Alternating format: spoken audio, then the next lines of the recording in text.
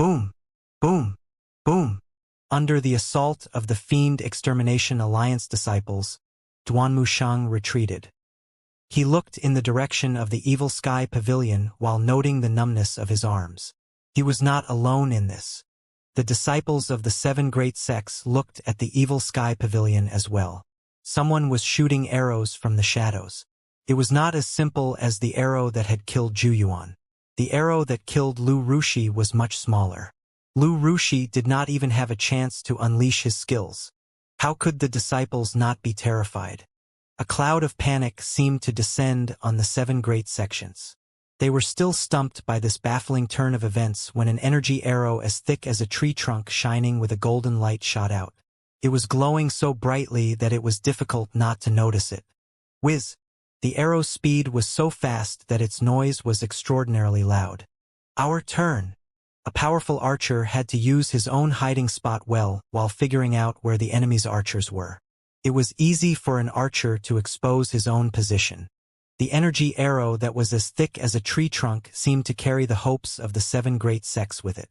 From the westernmost part of the forest, it sailed toward the Evil Sky Pavilion in the east. Everyone's eyes were trained on that energy arrow. The dark area in the Evil Sky Pavilion was instantly illuminated by this enormous energy arrow. At this moment, they thought they saw the figure of an old man standing casually before the pavilion. The old man raised his wizened hand that glowed blue as though he was wearing a blue glove. Capture hand seal. Boom! Sparks flew as though someone had set off fireworks. The energy arrow was caught by the old man and soon vanished. Old villain G? It's the old villain. He's the one who fired that arrow. Stand back. The 7 flying chariots retreated. Their disciples retreated as well. If they could put more distance between them, the impact of the energy arrows would lessen as well. However, this move shook the morale of their side. Many of the 7 great sects' disciples were frightened and fell to the ground due to their legs weakening. In fact, many of them who joined this assault had done so in the heat of the moment. They only realized how terrifying the Evil Sky Pavilion was now that they were on the battlefield. Let alone old villain G, just these few people were enough to intimidate the 7 great sects. Greetings, Pavilion Master. Greetings, Master. The voices of the Evil Sky Pavilion's members greeted Lu Zhou in thunderously loud voices. Lu Zhou nodded and stroked his beard. His eyes were fixed on the forest far beyond the 7 great sections. He projected his voice. Ji Yuanchang, why are you hiding? Since when did you become such a coward? Clearly, this question was not directed toward the 7 great sects. Ji Yuanchang was an old godly archer who was closest to his great limit. He did not affiliate with any sect for the longest time and produced many outstanding disciples in the past. The leader of the Divine Capital's 3 godly archers, Chun Zhu, was only a disciple of his disciple. As a godly archer, it was impossible for Hua Yuexing to not know the name Ji Yuanchang. She stared at the dark forest with a shocked expression. Feng Qinghe replied in Ji Yuanchang's stead. Old Senior Ji is a godly archer. It's par for course that he doesn't show himself. Old villain Ji, aren't you hiding as well? Then I shall show myself. Lu Zhou stroked his beard as he stepped forward on air. He slowly emerged from the darkness before the Evil Sky Pavilion. With every step he took, a radiant circle would appear. He walked with ease and composure. A few dark strands of his hair glinted in the moonlight among his white-silver hair. Under this circumstance, Lu Zhou's appearance seemed like an exact copy of Ji Tiandao when he had just transmigrated here. The disciples of the 7 great sects inhaled deeply. Their eyes were wide open as they stared at Lu Zhou in the sky, although they could not see his face, based on his long robes, white hair, and the attitude of the members of the Evil Sky Pavilion. They were certain the old man was the master of the Evil Sky Pavilion, the all-powerful great villain who dominated the world under the heavens. Lu Zhou gauged his remaining extraordinary power. The first arrow that killed Zhu Yuan had used up 1/5 of his power. Zhu Yuan was a dying man to begin with. The arrow merely expedited his death. The second arrow that killed Lu Rushi, the sect master of the Core Heart sect, used 1/3 of the Heavenly Writing's extraordinary power. Lu Rushi was a formidable opponent, after all. Then, he had used up 1/3 of his extraordinary power to catch Ji Yuanchang's arrow. In other words, he was left with slightly less than 1/3 of his extraordinary power. For this reason, he decided to reveal himself. With this, he would probably be able to lure all his enemies out into the open. Just as Lu Zhou had expected, Ji Yuanchang could not restrain himself when he heard Lu Zhou's words. He hovered above the forest and loudly said, "Old villain, you killed my disciple's disciple. I'll end you with my own hands this very night."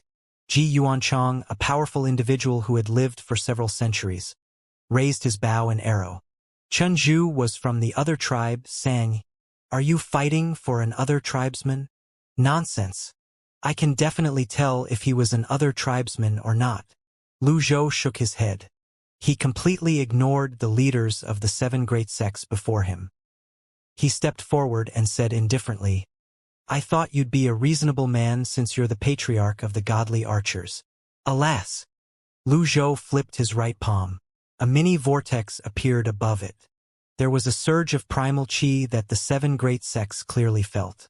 They retreated at once. Fall back now." The disciples of the 7 great sects were scared out of their wits by this. "Stand your ground. We will succeed in this battle or die trying. Defectors shall be persecuted and killed." With that statement, the disciples of the 7 great sects were cowed.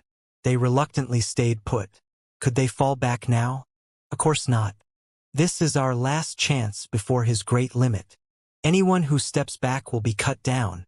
Feng Qinghe's voice was laced with his expansive heavenly energy. It stabilized the mental states of the disciples. Yes, this was their last chance since the old villain's great limit was approaching. They were already so far in, could they really back out now? Meanwhile, Lu Zhou moved his hand and tossed the vortex out. The great seal of fearlessness. There was nothing within sight that was to be feared. The shining golden seal shot toward Ji Yuanchang at a swift speed. Ji Yuanchang cried out and knocked an energy arrow. This scene was reminiscent of Chen Zhu, who did his best to resist at Measure Heaven River. The disciple's disciple and the master were similar. He grew stronger as his opponent was stronger, and he would kill a god if he was facing a god. Bam! Bam! Bam! Several energy arrows hit the hand seal and merely caused a weak ripple on its surface. It did nothing to slow its advance. The hand seal sailed past between 2 flying chariots. Swoosh! 1/3 of both flying chariots were damaged by the great seal of fearlessness. Dozens of disciples who did not know how to fly fell to the ground. Loud, resounding wails rang in the air. The great seal of fearlessness shot past the flying chariot and continued to sail toward Ji Yuanchang. At this moment, Ji Yuanchang finally realized something was amiss. He immediately flew into the distance as if his life depended on it. The great seal of fearlessness seemed to have eyes of its own. It struck Ji Yuanchang's body at lightning speed. Smack! Ji Yuanchang disintegrated into ashes before they scattered in the air. The forest was quiet as a graveyard now. The disciples of the 7 great sects lost all ability to think and breathe. The confidence and morale that Feng Qinghe had so roused with great difficulty were shaken again. Under such circumstances, was it possible for one to maintain their composure? This was a deadly strike card. Lu Zhou did not even consider the cost. He had to take out this elite who could fire arrows from the shadows no matter the cost. Lu Zhou stepped forward again. Feng Qinghe's gaze was sharp and cold, but his heart was racing. His scalp prickled and turned numb. At this juncture, he had no other choice but to force himself to act. He said commandingly, "Disciples willing to sacrifice their lives for a good cause, charge." The cultivators around the 7 flying chariots swarmed toward Lu Zhou like flies. "Master! Pavilion Master!" On the Evil Sky Pavilion side, Duanmushang and Little Yuaner were the only ones who had been conserving their strength. Lung Luo was only left with enough energy to run away. When they saw this, they wanted to fend off the attackers. However, they could only stare at Lu Zhou helplessly at this moment. A ripple spread out with every step Lu Zhou took. A blue lotus emerged under his feet. and his body shone with a faint blue light. Having lived a long life, I have slain 1,000,000 demons. They'll have to pay a heavy price for this even if they're from the 7 great sections.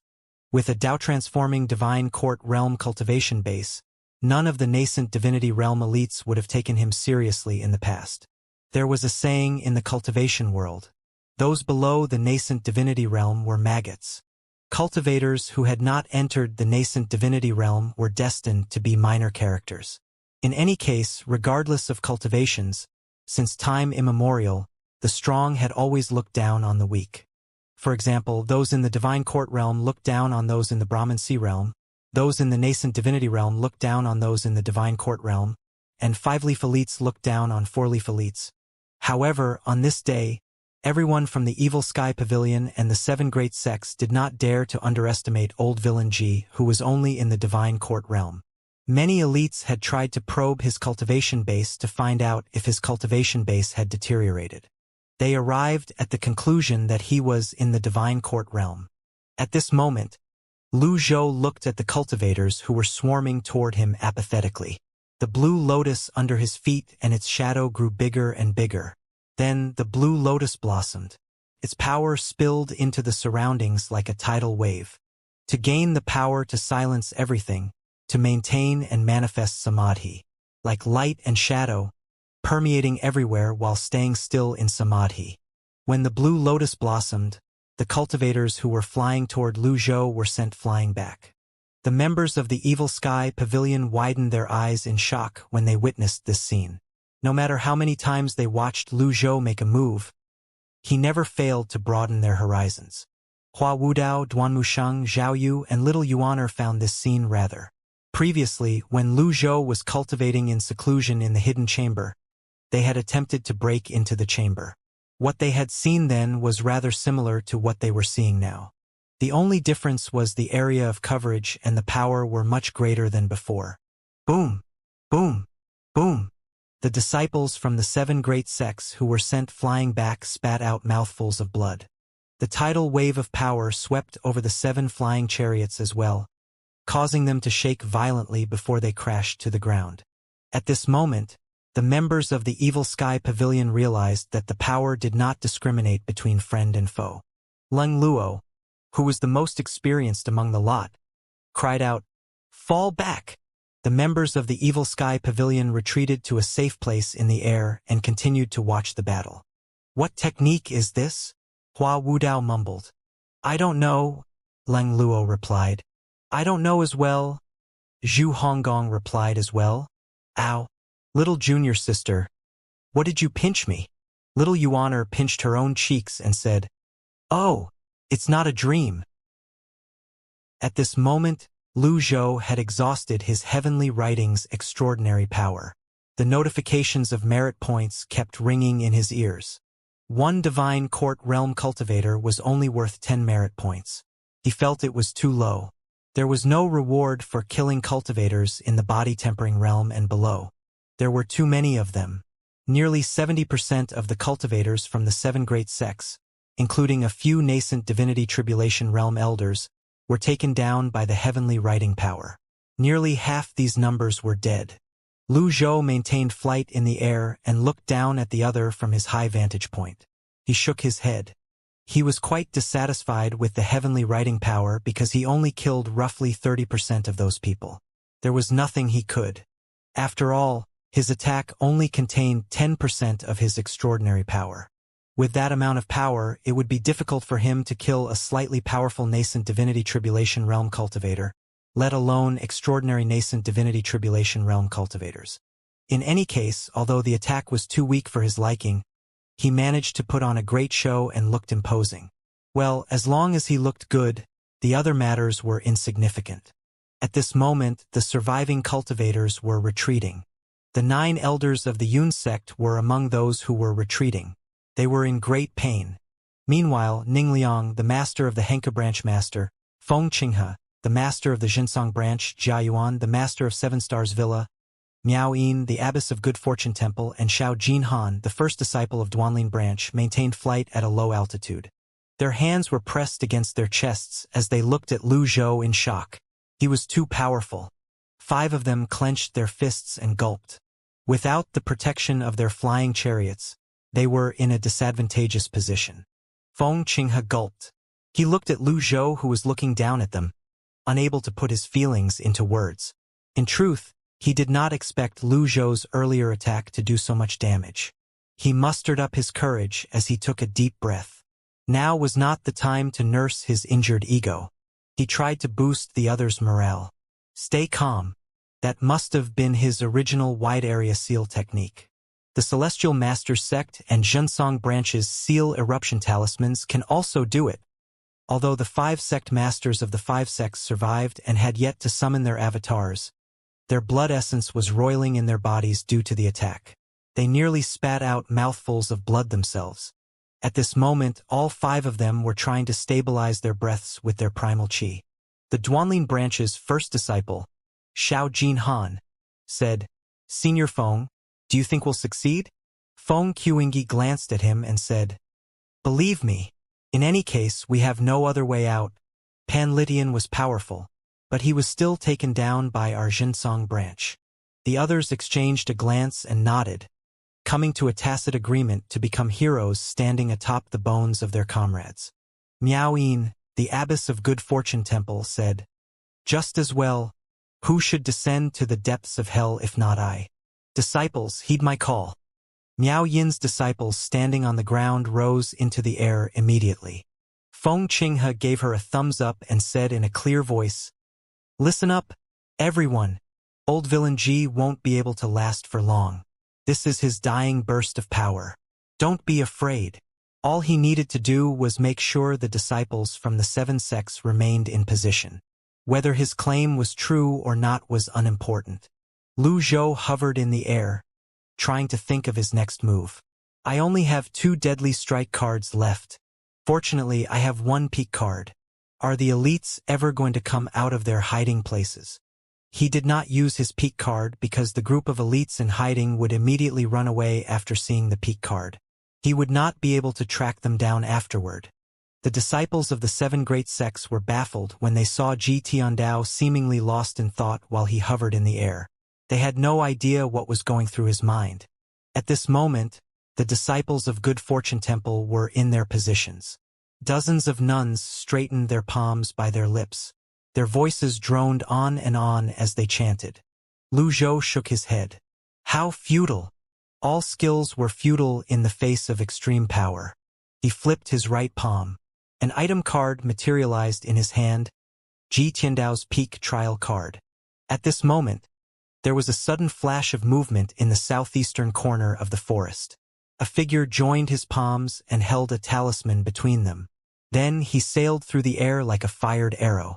"Old villain Ji, don't you dare lay your hands on my disciples!" The Duanlin branch disciples exclaimed in shock. "Patriarch!" Feng Qinghe was overjoyed. "Well done, Duanlin branch's patriarch. You finally made a move." Chong Yan's face was flushed, and his eyes were bloodshot. He was a man who was nearing his great limit, but his appearance seemed abnormal. It was clear he had taken the primal fiend potion. With the boost from the potion, he was now at the peak of his cultivation base. Everyone watched as Chong Yan attacked. In their opinion, Lu Zhou would be heavily injured, if not die. Bam! The disciples of the 7 great sects looked on expectantly. Swoosh! A cone-shaped energy field appeared before Chong Yan's palms as he flew straight toward Lu Zhou. Lu Zhou paused as he looked at Chong Yan for a moment. Then, he shook his head and said, "Very well." He shattered the peak trial card in his wizened hand. The instant the peak card shattered, a spot of starlight shot out of his palm and swirled around his body. His weak divine court realm Dantian Sea of Qi was instantly filled to the brim. Even his extraordinary 8 meridians were bursting with power. He knew the elites in hiding would not recklessly show themselves. In the end, he decided to use the peak card to clear the people before him. The appearance of Chong Yan, the patriarch of the Duanlin branch, was a welcome surprise. Ji Tiandao's power at his peak returned to Lu Zhou. In fact, his power seemed to have surpassed that of Ji Tiandao at this moment. "You want to die? I'll grant you your wish." Lu Zhou's expression remained calm as he raised his right hand that shone with a golden light in Changyan's direction. Bam!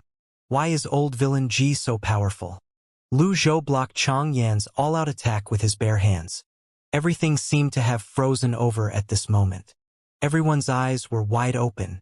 They did not dare to blink, afraid they would miss a moment of this grand standoff. Everyone was amazed that old villain Ji managed to block the attack. As it turned out, he was still standing above everyone, and his cultivation base did not deteriorate. Changyan, who had taken the primal fiend potion, was defeated with just a single hand? Everyone shuddered when they saw this. Old villain Ji. Why you? Changyan's eyes widened. Let's die together. You're dreaming. Lu Zhou clenched his fist. A huge capture hand seal shot out from his palm. It resembled a Buddha hand seal when it grew in size. Boom! Scattered ashes and dispersed smoke. So what if Changyan was the Patriarch of the Duanlin branch? So what if he had taken the primal fiend potion? So what if his strength was at the peak of the 8-leaf? All it took was one move from Lu Zhou to kill him. Lu Zhou had made this move to save time. After all, he did not have to worry about his consumption of primal qi. He could use the most powerful versions of all his moves as he pleased. The members of the 7 great sects were stunned. This? Why is old villain Ji so powerful? No. Impossible. Even if one had everyone's support, could one remain unafraid when faced with such an elite? Even a stupid person would not stubbornly insist that Ji Tiandao was on his deathbed after witnessing this. The people from the 7 great sects were frightened out of their wits. We should run. Lu Zhou moved swiftly. The grand technique, soul chase. Bam! Lu Zhou's palm strike landed on the first disciple of the Duanlin branch who had turned around to flee. Xiao Jinhan died immediately, his body falling from the sky. Lu Zhou did not waste time and cast another technique. Energy swords crashed down on his enemies like a tidal wave. The Good Fortune Temple disciples who remained in the air were still chanting. Their fly-like voices were too insignificant to mention. They were soon overwhelmed and destroyed by the wave of energy swords and dropped from the sky. How's this possible? Miao Yin, the abbess of Good Fortune Temple, widened her eyes. Her straightened palm was shaking. When she looked up, she suddenly discovered that the old man, who was shining with a golden radiance, was already hovering before her. Old villain Ji. Lu Zhou struck with his palm. Repent, and you'll be absolved of your crimes. I'll send you on your way on Buddha's behalf. He launched his 9 cuts hand seals successively in the air. They formed a line and pierced Miao Yin's body. Lu Zhou did not even look at her. He unleashed his grand technique and vanished.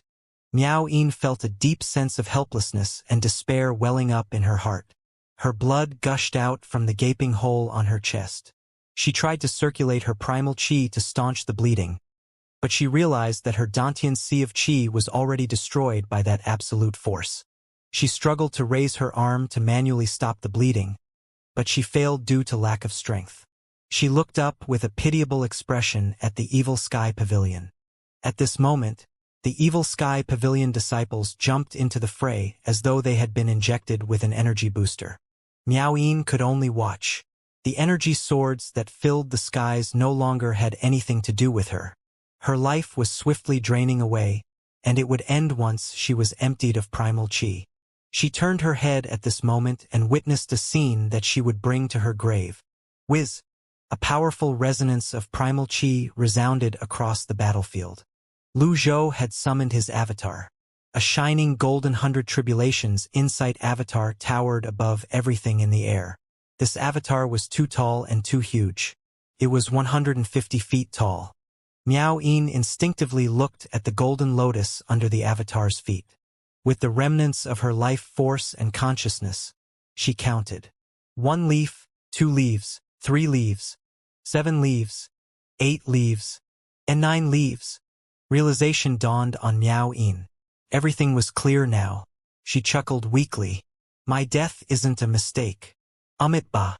Dust to dust, dirt to dirt. A blast of energy exploded, and Miao Yin dissolved in the air, and was scattered into the surroundings by the wind. When the avatar appeared, it expanded, released primal chi, and it took up more space. Several hundred cultivators were felled in just an instant. Lu Zhou kept unleashing his grand technique, flitting among his enemies. This was akin to a hyper-powered version of the Dao invisibility. Lung Luo's heart raced just by watching this. He had thought his skill was second to none when he moved at top speed, leaving afterimages in his wake before killing Fong Wenxian. However, compared to Lu Zhou's avatar that occupied the entire foot of the mountain, he was nothing. Screams of agony rang in the air. With the disciples of the Evil Sky Pavilion joining the battle, the Evil Sky Pavilion moved forward with a crushing momentum. There was no resistance at all. Hua Wudao muttered, "I think I understand now. The Pavilion Master must have done it on purpose. No wonder he could easily launch a 10-script 6 compatible seal. I feel better now." Lung Luo looked at the huge avatar and chimed in, "Perhaps joining the Evil Sky Pavilion is the best decision I've ever made in my life." Zhu Honggong leaped out and laughed maniacally before he said, "Charge, my brethren, charge. I love this feeling of pushing others around by taking advantage of my position. Charge." Hua Wudao and Lung Luo were puzzled. They sighed. How did a brilliant person like the Pavilion Master produce such a third-rate disciple? Is he too used to being a gang leader? Meanwhile, Lu Zhou kept an eye on the remaining time of the peak trial card as he unleashed his grand technique again. Run! Quick! The confidence and morale of the people from the 7 great sects were completely crushed at this moment. Lu Zhou's great limit, their detailed preparations and plans, all of them were futile before Lu Zhou's absolute strength. The Grand Formation! Retreat to the Grand Formation! The battle shifted into the forest. Lu Zhou's 9-leaf golden lotus was like a grass cutter as it sliced through the trees. Jia Yuan, the master of the 7 Stars Villa, fled like the wind. He activated his avatar and burned his sea of qi as he ran away in a frenzy. Boom! Jia Yuan discovered his avatar had run into something. He looked up and saw a huge avatar blocking his path. Lu Zhou was hovering inside the 150-foot avatar. Too slow. The avatar raised a hand before slapping it down. No! Jia Yuan's avatar shattered like glass by the hand seal. His person was mashed into an unidentifiable flesh pulp on the ground. Lu Zhou vanished with his avatar again. The forest within 1,000 meters of the battle was destroyed overnight. Nearly all of the disciples of the 7 great sects were dead by now.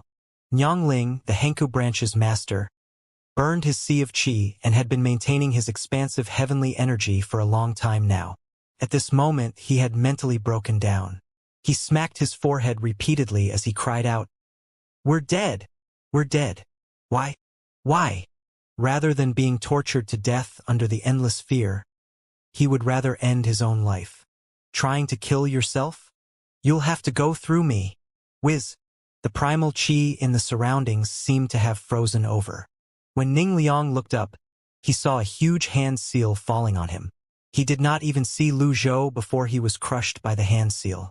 He was only a 7-leaf cultivator. It was an extremely far cry from a 9-leaf cultivator. Formation. Lu Zhou's avatar swept through the formation. The formation veins had just been activated when they were destroyed by this huge avatar. The remaining members of the 7 great sects lost all their will to escape. Many low-ranking cultivators could not take it anymore. They were so frightened that they lay trembling on the ground. The formation was laughable. Could a low-rank formation control a 9-leaf cultivator? Lu Zhou hovered in midair with his avatar. He observed the battlefield triumphantly. Who's next? When Lu Zhou shattered the peak trial card, he did not intend to spare anyone. He looked around, trying to see if there was anyone he had missed. When he turned to look at the battle in the southeastern corner, he saw, amidst a tidal pool of power, a white figure was killing the cultivators from the 7 great sects in a frenzy. Blue Wave's technique? Yi Tianxin. Lu Zhou's 150-foot avatar hovered in the air and towered over everything. He seemed calm, unsurprised by Yi Tianxin's appearance. Ever since he had read the letter Yu Shangrong had entrusted Yi Tianxin to send, He knew Yi Tianxin was still around. However, he had to admit he did not expect her to show at this moment to kill the enemies. Regardless, time was ticking. He did not have time to think about such trivial matters. Moreover, he did not need help from a mere six-leaf cultivator. Saying that, although she had been banished, at least she still had some sense. In any case, he was not losing out on rewards even if she was only killing low-rank cultivators. Forget it. Let her be. The disciples from the 7 great sects were easily overwhelmed by the evil sky pavilion's crushing force. Even when the 9 elders of the Yun sect ignited their sea of cheese and activated their avatars, they were like ants trying to shake a tree. It had been a futile resistance. Wherever the 9-leaf golden lotus passed, everything was reduced to dust in its wake. Lu Zhou unleashed his grand technique again as he shot in another direction. He wanted to confirm if the patriarchs from the other sects were here. He would have a headache if those who were willing to throw their lives away showed up after the peak card's effect disappeared. The 150-foot avatar flitted everywhere.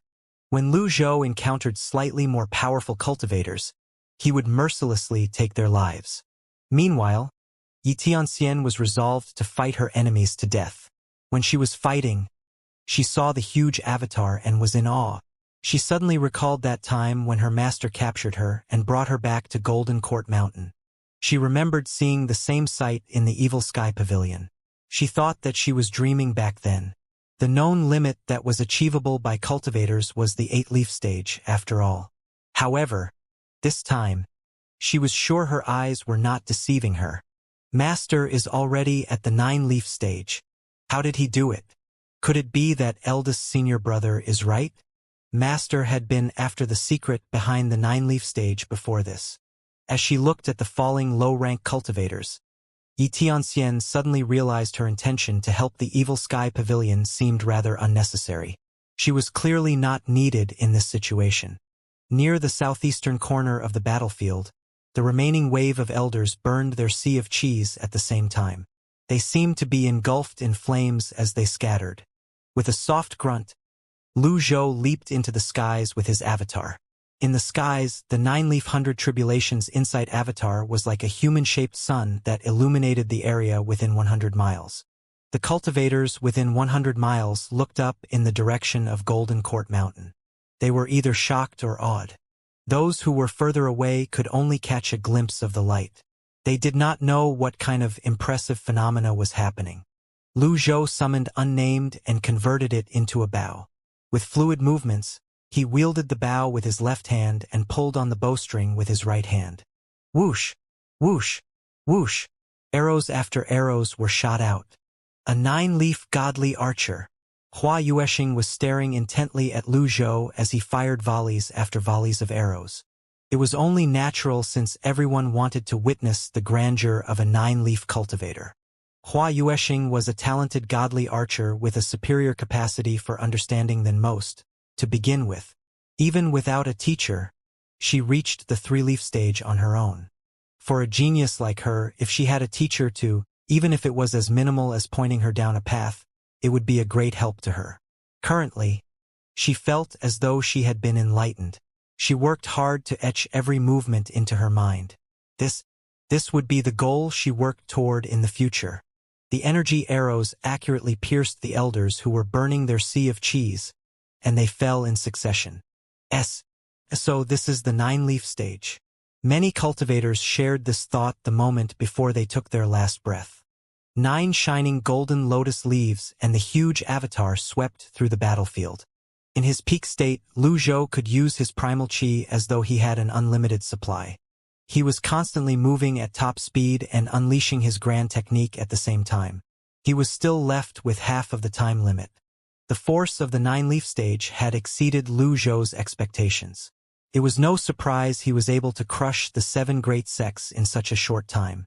However, he could not shake the feeling that there were rats hiding in the shadows. Is the 9-leaf stage too flashy? Lu Zhou waved his arm and recalled the 9-leaf avatar. He descended slowly like a falling feather. He could still feel the surging power in his body. Every time it was spent, it would be instantly replenished. Meanwhile, in a valley 100 miles away from the westernmost part of Golden Court Mountain, Feng Qinghe, the master of Xianxia branch, flew at top speed as he pressed a hand on his abdomen. Among all those from the 7 great sects, it seemed like he was the only one who survived. In any case, he did not have the luxury to check if there were other survivors. Fear gripped his heart and threatened to crush it whenever he thought about the 9-leaf avatar. Why is he a 9-leaf cultivator? Why is he a fucking 9-leaf cultivator? If he did not seize the opportunity created by the chaos when he forcibly burned his sea of chi forcibly and escape when old villain G was sweeping through the battlefield, he would have been a corpse by now. He looked at the valley. Another mile to go. He wiped the blood off the edge of his lips and dashed forward. One was bound for good fortune after surviving a great disaster. At this moment, someone called out from behind, "Sect Master! Wait up!" Feng Qinghe was startled with a jump. He snapped around and immediately stumbled to the ground. His eyes were wide open when he stared at the disciple who was rushing toward him. Impossible! There's someone who's as intelligent as me from the Xianxia branch and managed to survive. Feng Qinghe gulped as he watched the disciple who was dressed in Xianxia branch's uniform running toward him. He relaxed and asked, "How did you manage to escape?" I played dead." Played dead? That means you know the inner breath technique and that you're at least in the divine court realm. Not bad. Feng Qinghe praised. He did not have the energy now to gauge the disciple's cultivation base. Sect Master, where are we going?" "That valley up ahead. I've prepared something there." Feng Qinghe shook his head and sighed. "Alas, it won't be of any use. Faced with a 9-leaf cultivator, what good are all our plans?" "Huh? Does this mean the Xianxia branch is done for?" "Watch your words." Feng Qinghe frowned. "I am sorry. After this incident, you'll be the pillar of Xianxia branch. You'll be the grand elder. Come, help me up," Feng Qinghe said. I'd like to be the sect master," the disciple replied. Feng Qinghe frowned slightly. There were many who would take advantage of another person's misfortune. After holding this position for so long, he was prepared and not surprised by this kind of situation. He studied the disciple before him. He could not remember who this person was. Although Xianxia branch could not compare to the Yun, Tian, and Luo sects, it was still a branch with thousands of members. It was impossible for him to remember each and every one of them. In any case, having lost so many of his members, he could not reprimand this disciple like he usually would. If you want to become the sect master, you'll need to earn the right and have the strength to match it. Feng Qinghe examined the disciple. "Help me up now." "All right." The disciple helped him up. "What's your name?" "I'm Ri." He scratched his head. "I didn't think of a proper name." "What does he mean?" Feng Qinghe was confused. There was a sudden cold flash of light. Zing! The moment Feng Qinghe was pulled up, the separation hook, wrapped in energy, slashed across his chest. Boom!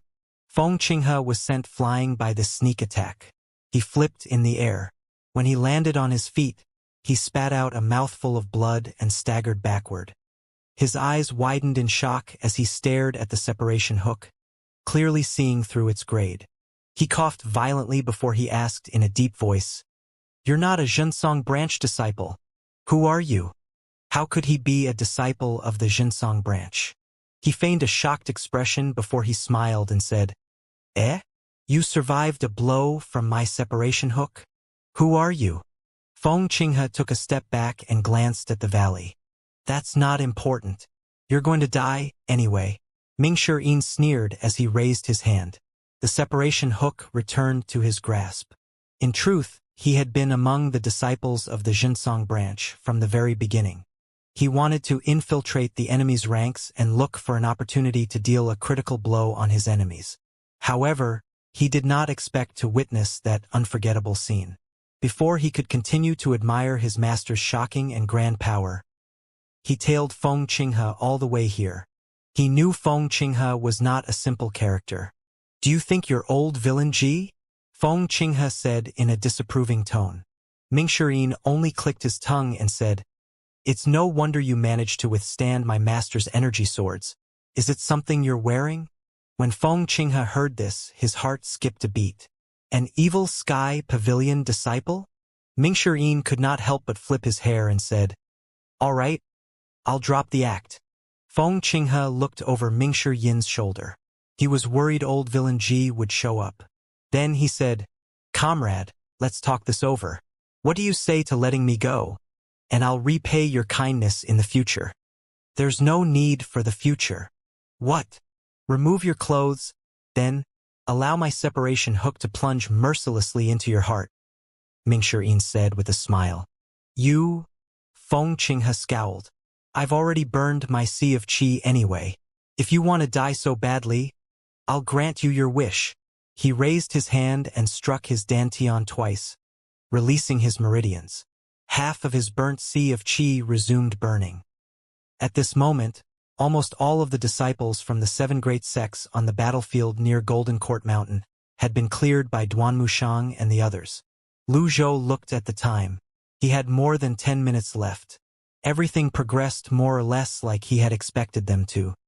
He looked around himself before he finally looked at his disciples and calmly said, "Clean this up." "Yes, master.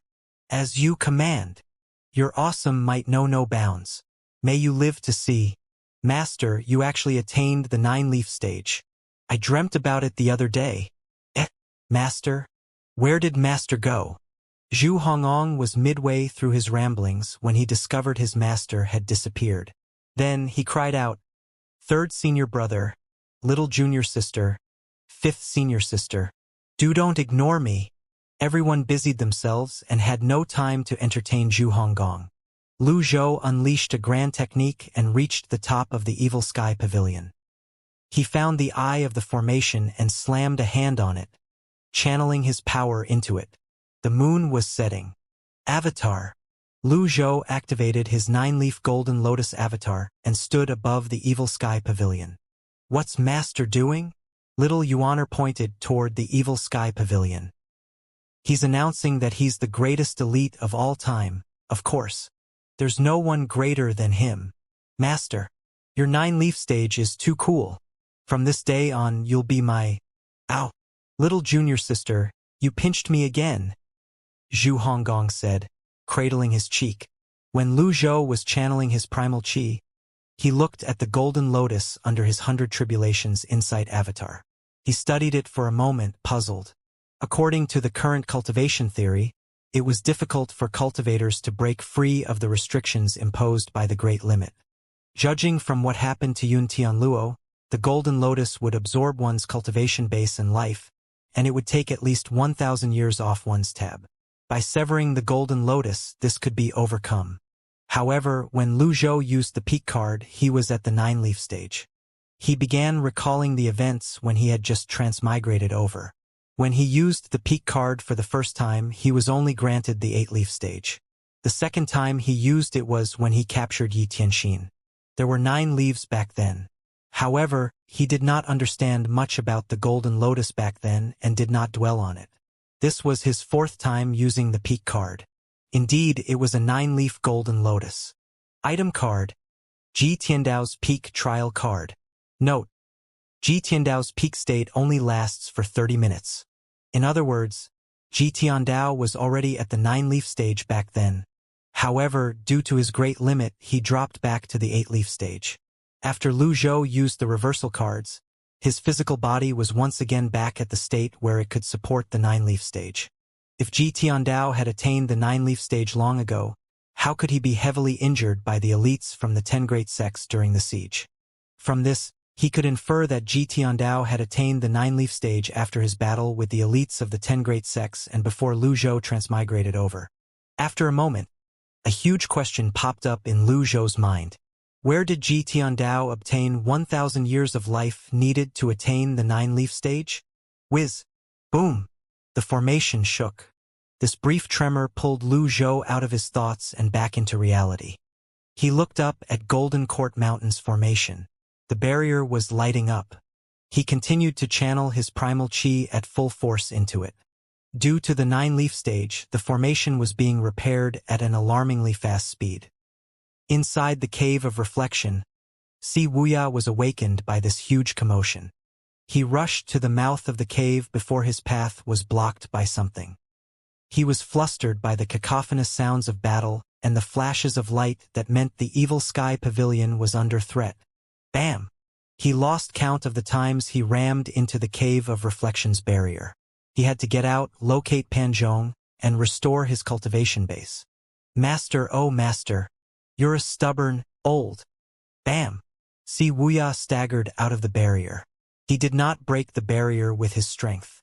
It was due to violent tremors from Golden Court Mountain's formation.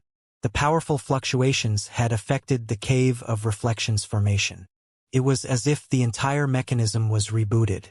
The instant it rebooted, the barrier vanished. After a moment, the barrier reappeared. Wuxia turned around to look, perplexed. He did not have the time to think about the reason behind this. He hastily got to his feet and sprinted into the forest behind the forest. I'm the only one who can save the evil sky pavilion. Wuxia had barely made it out of the back of the mountain when the darkened skies suddenly lit up. It was as though dawn had arrived.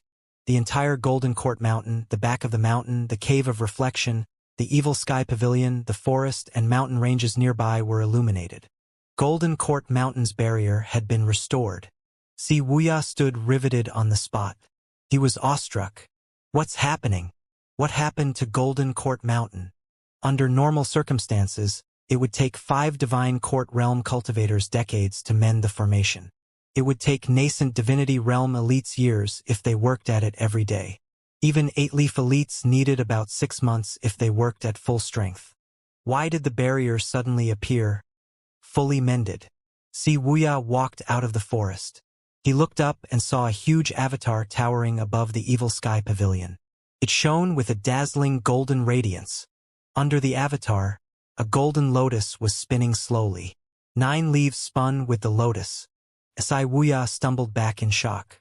Every time one of the 9 leaves pointed at him, he felt as though he was being slapped. He mocked himself inwardly. How foolish! My hubris has blinded me. I thought I was the only one who could save the evil sky pavilion. I even said Master is a stubborn old man. Wuxia prided himself on his judgment and intelligence. However, at this moment, they seemed to be mercilessly shattered and trampled on by the 9 leaves. Wuxia had a wide information network. He was also privy to the background of the 7 great sects and the weaknesses of the sect masters. According to his conceptual plan, he would arrange for the Darknet's core member, Yi Zhixing, to send the weaknesses of the 7 great sects to the evil sky pavilion. Perhaps, if his master changed his mind, he could be sent to negotiate with the 7 great sects. With information that could be used against them in his possession, the 7 great sects would certainly be repelled by Wuxia's words alone. With Yu Zhenghai and the Darknet supporting him outside, Wuxia was confident that he could pull this off. When that time came, his master would surely regard him in a new light. However, now it seemed like a joke. The greatest joke under the heavens. Wuxia had, on several occasions, guessed that his master had already learned about the secrets of the 9-leaf stage. He had even spoken to his eldest senior brother about this. Unfortunately, both of them found it hard to believe. The truth had been ingrained in their minds, after all. If one were told the sun rose from the south, one would not believe it unless one witnessed it. Wuxia looked at the huge avatar. Apart from the metaphorical sting he felt on his cheeks, he felt really embarrassed to the extent that he did not dare to show his face. Did a 9-leaf cultivator need help? In the face of absolute strength, plots and schemes were laughable. Whiz! The barrier was brightly lit at this moment. The Golden Court Mountain's barrier and the avatar brightened up the night sky. The evil sky pavilion seemed to regain its former glory. Meanwhile, Lu Zhou did not stop there. Instead, he kept channeling his primal qi. He kept hearing notifications about the rewards from instructing Wuxia, but he had no time to deal with that. Lu Zhou did not pay any attention to what was happening on the ground. Instead, he was fully focused on channeling his primal qi into the formation. He wondered, is the rascal working on those questions inside the cave of reflection again? Lu Zhou needed the formation to be completely stabilized. After all, the power from the peak trial card would be wasted if it was not used. When the time limit was exceeded, all the extra primal chi he possessed would disappear. Si Wuya suddenly remembered something. Where are the people from the 7 great sects? He took a deep breath and ran toward the western side of the mountain. He stood up high as he looked down. To his delight, the radiance from Golden Court Mountain and the Avatar lit up the forest. As far as his eye could see, there were signs of battles past. There were ditches left behind by countless energy swords, craters in the shapes of golden lotuses, and the bodies of the disciples from the 7 great sects strewn haphazardly across the land. It was a magnificent sight to behold. Si Wuya was in awe as he murmured, "Is this the power of the 9-leaf stage?" A mile from the valley, Mingshi Yin regarded Feng Qinghe with slight surprise and said, "What do you know? I'll have to give it to you. You do have many tricks up your sleeves. The 7 great sects have now become your fodder."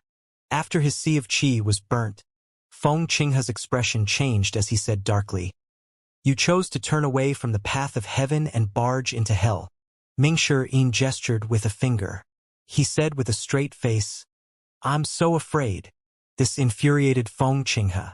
He wanted to tear Mingshi Yin into pieces. There was a time limit after one sea of qi was burned. He no longer wasted words and lunged at Mingshi Yin at lightning speed. Bam! Bam! Bam! Hand seals rocked the air. Mingshi Yin nimbly dodged the attacks. He jeered. "Faster! Faster! You're injured, and it's slowing you down." Feng Qinghe's judgment was clouded by his rage. His attacks grew in ferocity and scale. Several rounds later, Mingshi Yin was finally feeling the pressure. After all, how could he fight against such an elite with his current cultivation base? If Feng Qinghe were not heavily injured by his master earlier, he would not be so bold as to challenge Feng Qinghe. Boom! Boom! Boom! Mingshi Yin kept retreating into the forest. Swoosh! Feng Qinghe suddenly retreated as well. He scanned the forest before him and asked, "You deliberately led me here? You're smart." Mingshi Yin nodded. "Alas, you're too green." Whiz! Feng Qinghe summoned his avatar. Due to his burnt sea of qi burnt, he had to deal with Mingshi Yin in the shortest time possible.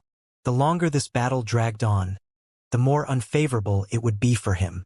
He originally had a 7-leaf cultivation base.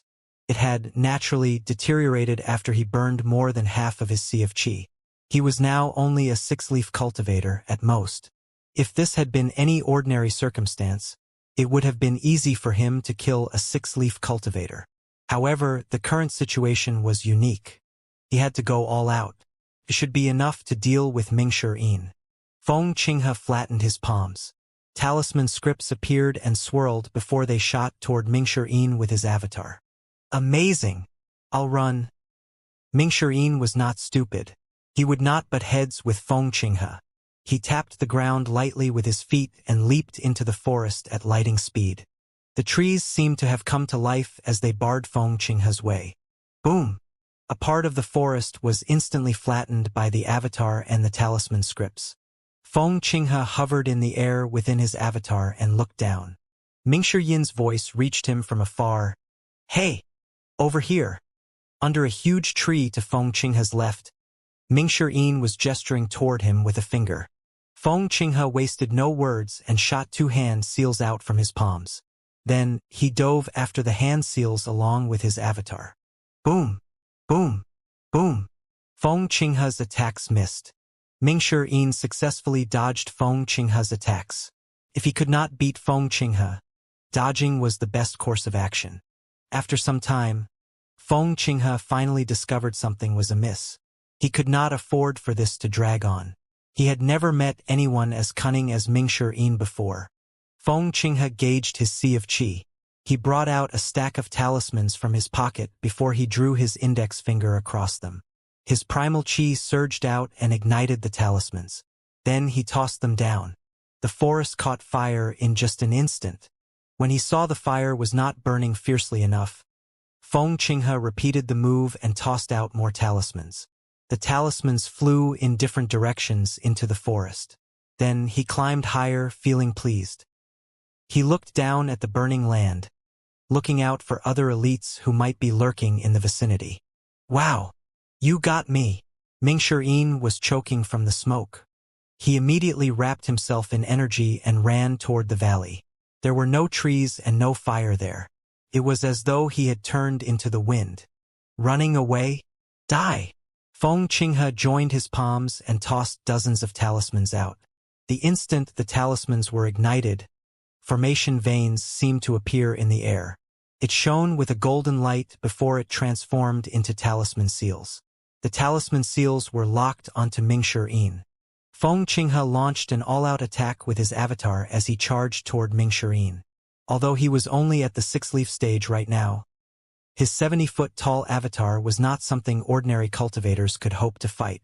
His avatar buzzed, and he stomped his foot. Under the crushing difference between realms, tricks and schemes were meaningless. Boom! Feng Qinghe and his avatar landed. A round crater appeared under the golden lotus. He was convinced that his opponent had been flattened. He laughed heartily. A disciple of the evil sky pavilion? You should blame your rotten luck for your death. He had lost all the elegance fitting of a sect master. His words were also beginning to lose sense. After all, none of the 9 evil sky pavilion disciples had been killed by the noble path or anyone for that matter. Even Zhu Honggong, with his weak cultivation base, always managed to escape unscathed from perilous situations. He felt that the coordinated attack from the 7 great sects on Golden Court Mountain was the best chance they could ever get. Yet, his ambitions were mercilessly crushed by the 9-leaf villain. The achievement of killing an evil sky pavilion disciple served as a great motivation and source of comfort to him. He continued to laugh maniacally. Finally, he raised his hand and sealed his Dantian's Sea of Qi again. Then his avatar vanished. Boom! A loud crash resonated in the air as a figure shot out of the round crater. Feng Qinghe reeled back. Mingshi raised a hand. The separation hook was hovering above his palm. You're powerful indeed. So powerful that you made me use 1/3 of my strength. Feng Qinghe made an error in judgment. A frown could be seen on his face when he landed. He endured the pain and said through gritted teeth, "Ground escape technique? It's something I picked up. An insignificant skill, really?" Mingshi slowly moved toward him. Feng Qinghe survived 9-leaf-old villain Ji's sweeping attack, and yet, he was outsmarted by a mere evil sky pavilion disciple. There was no way that he was willing to accept this. He tapped his dantian and pushed off from the ground before he charged toward Mingshi. "We'll die together then." Whiz! Mingshi suddenly summoned his avatar. Feng Qinghe glanced at Mingshi avatar and said in a deep voice, "3-leaf? You overestimate your capabilities." Bam! Bam! Bam! Feng Qinghe continuously launched hand seals from his palms. Mingshi suddenly landed. His avatar rose half a meter before falling again. The separation hook in his hands collided with Feng Qinghe. Boom! Mingshi felt his arms go numb. However, he was not pushed back. Instead, Feng Qinghe was the one who reeled back. Feng Qinghe had been leaning forward as he charged, so he reeled from the impact at once.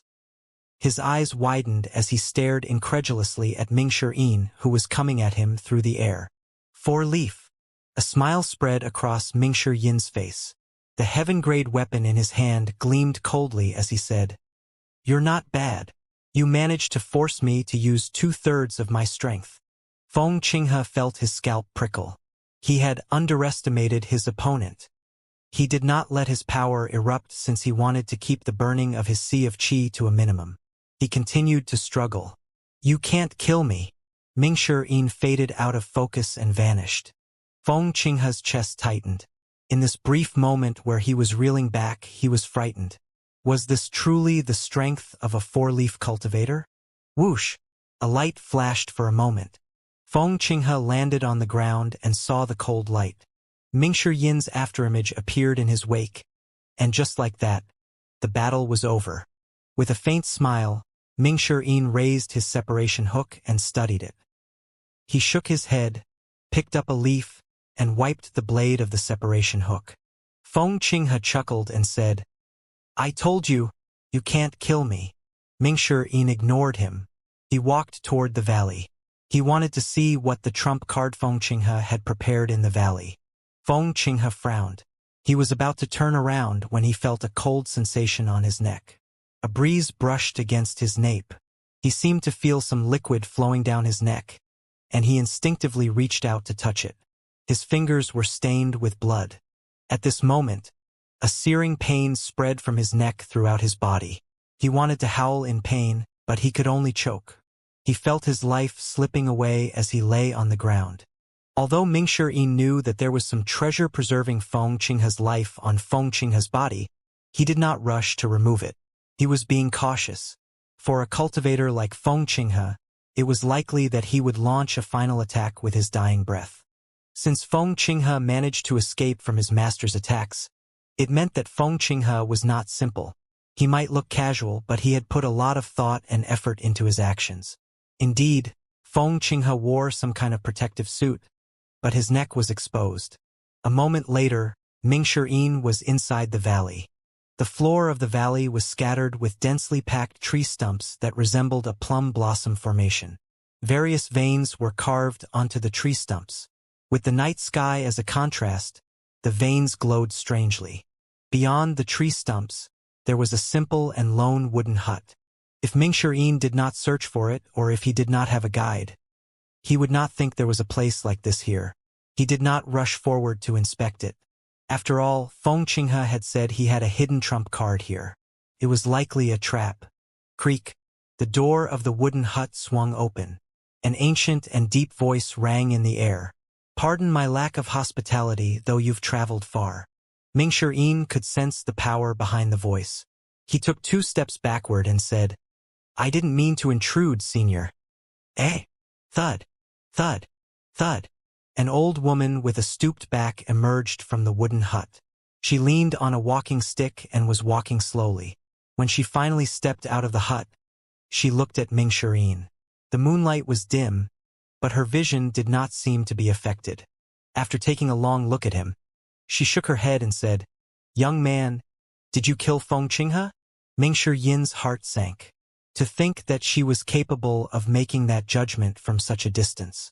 The old woman seemed to have seen through Mingshi apprehension and confusion.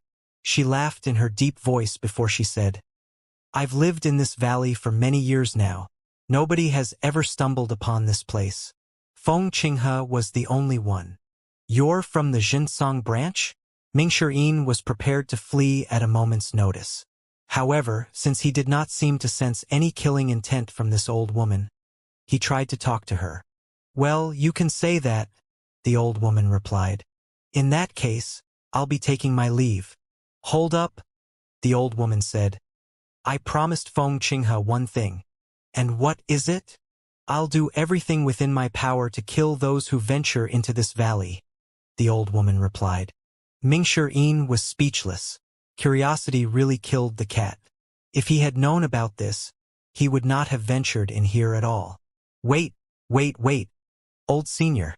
Feng Qinghe was trying to kill me. I was forced to defend myself. The old woman looked up at the moon at the entrance to the valley. If you can kill Feng Qinghe, you must have a profound cultivation base. I won't bully you just because you're young. Let's have a fair fight. No. You think too highly of me, senior. Mingshi did not hesitate to humble himself as he said, It was just a fluke. I had gotten lucky. After he finished speaking, he clamped a hand over his mouth. Did he not just admit that he had killed Feng Qinghe? The old woman nodded slowly. She walked from the wooden hut to the plum blossom stumps and said, You're brave. I'm not. Mingshi retreated. I hope you won't hold this against me in your death. I must do what I have promised. The old woman sighed softly. It's fine if you're slightly weaker. Things will proceed much more smoothly. She continued forward, aided by her walking stick. The moment she stepped among the plum blossom stumps, the 2 stumps before her shone.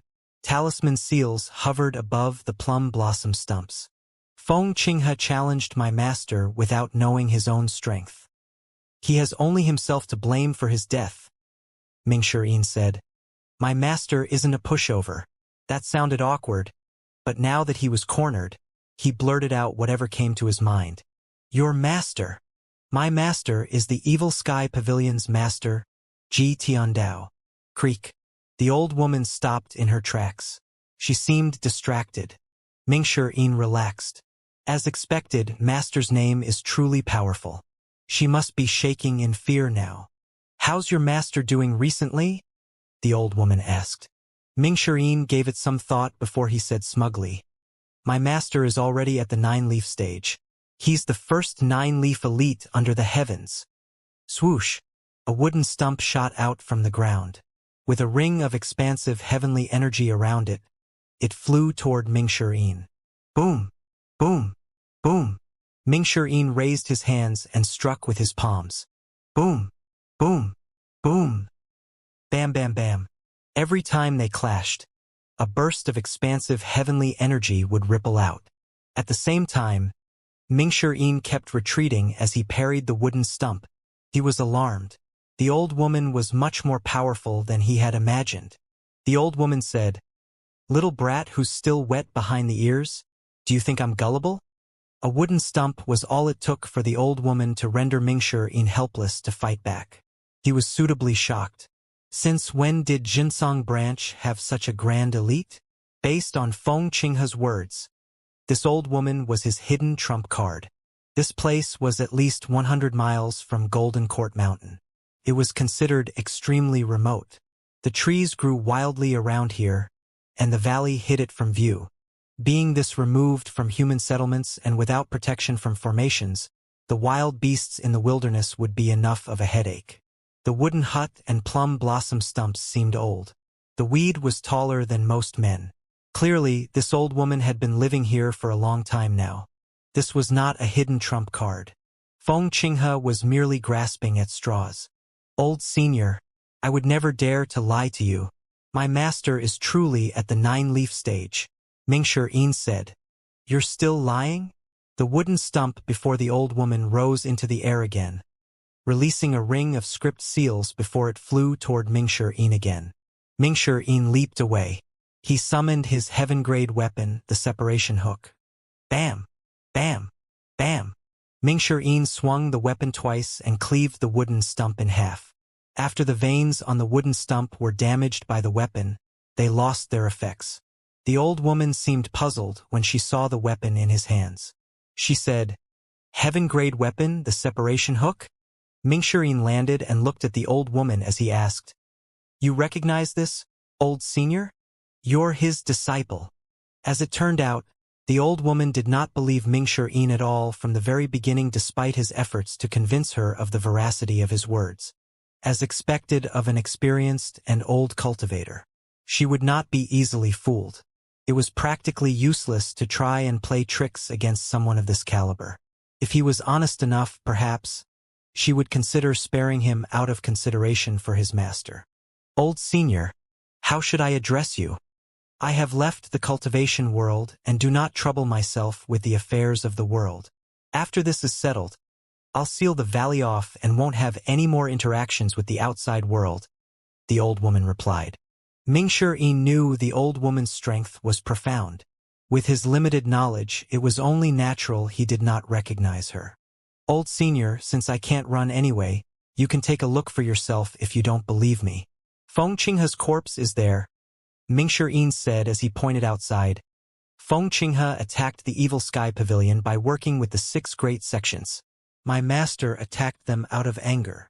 The old woman glanced at him. He hasn't reached his great limit?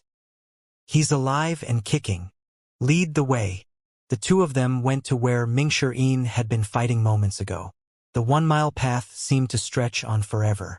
Ming Shirin dared not tell the old woman to walk faster. He merely followed her obediently from behind. After a while, they finally reached the location of the battle. When the old woman saw Feng Qinghe's corpse, she paused and sighed. She studied the corpse for a moment before she straightened her back and said, Come here. Are you talking to me, old senior? Do you think I can talk to ghosts? Oh. Ming Shirin obediently walked over. Well, you can't blame me for mistaking you talking to Feng Qinghe's soul. The old woman grabbed his wrist. A faint pulse of primal chi swirled in the air and instantly faded. 4-leaf. I know, right? I was wrongly accused. With my cultivation base, how could I have possibly killed the 7-leaf Feng Qinghe? Mingshi said. The old woman fell deep into thought. The 4-leaf Mingshi could never bridge a 3-leaf gap and defeat Feng Qinghe. Besides, Feng Qinghe had also burned his own sea of qi. Mingshi was not even a 5-leaf cultivator. He was not considered a grand cultivator as well. Even a 7-leaf peer would not be so bold to underestimate Feng Qinghe. Old senior, I have something to say, but I'm not sure if it's appropriate for me to say it. Mingshi could tell that she was wavering and decided to strike while the iron was hot. What is it? With regard to the information about Feng Qinghe colluding with the 6 great sects to attack the Evil Sky Pavilion, you may verify it later. Feng Qinghe had fled all the way here with the intention of leading my master here. He harbors ill intentions, and yet, you're still helping him. The old woman frowned. This brat has a point. I'll take your word for it for now. But if you mention the 9-leaf stage again, I'll kill you, the old woman said. Mingshi heart skipped a beat. What a vicious old lady. However, even he would not have believed someone had attained the 9-leaf stage if he did not witness it with his own eyes. It was natural the old woman did not believe him. Thank you, old senior. May I go now? Mingshi asked, preparing to leave. He knew the more he spoke, the more mistakes he was going to make. It was not wise for him to stay here any longer than necessary. He decided to leave as soon as the opportunity presented itself. He prioritized his life above all else. Wait! Mingshi turned around. The old woman said, I've promised Feng Qinghe after all. Regardless of the sins he had committed, it'd be wrong for me to go back on my words. A few days from now, I'll visit the Evil Sky Pavilion and have a chat with your master. Come to think of it, it's been a long time since I've met him. I'd like to resolve my regrets before either of us gets buried 6 feet underground. Regrets? What regrets? Mingshi was curious. He flashed a smile and said, I'll surely convey your message to my master. After saying this, he took one final and fond look at Feng Qinghe's corpse. He initially wanted to strip Feng Qinghe of the treasured vest. However, it seemed best to leave it for now. It was stained with blood and reeked of sweat. Mingshi could never bring himself to wear something like that. Then, he quickly vanished from among the trees. The old woman looked in the direction of the forest. She shook her head lightly and muttered, What a waste of your cultivation base to have recruited such a cowardly disciple. Golden Court Mountain's barrier lit up. It shone so brightly that the civilians in Tongzi Town looked toward Golden Court Mountain. After a short spell, the radiance of the barrier dimmed. Lu Zhou stopped channeling his primal qi into it, and it returned to normal. The barrier that seemed like a screen in the sky became transparent. It glittered with faint blue light every once in a while. The notification about the peak trial card's time limit reached Lu Zhou's ears. He felt the surging power in his body quickly receding before it completely vanished. His cultivation base returned to the Divine Court realm. It had been a wonderful feeling. He was sorry to see it end. With movements as light as a feather, Lu Zhou slowly descended from the top of the Evil Sky Pavilion to the ground. Greetings, master. Wuxia ran up to Lu Zhou. He fell to his knees at once and kowtowed. He was trembling slightly and was drenched in cold sweat. He seemed frightened. His forehead remained on the ground. He was too afraid to meet his master's eyes. Lu Zhou asked in a deep voice, Who gave you the permission to leave the Cave of Reflection? I know I'm wrong. The barrier of the Cave of Reflection disappeared. I was only thinking of helping the Evil Sky Pavilion. I wasn't thinking straight back then, and I have no intention of escaping. Please believe me, master, Wuxia said, still lying prostrate on the ground. Help the Evil Sky Pavilion? Lu Zhou said with a slight hint of derision. With your cultivation base? Do you think the 7 great sects would be threatened by you? Lu Zhou asked. Wuxia was rendered speechless. At the end of the day, check and balance were built on the basis of brute force. The 7 great sects had been prepared to die.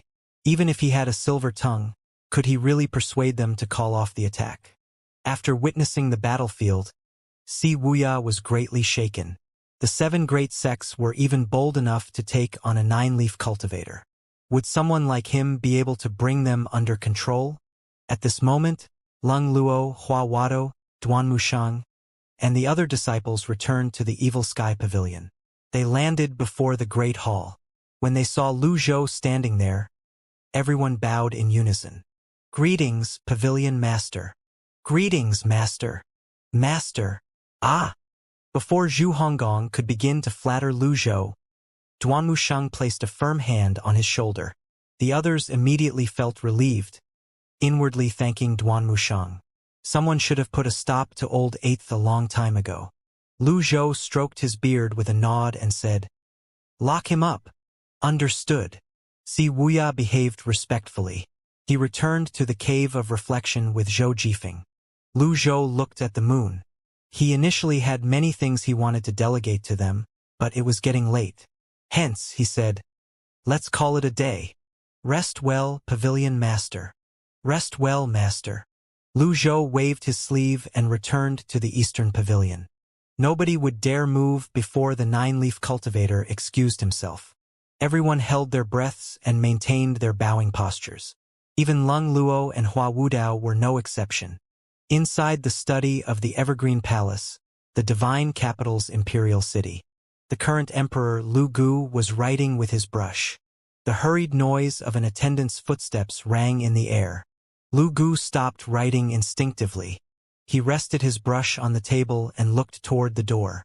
Before the attendant even entered the room, he kneeled and said, "Your Majesty, our scouts have reported that the 7 great sects were wiped out by the Evil Sky Pavilion. They were powerless to resist." Lu Gu had expected it to end in mutual defeat. No matter how powerful old villain Ji was, he could not possibly hold his own against so many elites. With the Duanlin branch's patriarch, Chang Yen, making his move while putting his own life on the line, it should not be a problem for them to gravely injure Lu Zhou. The remaining Evil Sky Pavilion disciples were nothing to be afraid of. This way, the greatest threat to the imperial family would disappear.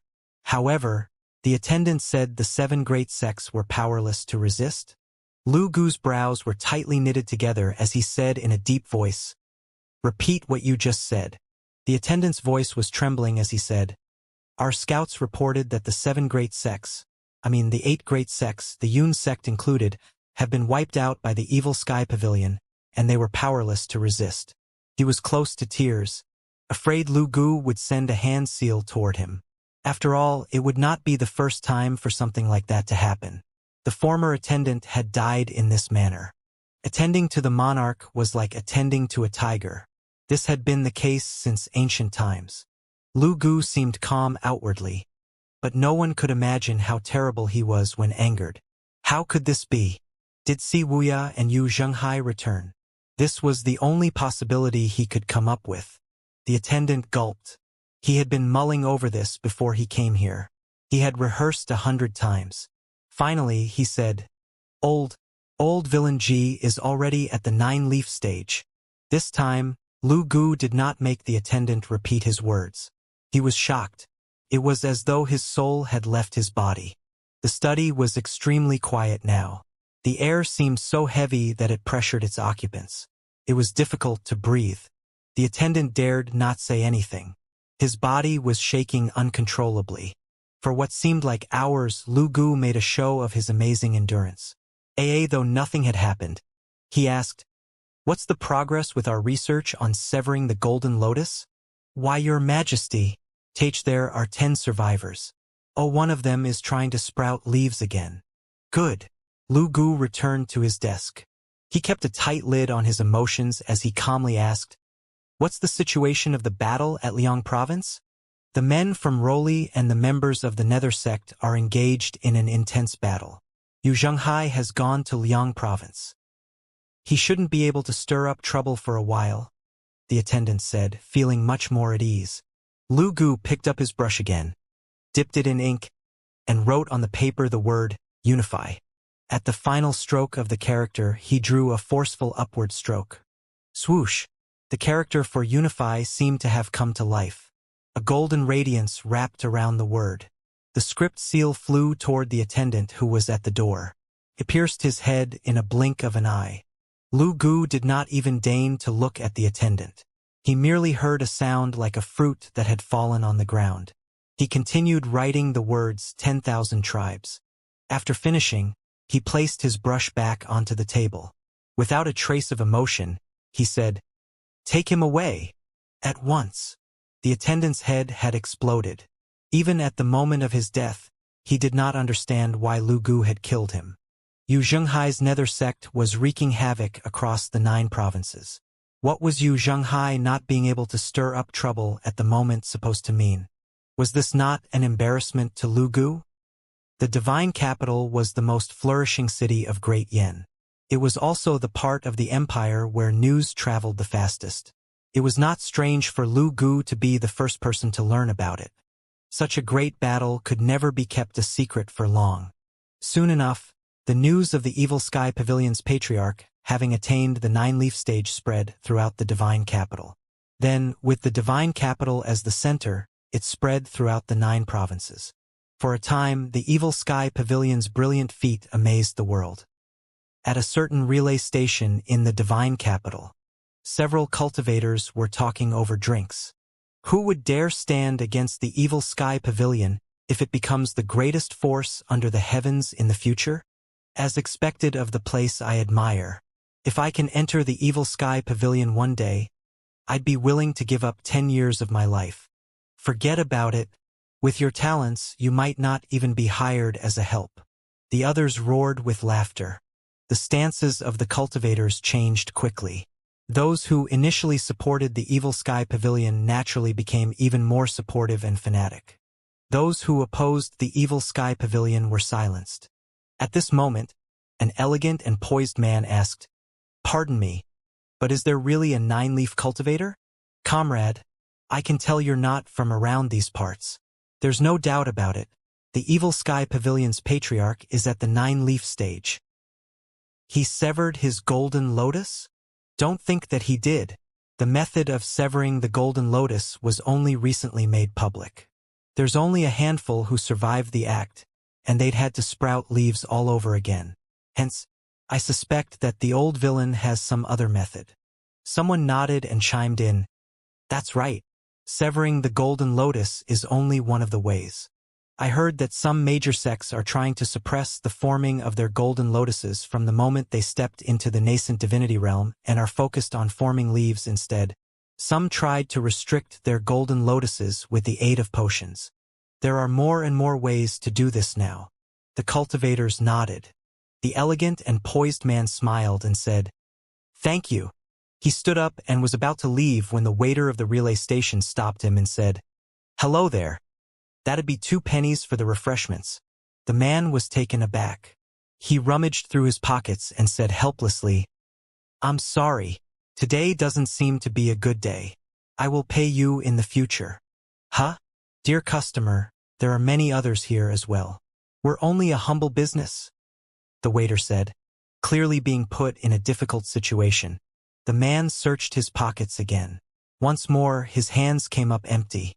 As the saying went, a cent would be the bane of a hero.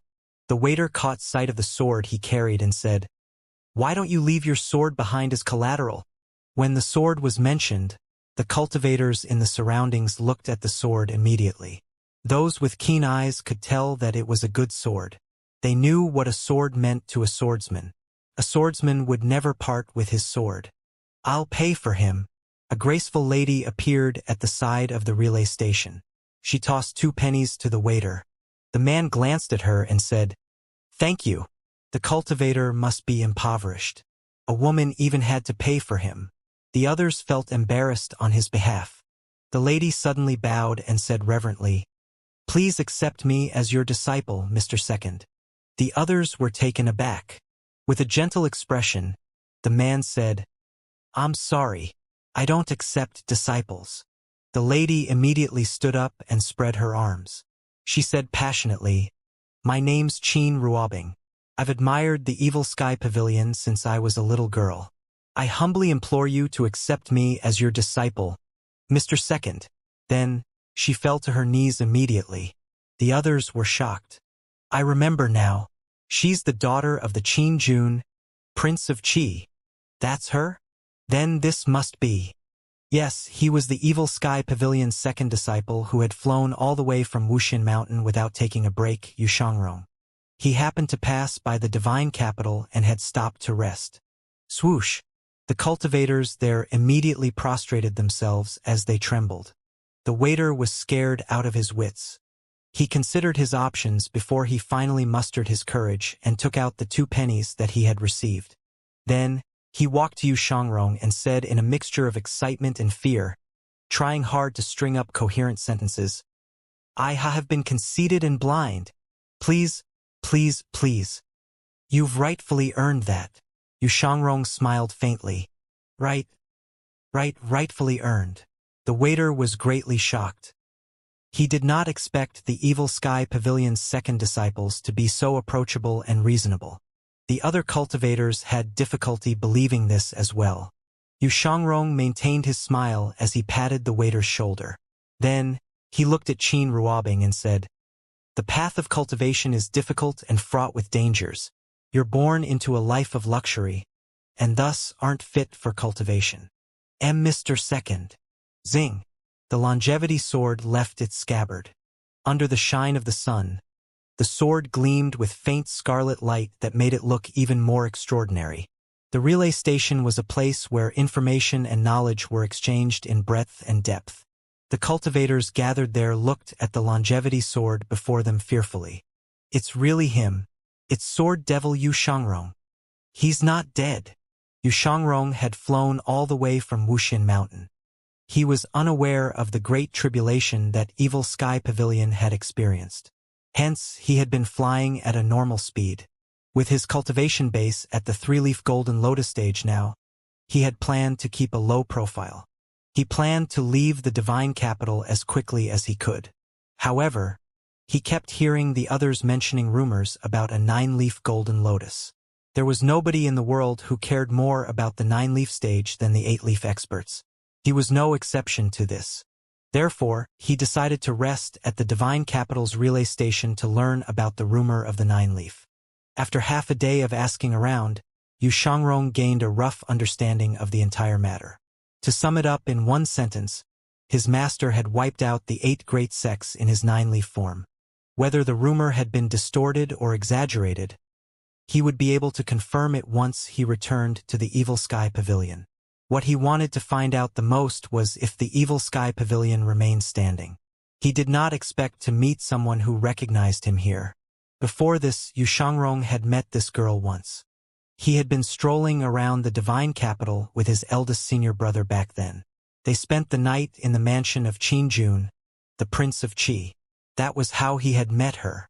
He was unaware of her obsession with the Evil Sky Pavilion. The hovering longevity sword barred Qin Ruobing's path. She dared not move forward. Xianxia turned around, his back facing Qin Ruobing. He said tonelessly, Don't think too highly of yourself. It'll only hurt more when you fall. Farewell. If he did not reject her mercilessly, he would only be doing her harm. When Xianxia stepped forward, the longevity sword automatically returned to its scabbard. There was no cultivator who dared to offend such an individual unless they had a death wish. The cultivators looked on as Xianxia left. Their gazes were filled with admiration and awe. This was how a true swordsman should behave. Even the relay station's waiter, who was immortal, thought highly of Xianxia now than before. He was used to being treated rudely by his customers who were mostly low-rank cultivators and would even be treated as their punching bag. In contrast, this elite, the sword devil whose very name struck fear into the hearts of many, was so approachable. There was too huge of a difference between their characters. I feel like I'm dreaming. I spoke to Sword Devil Xianxia. He's not a devil, he's a modest gentleman, a true sword path elite. To see is to believe. He was rumored to be a villain who kills without batting an eyelid. Heh, those must have been stories made up by those who are jealous of him. Those people on the hit list were all despicable and shameless. I, for one, hope that the Sword Devil would continue building on that list. Things will be much more interesting that way. The appearance of the nine-leaf golden lotus had overshadowed the rumor about severing one's golden lotus.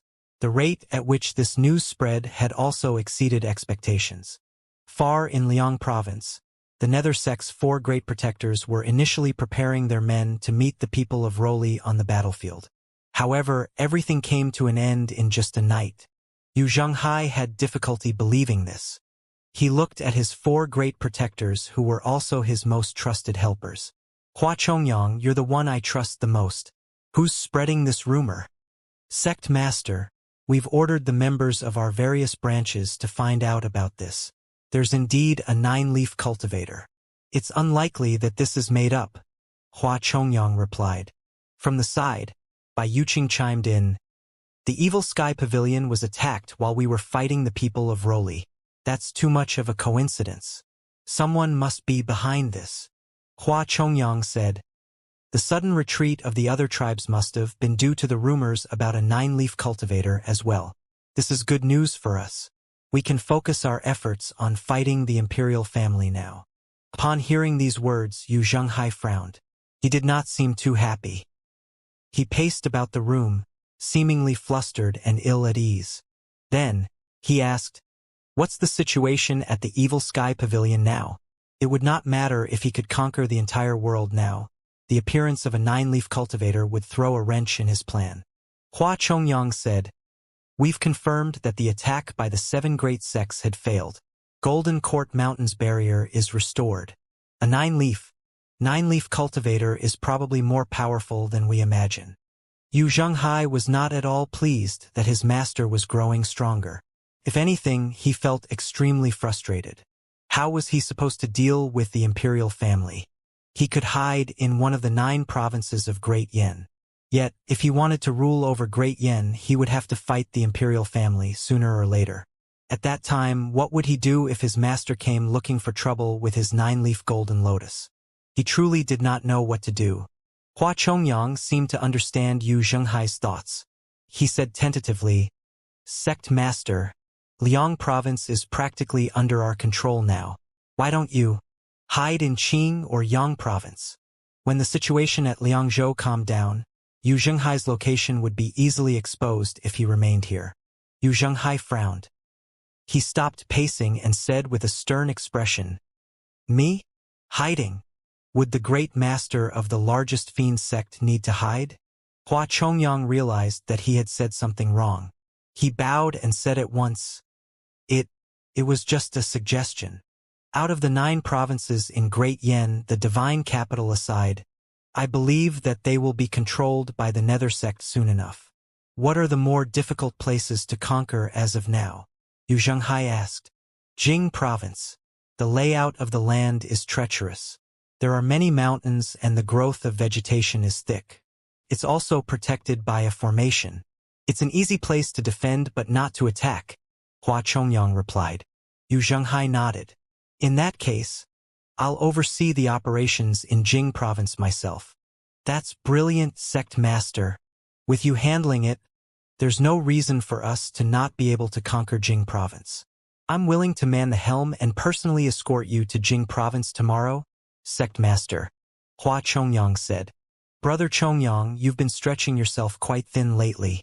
Allow me to go in your stead, Bai Yuqing said. I think both of you are quite exhausted. I'll do it, Di Qing said. No, 3 of you have worked harder than I did. I'm the youngest. It's only right for me to man the helm. Yang Yen chimed in. Yu Zhenghai glanced at his 4 subordinates before he said, Hua Chongyang will come with me. The rest of you, stay here and defend the city of Mo in Liang province. If you see that Roli elite, Carol, kill him at once, regardless if he's seeking peace or begging for mercy. As you command, Sect Master, Bai Yuqing, Di Qing, and Yang Yen said in unison. Hua Chongyang seemed slightly delighted at this arrangement. He bowed and said, In that case, I'll make the necessary preparations. There's no need for that. Sect Master, what do you mean? We'll leave right now. Yu Zhenghai turned to look in Jing province's direction with his hands on his back. Understood. In the eastern pavilion of the Evil Sky Pavilion. After 2 days of rest, Lu Zhou's mental state was slightly restored. The heavenly writing's extraordinary power was replenished as well. At this moment, he was surprised to be notified of a 1,500 merit points reward. Did Yu Shangrong kill someone again? Or was it Ming Shi'in? Back at the obedient villa, Ming Shi'in had killed a 5-leaf cultivator when he was supposedly at the 3-leaf stage. Lu Zhou would never believe that someone could kill another cultivator who had 2 leaves greater than himself. Clearly, Ming Shi'in had concealed his true strength. In any case, Lu Zhou benefited from this. Lu Zhou called up the system dashboard and checked his merit points. Merit points, 102,300. He seemed to have gained more than 60,000 merit points from this battle. Compared to what he obtained in the past, this was a huge jackpot. As always, Lu Zhou was in no hurry to purchase the avatar. Instead, he decided to try his luck at the lucky draw. After 10 consecutive draws and 10 thank you messages, he felt humbled. He could clearly sense that the probability of striking a prize was much lower compared to before. He remembered that he had only gotten an avatar once. Since then, he had never been able to win anything decent. After considering it for a moment, Lu Zhou chose to purchase the 100 Tribulations Insight avatar. Ding! Spent 100,000 merit points. Purchased the 100 Tribulations Insight avatar. Ding! A new 100 Tribulations Insight avatar. May sprout 1 leaf right away. When Lu Zhou saw the balance of his merit points decreased from more than 100,000 to 1,800, he felt his heart ache. A frightening idea appeared unbidden in his mind at this moment. How great would it be if the 7 great sects came and attacked the mountain again? He quickly shook his head, dismissing the idea as soon as it appeared. He did not have the means to repel them if they showed up again. His extraordinary power had not even been fully replenished yet, at the moment. If he were to fight, he reckoned he could not even defeat Zhu Honggong Old Eighth now. Lu Zhou had displayed his 9-leaf golden lotus avatar in front of the 7 great sections. Anyone who had a working brain would not recklessly provoke the Evil Sky Pavilion before they were powerful enough. Equip, Lu Zhou thought to himself. The 100 Tribulations Insight avatar dissolved into spots of starlight that swirled around him before they quickly merged with his body. He felt a sudden surge of power entering his Dantian Sea of Qi. His weak Dantian Sea of Qi was filled to the brim by this tidal wave of power. Shortly after, he could clearly feel his 10 Worlds avatar being replaced by the 100 Tribulations Insight avatar. At this moment, primal Qi surged around the Eastern Pavilion. The others at the Evil Sky Pavilion naturally sensed this unique disturbance. Inside the Southern Pavilion, Pan Lydian, who was reclining on a wooden chair while lazing in the sun, listened to Lung Luo as he bragged. He shook his head and said, "Although I've not seen it with my own eyes, I clearly heard the sounds of the battle that night. I believe you." Lung Luo chuckled and said, "Old Pan, what do you mean you believe me? I'm telling you the truth. I'm not exaggerating at all. You old thing, do you regret not being able to witness such a scene?" Pan Lydian did not retort, which was unlike him. Truth be told, Pan Zhong had told him about the strange things he saw the night before. There was no one who did not want to see a 9-leaf cultivator in action. Alas, he was recuperating and lost the chance to see the 9-leaf pavilion master. Could he possibly head to the Eastern Pavilion and request the pavilion master to demonstrate it for him? Of course not. Lung Luo said, "Looks like the truth of the great limit has been shattered. I consider myself fortunate for living in a time where this happened." "I feel the same," Pan Lydian sighed and said. "I thought that I'd loiter around and spend the rest of my days living an ordinary life. To think that I lived to see this day. Interesting." As the two of them conversed, the intense disturbance from the Eastern Pavilion finally reached them. Lung Luo and Pan Lydian looked over at the same time, unsurprised. They were already used to such unique disturbances here. The pavilion master is trying out some new techniques again. Pan Lydian shook his head. "Perhaps. The real method of attaining the 9-leaf stage is in the pavilion master's hands. Their eyes brightened at once. They were both 8-leaf elites. Prior to this, they did not think about attaining the 9-leaf stage at all. They had thought that the 8-leaf stage was the peak for all cultivators. Now that it was proven it was possible to attain the 9-leaf stage, how could they not feel excited? The two of them exchanged a look and nodded in tacit understanding. Meanwhile, Lu Zhou raised a palm. The 100 Tribulations Insight avatar appeared above his palm. He was experienced in this. He shrunk the avatar to the size of 2 fists, a feat that required much skill. This was his 100 Tribulations Insight avatar. It was standing on a golden lotus. However, there were no leaves. The golden lotus aside, if Lu Zhou did not take a good look at it, he would have thought it was some low-rank avatar. Lu Zhou raised his palm until the avatar was level with his face. The golden lotus under the avatar's feet was spinning. The next step would be for him to sprout new leaves. Lu Zhou silently gauged his current nascent divinity tribulation realm's cultivation base. He could sprout leaves if he wanted to. Hence, he circulated his primal chi and sent it into the avatar. Golden rings of light appeared around the avatar and moved downward in layers upon layers. His power traveled downward along the radiant rings as well. It grew brighter in intensity. The surging of primal chi inside the eastern pavilion never stopped. At this moment, Zhu Honggong and Zhao Yu entered the eastern pavilion. Nascent divinity tribulation realm? Sprouting leaves. No way, the 10-leaf stage? Zhu Honggong was startled with a jump. No, this is the energy of the 1 leaf. Zhao Yu was also attempting to sprout leaves herself. Hence, she was very familiar with the energy and aura of the process. I won't fall for that. Let's go. Zhu Honggong laughed and pulled Zhao Yu out of the Eastern Pavilion. There was no point staying in the Eastern Pavilion. Their master was cultivating. If they disturbed him now, they were just looking for trouble. The energy that indicated the 1-leaf stage and 100 Tribulations Insight were just a ploy to fool people. Zhu Honggong would not be fooled. Zhu Honggong was not the only one who had these thoughts. Almost everyone in the Evil Sky Pavilion had similar thoughts. After all, they were already used to this. Even if Lu Zhou stood before them, activated his avatar, and told them it was truly a 1-leaf nascent divinity avatar, nobody would believe or question him. Lu Zhou looked on as the shining rings moved downward. About an hour later, when the final ring of light faded away, Lu Zhou saw a plump and bright leaf appear on the golden lotus. He did it. Even if it was just a single leaf, Lu Zhou was extremely pleased and satisfied. From this moment on, he was a true 1-leaf nascent divinity tribulation realm cultivator.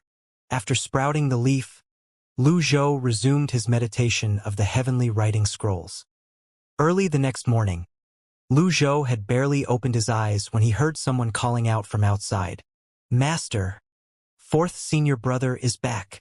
Summon him here. Oh! Lu Zhou emerged from the eastern pavilion with his hands on his back and looked up at the Golden Court Mountains barrier. Everything was as it should be. In fact, it was even more powerful compared to its former glorious days. He was already missing the peak trial card. What he would give to obtain another peak trial card. At this moment, Ming-Shi entered the eastern pavilion and fell to his knees immediately. Then, he prostrated himself on the ground as he said, Greetings, Master. Lu Zhou frowned when he saw Ming-Shi was about to follow in Zhu Honggong's footsteps and flattered him. He waved his hand and said, That's enough. I genuinely wanted to worship you, Master. I can't help myself. There is none who's not in awe of your 9-leaf stage, Master, Ming-Shi said. Are you done? Lu Zhou looked at Ming-Shi. He wondered what was going through his 4th disciple's mind. If Ming-Shi had time to flatter him, he should be cultivating instead. Ming-Shi shook his head, no longer dared to continue. He tried to mimic his 8th junior brother but ended up looking like a fool instead. How come his master was not disgusted when his 8th junior brother did this? Where have you been these past couple of days? Lu Zhou asked. Ming-Shi quickly explained how he infiltrated the 7 great sects, followed Feng Qinghe, and killed him. When Lu Zhou heard this, He asked in confusion, "You killed Feng Qinghe?" "I was just lucky." Feng Qinghe burned his sea of qi and played dead. He sealed his Dantian's sea of qi and crawled into the forest. However, he was already heavily wounded by you when I found him. That's how I managed to take him down, Mingshi said. The battle that night was too chaotic. It was only natural that there were stragglers. However, Lu Zhou did not expect Feng Qinghe managed to get away. With his 9-leaf avatar, he would have been able to sense any fluctuation of a slightly powerful primal qi. He had to admit, Feng Qinghe was truly cunning. Little Yuaner, who had just arrived, chimed in. "Fourth senior brother, how did you manage to tail him? Did you use his tactic as well?" Mingshi. He cleared his throat and continued saying with a straight face, "Let's not dwell on the details. No matter the method Mingshi used to track Feng Qinghe and kill Feng Qinghe, there was no doubt he had done the Evil Sky Pavilion a huge favor. Lu Zhou definitely would not pick on small flaws. He praised Mingshi. "You've done well. Thank you for the kind words, Master. I have another thing to report," Mingshi said. "Let's hear it. After killing Feng Qinghe, I ran into an old lady."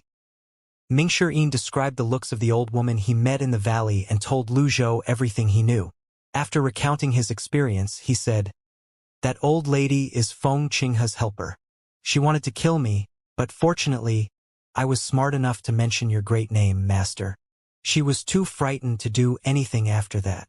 Although Mingshi words were slightly exaggerated, based how his description of the old woman's stooped figure, skill in manipulating the expansive heavenly energy, being Feng Qinghe's helper, unfathomable cultivation base, and living in seclusion, Lu Zhou deduced she was once the proud daughter of the heavens who once was renowned among the Confucian sections.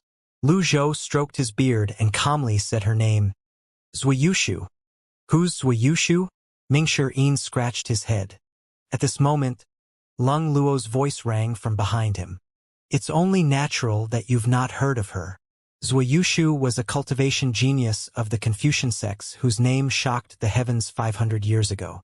She was said to have the highest possibility of being the first female saint of Great Yen. However, the Confucian sects wouldn't allow a female to learn its art. Zhuiyushu, headstrong as she was, broke off all relations with the Confucian sections. Mingshi scratched his head. He remembered the stern expression on the old woman's face and felt humbled. He thought that she had quite the temper to break off from the Confucian sections. Perhaps things were more complicated than Lung Luo had let on. He asked in confusion, "They'll only pass it down to males and not females?" Lung Luo stepped forward and cupped his fists at Lu Zhou. Lu Zhou nodded in reply. Lung Luo looked at Mingshi and explained, "Since ancient times, the dynasties ruled the world with scholarly knowledge and martial strength. Education was monopolized. The civilians could only cultivate body tempering. If they're lucky, they can enter the mystic enlightening realm or the sense-condensing realm. If they wanted to reach greater heights, they had no choice but to join a sect and work their way up with their talents and efforts. Martial strength alone was not enough to determine the prosperity or demise of a nation. That was where academic institutions came into play. However, the institutions only took in male disciples. When the daughters of wealthy families wanted to learn as well, they could only hire private tutors. In this scenario, the males prospered while the females suffered. As time goes by, the Confucian and Taoist sects thrived, and political and military achievements were made possible. Lung Luo's words were similar to the information in Lu Zhou's memories. Although he did not expect this world to share similar ways with the ancient times back on Earth, compared to Earth, Great Yen was not so bad to the extent where males were held in much higher regard than females. Many sects revered female disciples in the cultivation world. "How preposterous," Mingshi replied. 500 years ago, Zhuiyushu was highly accomplished in expansive heavenly energy. After breaking away from the Confucian sects, she went into seclusion, and nobody knew what happened to her. Based on Lung Luo's tone, it was clear he admired an expert like her. Mingshi said, "Well, we can ask her about what happened when she comes, right?" "She's coming here?" Lung Luo was clearly shocked. "Yes. She wants to stand up for the Xianxia branch's master, Feng Qinghe. Mingshi replied. If this were in the past, Leng Luo would have been worried on the pavilion master's behalf when he heard Zui Yushu was planning to come to fight for Feng Qinghe. However, now that he had discovered the pavilion master was a nine-leaf elite, how could Zui Yushu possibly be a match for the pavilion master? Therefore, he said, she overestimates her own capabilities. Lu Zhou stroked his beard and said, let's leave this matter aside for now. Why did you come here, Elder Leng? Leng Luo bowed and said, I'm here to ask about the method to attain the nine-leaf stage, Pavilion Master. The time had finally come. Lu Zhou had thought about this before. He asked, you want to attain the nine-leaf stage? Leng Luo said, the door is already before me. If I don't open it and take a peek, it'll surely be one of the biggest regrets of my life. There was no reason for an eight-leaf cultivator to not attempt to reach the nine-leaf stage. Lu Zhou stroked his beard and said, currently, there are two methods to attain the nine-leaf stage that are spreading in the cultivation world. One is to sever your golden lotus and sprout leaves again. This is doable. Leng Luo looked at Lu Zhou. Mingshi had a shocked expression on his face. When he was fishing for information outside previously, he had learned that many cultivators who severed their golden lotuses managed to survive. However, he had never heard of anyone being able to sprout leaves after severing their golden lotuses. If it was truly possible to sprout leaves again, it would bring a revolutionary change to the way people cultivated in the future. Why was his master so sure of this? Lu Zhou continued to say, the second way is to choose not to form a golden lotus upon entering the nascent divinity tribulation realm. Both methods are viable cultivation paths that lead to the nine-leaf stage. Those who aren't at the nascent divinity stage can choose the first or second method. Those who are already in the nascent divinity realm can only choose the first method.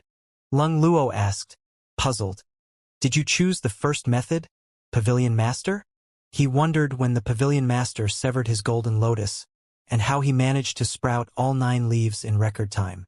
I chose neither, Lu Zhou said with a straight face. Leng Luo and Mingshi were perplexed. However, they did not dare to ask any more questions. Lu Zhou continued to say, since all of you possess golden lotuses already, you can only choose the first method. Leng Luo was shocked. It seemed like severing his golden lotus was the only option available to him. However, the problem was making sure he survived the ordeal. He bowed and earnestly said, kindly advise me, Pavilion Master.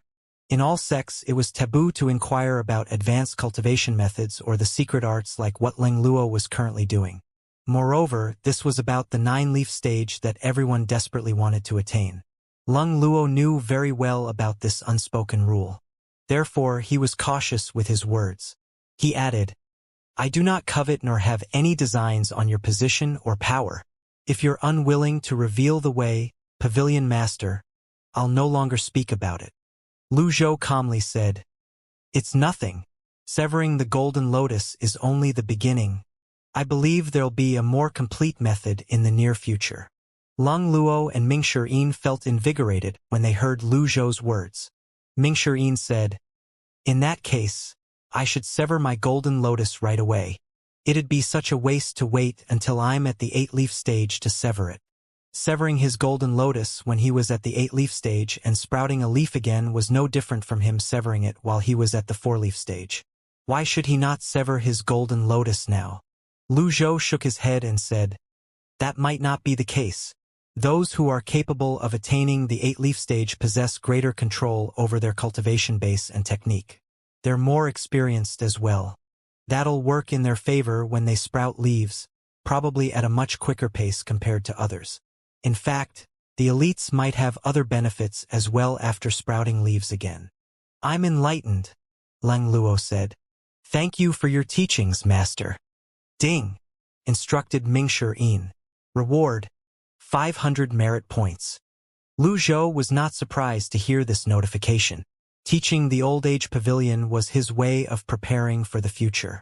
After all, his true strength at the moment was only in the 1-leaf nascent divinity tribulation realm. With the advent of the golden lotus severing era, there would surely be ripples across the cultivation world. There were also other tribesmen who eyed Great Yen like a prey. The evil sky pavilion had to be strong enough. In truth, Lu Zhou knew a third method to attain the nine-leaf stage, and that was to attain it through the conventional way. However, that would take too much of a person's life. It was also not completely verified and was not suitable for the others in the evil sky pavilion. Hence, there was no need to explain this to them. If there's nothing else, we'll leave it at that. I'll take my leave, Leng Luo said. I'll take my leave as well, master, Ming Shiyin said. After the duo left, Lu Zhou returned to his room and continued to meditate on the heavenly writing scrolls. Without any peak trial cards on hand, he could only rely on the heavenly writing scrolls now. Before he meditated, Lu Zhou checked his remaining merit points on the dashboard. He had 2,300 points left. Was there a point in saving them? Lucky draw. Ding! Spent 50 merit points and 20 luck points. Obtained Disguise Card X5. Disguise Card. You can use this card to disguise your avatar as a 9-leaf avatar. Lasts for 10 seconds. The appearance of a new card was a welcome surprise. However, when Lu Zhou read the disguise card's description, he found that it was quite useless. Was the system encouraging him to deceive others? Well, it's better than nothing. Lucky draw. Ding! Spent 50 merit points. Obtained Reversal Card X10. I'm lucky today. Could it be that my luck has improved since I just entered the nascent divinity tribulation realm? Lucky draw. Ding! Spent 50 merit points. Thank you for your participation. Lu Zhou continued to try his luck. He spent all his remaining merit points on lucky draws and no longer got any prize. Currently, he had 44 luck points. He did not have many merit points to begin with. Now that they were all spent, he would not spare any thought on them. Lu Zhou checked the item column after the lucky draws. The item cards now cost 500 points more. This much was expected. However, there was a new addition to the choices on sale. Disguise card, 10,000 merit points. Rubbish among rubbish. Lu Zhou firmly believed that the system's logic was flawed. The Deadly Strike card merely cost 4,000 merit points. Who would spend 10,000 merit points to purchase a disguise card just to fool another person? Unless, of course, the buyer himself was a fool. He looked at the avatar column. 1,000 boundary swirl. 500,000 merit points. Note: 9-leaf avatar required for purchase. This avatar can also be obtained through cultivation. Golden Lotus Leaf, 50,000 merit points. Note: only applicable for the 8-leaf stage and below. Leaves can be sprouted through cultivation. 1 leaf added with each use. Hold it in. Don't get angry. Lu Zhou took a deep breath and felt much calmer. Perhaps it had been some time since he had transmigrated here. In the beginning, he had to assume Ji Tiandao's identity and act like him to protect himself. However, as time went by, he discovered he was being affected by Ji Tiandao's memory. He looked at the prices on the menu. There was nothing he could afford to buy at the moment, hence, he resumed meditating on the heavenly writing scrolls. Next morning, Lu Zhou went out of the eastern pavilion, as he always did, to move his body. Master, master, master. Little Yuaner called out as she ran over. Lu Zhou scowled slightly and said, "Do you think that I have a hearing problem?" I'd never." Little Yuaner lowered her head obediently. "What is it?" Lu Zhou inquired. He placed his hands on his back, and his expression was blank as always. "Seventh senior brother wants to see you. He says that he has some things he wants to talk to you about," Little Yuaner said immediately. That rascal didn't change. After suffering so much, he's finally willing to open up and reveal what he knows. The smarter the person, the more arrogant he was. If one wanted to make an intelligent submit, one would have to defeat him in his area of expertise. Lu Zhou was naturally aware of this. "I'd like to know what information he has for me. Bring him here." "Yes, master." Little Yuaner turned around and went to the Cave of Reflection. Shortly after, Little Yuaner brought Si Wuya to the Eastern Pavilion. When Si Wuya arrived at the Eastern Pavilion, He saw his master standing at the top of the steps with a calm expression on his face. He bowed immediately before he fell to his knees. This unfilial rascal, Si Wuya, offers his greetings. Lu Zhou watched him kneel and said, "Rise to your feet and speak." "Thank you, master." When Si Wuya stood up, Lu Zhou noticed that Si Wuya did not seem to be in a good state. Si Wuya was paler than normal, his hair was disheveled, and the dark circles around his eyes were prominent. Is this rascal still obsessed over the mathematical questions? Finally, he asked, "You can't solve those problems? I'm ashamed. I didn't expect them to be so profound." Indeed, Si Wuya felt embarrassed. Lu Zhou thought to himself, "I'd be surprised if you could answer them." In the end, he only said, "What business do you have with me? Have you finally thought things through?" Si Wuya lifted his robes ceremoniously and kneeled again. He did not answer right away. Instead, he kowtowed loudly 3 times to Lu Zhou. Then he replied, "I have." Lu Zhou glanced outside the eastern pavilion and said, "Inside, there were many things that should not reach the ears of the others." Lu Zhou turned around and entered his room. Si Wuya got to his feet and followed suit. Little Yuan bowed and said with a giggle, "I'll keep watch, master. I won't let anyone disturb you." Inside the room, everything was normal. Si Wuya saw the words on the wall again. "The bright moon shines over the sea. From far away we share this moment together." He scowled. Those words made him feel uneasy. The words nearly penetrated the paper. Clearly, they had been written with a forceful hand. Without consistent practice over the course of 8 to 10 years, the writer could not have achieved this. However, this was not the time to be paying attention to that. Lu Zhou sat down on the main chair and stroked his beard as he patiently waited for Si Wuya to speak up. "You're the one who came looking for me. I have nothing much to say to you." Si Wuya kneeled again and said, "Congratulations on attaining the 9-leaf stage, master." Lu Zhou frowned slightly as he stared at Si Wuya. "Is that all?" In other words, he had expected Si Wuya to speak about something else. Si Wuya prostrated himself and could not help but speak with a shaky voice. I can explain." "Sure, you can fucking explain." Lu Zhou would have loved to leap into rage and openly curse Si Wuya. However, since he was Si Wuya's master, he needed to maintain his composure. He continued staring at Si Wuya silently for a moment before he said, "Let's hear it." Si Wuya straightened his back and said, "Do you remember why second senior brother chose to leave? Because I wanted to kill him?" Lu Zhou remembered how Yu Shangrong answered this question. "Was I going to kill you too?" Si Wuya shook his head and said, "You weren't." "Then what's your fucking explanation?" Lu Zhou was still looking at Si Wuya with a composed expression despite his internal monologue. Si Wuya said with a trembling voice, "You wanted to kill second senior brother and eldest senior brother." Lu Zhou frowned, but something stirred within him. Why did I want to kill them? Si Wuya knew this part of his master's memories was sealed inside the crystal. Hence, he said, "You wanted longevity and to attain the 9-leaf stage." This answer was exactly the same as what Yu Shangrong had alluded to. This proved Si Wuya was not lying. "Can I gain longevity by killing them?" Lu Zhou's expression was stern. This was not a joke after all. It was a shame that he could not locate the memory crystal. Otherwise, he would not have to rely on others for answers. Si Wuya glanced at the 4 treasures of the study on the table. Lu Zhou understood what he meant. He waved his hand and gestured for him to help himself. Si Wuya stood up, walked over to the table, picked up the brush, and listed the cultivation techniques of the Evil Sky Pavilion disciples on the paper. Si Yuaner, Supreme Purity Jade Slip. Si Wuya, Great Compassion Poem. Zhao Yu, Brilliant Jade Technique. Mingshi Yin, Bluewood Technique. Duanmu Sheng, Divine One Technique. Si Wuya placed the brush on the table after he finished writing.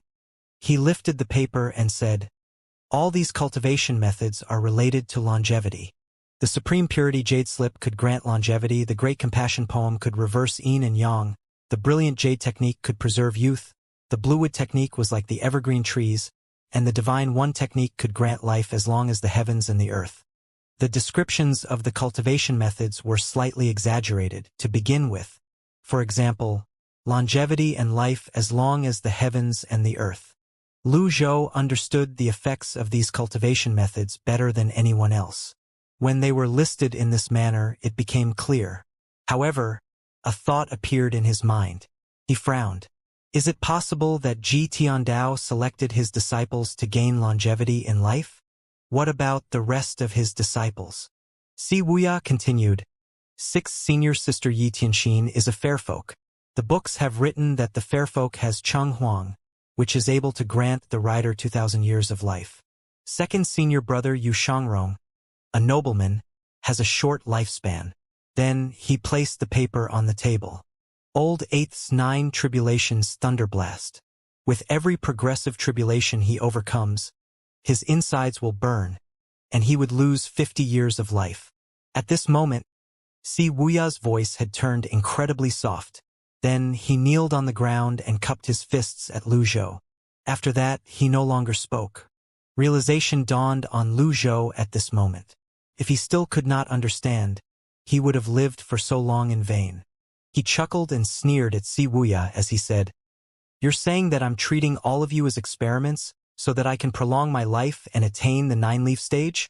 Si Wuya prostrated himself, flattened his palms on the floor, and touched the back of his hands with his forehead. This was equivalent to him confirming Lu Zhou's words.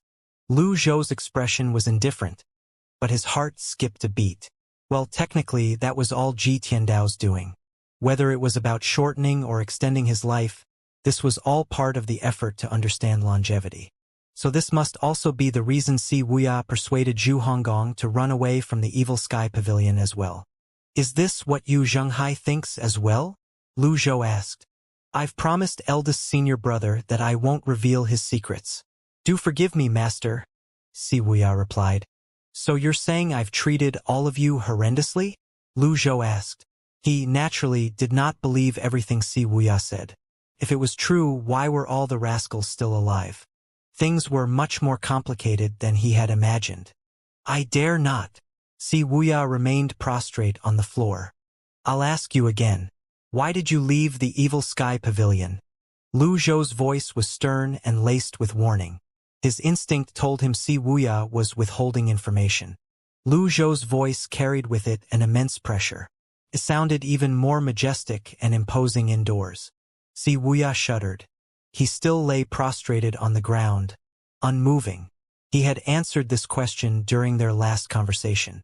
At that time, he had said that he wanted to help his eldest senior brother conquer the world and learn the imperial family's secrets. Clearly, his answer was not convincing enough. The atmosphere in the room was stifling now. The silence and tension were palpable. Lu Zhou was in no hurry as he looked at Si Wuya intently. Sunlight shone into the room and from the balcony and illuminated the place. After what seemed like hours, Si Wuya finally opened his mouth to speak. However, he found that no words escaped his mouth. His mouth was dry, and he could not make a sound. He swallowed hard before he said, Before I learned it's possible to attain the 9-leaf stage, I had thought the so-called Great Limit is nothing but a tool used by the imperial family to control the hearts of men. That's why I entered the palace and took on the position of Grand Tutor. Master. At this point, he lowered his voice and asked, Do you remember Emperor Yongshou? Lu Zhou did not reply. Emperor Yongshou was an old acquaintance of his. However, the emperor lived in the highest place in the palace while he dwelled in the pugilistic world. Si Wuya continued to say, The inner warehouse was single-handedly built by Emperor Yongshou. Only the emperor himself or those who wield the imperial token could enter. When Yongshou was still sitting on the throne, he studied the 9-leaf stage. After his passing, the key to the inner warehouse was lost. Many secrets and objects are buried in the warehouse. Since then, I had been thinking, if the truth is the truth, why is the imperial family so keen on studying it? Are they trying to defy the truth and the order of nature? The 9-leaf stage is clearly non-existent. Why was it written in the history books? The victor dictates the narrative of history. What are they hiding? Lu Zhou's brows creased as he listened to Si Wuya's thoughts. This rascal is born for research. Si Wuya did not seem like he had reached his main point. He kowtowed again and said, "After all these years, I have painstakingly founded the darknet and spread its reaches all over Great Yen. I've been investigating from the shadows. That was when I found out that you were not the only one seeking the secrets of the nine-leaf stage. Yun Tianluo, Gong Yuandu, the king of Mabe, the other tribesmen's monarch of Lulan, the patriarchs of the major sects, they're all researching this. The funny thing is, although there was nothing funny, perhaps, it was his habit to use the word funny. It was too late to retract his words. He paused for a moment before he soldiered on. All of them ended in failure. Lu Zhou's expression remained unchanged. He looked at Si Wuya and tonelessly asked, and Si Wuya's expression turned grave as he said, "I've been thinking about a problem. The golden lotus absorbs power, be it primal chi or lifespan. If so, where do the powers go?" After he finished speaking, he continued to prostrate himself on the ground and remained silent. Something stirred within Lu Zhou. If it had been anybody else, or if Ji Tiandao himself were to hear Si Wuya's words, Si Wuya would have been slapped for spouting nonsense and accused of cloud the people's minds. However, Lu Zhou was a modern man. Although Si Wuya's words surprised Lu Zhou, it was not difficult for him to accept them. It was, indeed, a question worthy of deep thoughts. The cultivation world had been around for 30,000 years. Ever since the dawn of man's cultivation, countless eight-leaf predecessors fell before the doors of the nine-leaf stage. How many were buried under the nine-leaf stage? Lu Zhou suddenly remembered something the second prince, Lu Huan, had said during the battle at the obedient villa. If you're intelligent enough, one day, you'll realize that the entire world is nothing but a cage fortified by the cycle of the heavenly ways. In Yun Tianluo's memories inside the chessboard, Lu Zhou merely saw the secret of the golden lotus. Yet, he did not pursue the matter further. It was just as Si Wuya had said, where did the powers absorbed by golden lotuses go? Did it return to the world? Lu Zhou said calmly, "Heaven and earth form the cage while the golden lotus is the lock." Si Wuya, still prostrated, hastily said, "Those are only my guesses. Kindly look into this, master." "What do you think about my nine-leaf stage?" Lu Zhou asked. Si Wuya was at a loss for words. If the cage of heaven and earth was true, how did his master reach the nine-leaf stage? Seeing Si Wuya at a loss for words, Lu Zhou said, "Severing the golden lotus is akin to getting rid of the shackle. If what you say is true, we'll still be restricted by the cage of the heavenly ways even if we attain the nine-leaf stage. If I may be so bold, when did you attain the nine-leaf stage, master?" Si Wuya asked while keeping his head lowered. He did not think his master had severed his golden lotus. If his master severed his golden lotus and formed it again, would his master not be shackled by it again? Impudent! Lu Zhou's shout startled Si Wuya and made him tremble. "Are you kidding me? As if I'll tell you the secret to my nine leaves. No master, regardless of the sect, would easily give up their greatest secret. This little rascal was bold enough to ask about it. He must have a death wish." "I was wrong," Si Wuya said at once. Lu Zhou glanced at Si Wuya. Although he was slightly pleased by Si Wuya's performance today, he could see Si Wuya's loyalty did not increase much. After a moment of silence, he said, "It's far from enough to deduce that there's a cage of heaven and earth with just these points. May I borrow a brush and some ink?" Si Wuya walked up to the table again. He picked up the brush and wrote. A rustling sound resonated in the air. After a moment, Si Wuya had completed drawing a map on the paper. Lu Zhou looked at it. This map was different from the old parchment drawing resting on the table behind the screen. It was crudely drawn, but it had the basic outline of the places around Great Yen. After completing his drawing, Si Wuya said, "This is Great Yen. The endless ocean is to the east. Rongxi lies in the west, and in the north, Rongbei, where the 10,000 other tribes dwell. This is Blackwood Forest, Misty Forest, and Heaven Moat Forest. With the Heaven Moat itself." See, Wuya's artistic skills definitely had room for improvement. However, his thoughts were surprisingly shocking. His strokes were crude, but that did not stop him from outlining the overall structure. It was simple and easy to understand. After seeing this, Lu Zhou frowned. A formation? However, he quickly dismissed the idea. The formation was so huge that it would not work, not even if all the cultivators in the world gathered. Flying from the divine capital to Mabe would take several months, at least. Flying from Golden Court Mountain to Blackwood Forest required about a month's flight as well. And then, there was the region of the other tribes. The endless ocean. Nobody dared to venture there. As the name suggested, there was no end to it. It's a formation, or perhaps it's a naturally formed cage. These are merely my guesses. This is all I know, Si Wuya said in a deep voice. Lu Zhou looked at Si Wuya again. He recalled how Si Wuya was like when he was young. Si Wuya was curious and always had to get to the bottom of things. He had to understand everything. It seemed like Si Wuya did not change in that regard. There was no shortage of intelligent people in the world, but they seemed to share a common flaw. They all believed they were infallible. Si Wuya was no exception to this. Lu Zhou looked at Si Wuya and said, "Unfortunately, these guesses aren't correct." Si Wuya widened his eyes and looked at the floor in shock. Master knows. His heart began to race in his chest. Lu Zhou placed his wizened and big hand on the area of Blackwood Forest and said, Pan Lydian visited Blackwood Forest before. A great fire lasted for 49 days. If heaven and earth were a cage, this great fire would have damaged Blackwood Forest, and the formation of the lands would be ruined. Then he asked, "You've only drawn what you know. Do you know what lies beyond the realm of the other tribes?" Si Wuya remained silent. Incorrect judgments were often made when they were based upon incomplete information. The room was plunged into silence once more. In truth, even if Lu Zhou did not point all these out, Si Wuya would have been able to figure it out sooner or later. "Si Wuya," Lu Zhou suddenly called out. Si Wuya's heart skipped a beat as he was pulled back from his thoughts. "You want to explore the mysteries of the world, and I won't say anything about that. As for what you've said, I'll make a decision after I find the memory crystal." Lu Zhou was effectively telling Si Wuya that even if he tried to cover his narration with heavenly flowers, he, as the master, would not easily believe him. If his memory crystal could provide answers, it was imperative that he find it. However, the realm of the other tribes in Rongxi and Rongbei was vast. How was he supposed to find it? This was indeed a difficult problem. Si Wuya seemed delighted at Lu Zhou's response.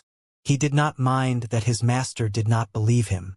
At the very least, his master did not blame him. As for the crystal, all he had to do was to think of a way to find it. Nobody knew the answer anyway. Whether it was the method of severing the golden lotus or sprouting leaves without a golden lotus, the appearance of a 9-leaf cultivator would eventually usher in a new era in this world. Lu Zhou was still thinking about what else to say when two voices rang from outside. "Greetings, Master. Greetings, Master." One voice was louder than the other. They sounded as if they were straining their voices to see who could speak louder. Little Yuaner placed her hands on her hips and said, "Eighth senior brother, it's useless for you to shout. You can't go in. Little junior sister, let me in, and I'll treat you to something delicious in the future. Come on." "No." Little Yuaner mercilessly rejected Zhu Honggong. The bickering outside made Lu Zhou frown. He waved his hand and opened the door with his energy. Then, he projected his voice. "Let him in." Little Yuaner pulled a face at Zhu Honggong before stepping aside. Zhu Honggong chuckled and said, "You're the best, little junior sister. It'd be even better if you smile more often." Then, he sprinted into the Eastern Pavilion at once. Little Yuaner scoffed. Then, she flew onto a beam outside the Eastern Pavilion. She sat between the characters of Eastern Pavilion and saw Pan Zhong and Zhou Jifeng approaching as well. She smiled and said, "Hey there, want to come in?" "Huh? No, we're leaving. We're leaving right now." Pan Zhong pulled Zhou Jifeng and headed in a different direction. "Let's go. She's trying to use reverse psychology on us. We can't fall for it." The two of them vanished in no time at all. Little Yuaner touched her face and pouted as she muttered, "I smiled." Meanwhile, Zhu Honggong walked in and fell on his knees before he kowtowed. "Please forgive 7th senior brother, master. He was here to plead on Si Wuya's behalf. He had no other intentions or schemes." Lu Zhou looked at Zhu Honggong and asked, "You're pleading on his behalf?" "Master, 7th senior brother isn't the kind of person you think he is." Zhu Honggong emboldened himself and explained, "If it weren't for 7th senior brother, eldest senior brother would have died a long time ago. Even 2nd senior brother would have difficulty staying alive. Master, 7th senior brother really isn't the kind of person you think he is." Upon hearing this, Lu Zhou frowned slightly. Before Lu Zhou could say anything, Si Wuya stood up and said, "It's meaningless to mention those things. Old 8th, that's enough." "Wait," Lu Zhou said in a deep voice. Then, he looked at Zhu Honggong and said, "Old 8th, continue." Zhu Honggong's expression was grim as he said, 7th senior brother went to beg the old monk from the Heaven Choice Temple to save my life. He kneeled there for 3 days before the old monk gave him the Zen tunic. When I returned to the Evil Sky Pavilion, I decided to help 7th senior brother even if it meant putting my own life on the line. You can choose to punish me, master, but I can't turn against the person who helped me. 2nd senior brother has a short life to begin with. 7th senior brother was the one who scoured Great Yen to gather the runes and inscribe them on the longevity sword. As for eldest senior brother, Zhu Honggong had barely started talking about Yu Zhenghai when Si Wuya sternly said, "Shut up."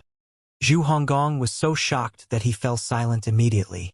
Lu Zhou suddenly waved his palm and sent out a hand seal. Smack! It struck Si Wuya on the cheek. Lu Zhou's gaze was pointed as he asked, "Do you think you're great? Do you think you can carry everything on your shoulders? Do you want to be the hero? Fine. I can grant you your wish." Then he pushed his palm out. Si Wuya shuddered as he saw a huge hand seal flying toward him. Yet he was powerless to resist. He did not dodge. Instead, he chose to close his eyes. Just as well. It's over now. Bam! Si Wuya was baffled. He did not feel any pain. Fear lingered in his heart as he opened his eyes. He discovered his body was uninjured as well. However, he noticed the remnants of a shattered chair around him. Lu Zhou retracted his palm and said, "Zhu Honggong." Zhu Honggong glanced at Si Wuya.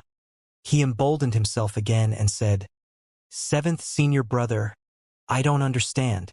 What's there to be so secretive about? It's the truth that eldest senior brother had died once. It's also the truth that you've saved him. He died once. Lu Zhou was puzzled. How could a dead man be revived? At this moment, Mingshi showed up outside the eastern pavilion. Little Yuaner jumped down from her perch on the beam. Mingshi merely patted her head. She did not bar his way into the hall. As he entered the hall, he said, "It's true that eldest senior brother has died once, and it's also true that 7th junior brother saved his life. Master, you ordered me to investigate the darknet, and I did. I stumbled across 7th junior brother's personal log. In it, the date of eldest senior brother's death was written there." He produced a simple-looking note from his pocket and presented it to Lu Zhou with both hands. When he saw the piece of paper, Si Wuya furrowed his brows as he regarded Mingshi with shock. Lu Zhou took the piece of paper. The entries read, Great Yen Yongqing, Year 154, March 24th. Eldest senior brother died. Great Yen Yongqing, Year 154, March 28th. Poured water on him. Eldest senior brother remains lifeless. Great Yen Yongqing, Year 154, April 4th. Poured water on him. Great Yen Yongqing, Year 154, May 2nd. Poured water on him. Eldest senior brother came back to life. Upon seeing Lu Zhou's solemn and grim expression, Mingshi fell to his knees as he said, I was wrong to not present the personally log right away. Zhu Honggong prostrated himself and dared not move. Si Wuya kneeled with a blank expression on his face. The dates and the procedure on the personal log were recorded with much details. No matter how cunning Si Wuya was, he could not have possibly prepared this in advance to fool others. Lu Zhou's heart skipped a beat when he saw the words came back to life. He did not know if he was happy or sad. In fact, he did not know how he should feel or what he should think. He was an outsider to begin with. He should have been indifferent to all these things. He should not feel pity for the rascal. As a transmigrator, he should be cold and heartless. The world was too huge and the hearts of men were too evil. He could very well lose his head if he was not careful. From the moment he transmigrated here, he knew he could not be soft-hearted.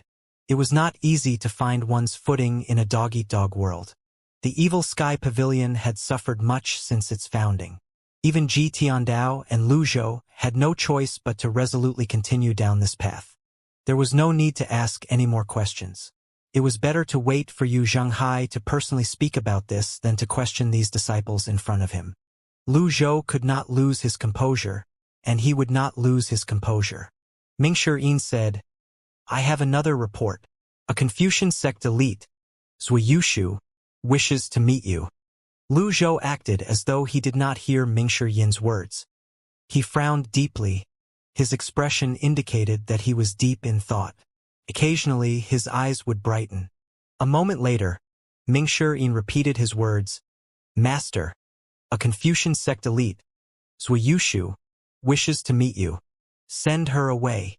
Lu Zhou attempted to search for information regarding Yu Zhenghai from his memories.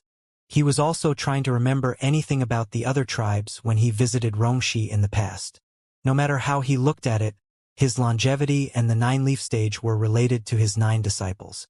In the beginning, there were many things that Lu Zhou could not remember. His attempts to kill his disciples, the heavenly writing scrolls, attempting the 9-leaf stage. He thought they were mere coincidences. In hindsight, he could see now that they were more than coincidences. Ji Tiandao clearly sealed his memories about the 9-leaf stage and his longevity in the crystal. Why would he do that? Mingshi Yin could tell that his master was lost in thought, so he did not dare to disturb his master. He looked at Si Wuya and Zhu Honggong meaningfully before he said, I'll take my leave now, master. Zhu Honggong and Si Wuya had no choice but to cup their fists and said in unison, I'll take my leave, master. The 3 of them exited the room respectfully. Even after the 3 disciples left, Lu Zhou was still lost in his thoughts. When the 3 disciples stepped out, little Yuaner leaped down from the beam. She giggled before she said, Hello, senior brothers. Hello, little junior sister. Mingshi Yin looked at Si Wuya and said, Old 7th, you do well not to flaunt your shallow intelligence and petty schemes before master. I can help you this once, but I can't help you forever. Si Wuya asked, somewhat ungratefully, That's your way of helping me? I thought you pride yourself on being smart. Master has already attained the 9-leaf stage. Why would he care about eldest senior brother? You're dreaming if you think he cares, Mingshi Yin said mockingly. Mingshi Yin did not give Si Wuya a chance to speak as he continued to say, That's enough. Master may be easily convinced, but that doesn't mean that I'm convinced. Great Yan's imperial family has challenged the evil sky pavilion numerous times. Do you think Master isn't annoyed? If eldest senior brother wishes to fight the imperial family, it's just as well. He'll be doing the evil sky pavilion a favor. I believe that Master won't trouble eldest senior brother for some time. Si Wuya nodded when he heard Mingshi Yin's words. The atmosphere was too heavy back then, and it had clouded his thoughts. Now that he heard Mingshi Yin's words, he knew Mingshi Yin was right. Therefore, he cupped his fists and said, Thank you, 4th senior brother. You're welcome, Mingshi Yin said. As soon as Mingshi Yin finished speaking, 2 wails rang from the middle of the mountain. Ow! Easy. The evil sky pavilion isn't a place where you can act as you please. You wretched old lady. You'll regret this. Ah! The cries sounded wretched. Mingshi Yin shook his head and said, What do we do now? She has forced her way in. Si Wuya said, Leave this to me. He turned around and walked down the mountain. Little Yuaner, Zhu Honggong, and Mingshi Yin followed him. From above, An old woman could be seen supporting herself using a cane as she casually made her way up the steps. Meanwhile, Pan Zhong and Zhou Jifeng, with their swollen and bruised faces, kept retreating. Si Wuya frowned slightly. He remembered Mingshi Yin's words earlier and asked, "This is the Confucian sect elite, Zhuiyushu?" "That's her." Mingshi Yin spread his hands in a show of helplessness.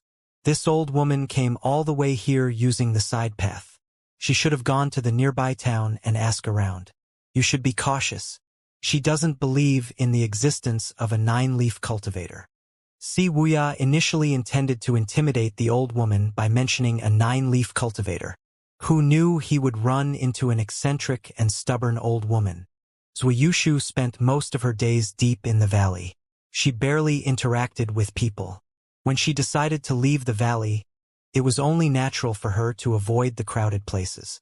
She would never deign to ask the townspeople about the 9-leaf cultivator. Shortly after, 2 more cries resonated in the air. Then Pan Zhong and Zhou Jifeng ran up to Si Wuya. Mr. 7th. Quick! Stop her. Although Si Wuya seemed slightly worse for wear with his dark circles and sickly, exhausted appearance, when he straightened his back and his composure returned to him, he looked somewhat dependable. Thud! Thud! Thud! The old woman with a stooped posture, Zhuiyushu, finally arrived at the top of the stairs. She looked at the people in front of her before her eyes finally landed on Mingshi Yin, whom she was familiar with. She said, "We meet again, young man." Hello, old senior," Mingshi Yin said unnaturally. He thought old people's visions and memories would worsen, and yet, she remembered him. Si Wuya said, "Hello, Senior Zhua. And who are you?" "The Evil Sky Pavilion's 7th disciple, Si Wuya." Si Wuya answered honestly. Zhuiyushu chuckled and said, "I've overestimated his standards. An invalid, an airhead, a fatso, and a dimwit who wanders around. I see he's not picky about the disciples he accepts." Zhu Honggong and Little Yuaner were baffled. What's with her? And what's with the sudden insult? Si Wuya did not seem to take offense. He said, "You wish to meet our master, Senior Zhua?" Zhuiyushu pointed at Mingshi Yin with her walking stick. "Didn't he tell you the reason I'm here?" Mingshi Yin said, "Senior, you know the reason behind Feng Qinghe's death. Why must you do this?" Upon hearing this, Si Wuya could guess what this was about. He said with a smile, "You intend to avenge Feng Qinghe, Senior Zhua? All I want is an explanation. I've promised Feng Qinghe that I'll kill anyone who wanders into the valley without holding back. I spared this young man here on account of your master, but he should give me a proper explanation, don't you think so?" Zhuiyushu said. Si Wuya nodded. "Why don't I give you an explanation? You?" A contemptuous and disapproving expression appeared on Zhuiyushu's face. She was clearly irritated by Si Wuya's casual attitude. Si Wuya did not seem intimidated. He said indifferently, "Feng Qinghe, the master of the Zhensong branch, colluded with the 6 great sects and secretly incited the 10 elders of the Yun sect to launch a coordinated attack on the Evil Sky Pavilion. Are you satisfied with this explanation, Senior Zhua?" Zhuiyushu furrowed her brows slightly. She studied Si Wuya for a moment before she knocked her walking stick on the ground. Bam! Web-like cracks spread across the limestone floor. The cracks lit up. Script seals. Mingshi Yin took 2 steps backward. These runes were the same as the ones inscribed on the plum blossom stumps. Everyone, apart from Si Wuya, retreated.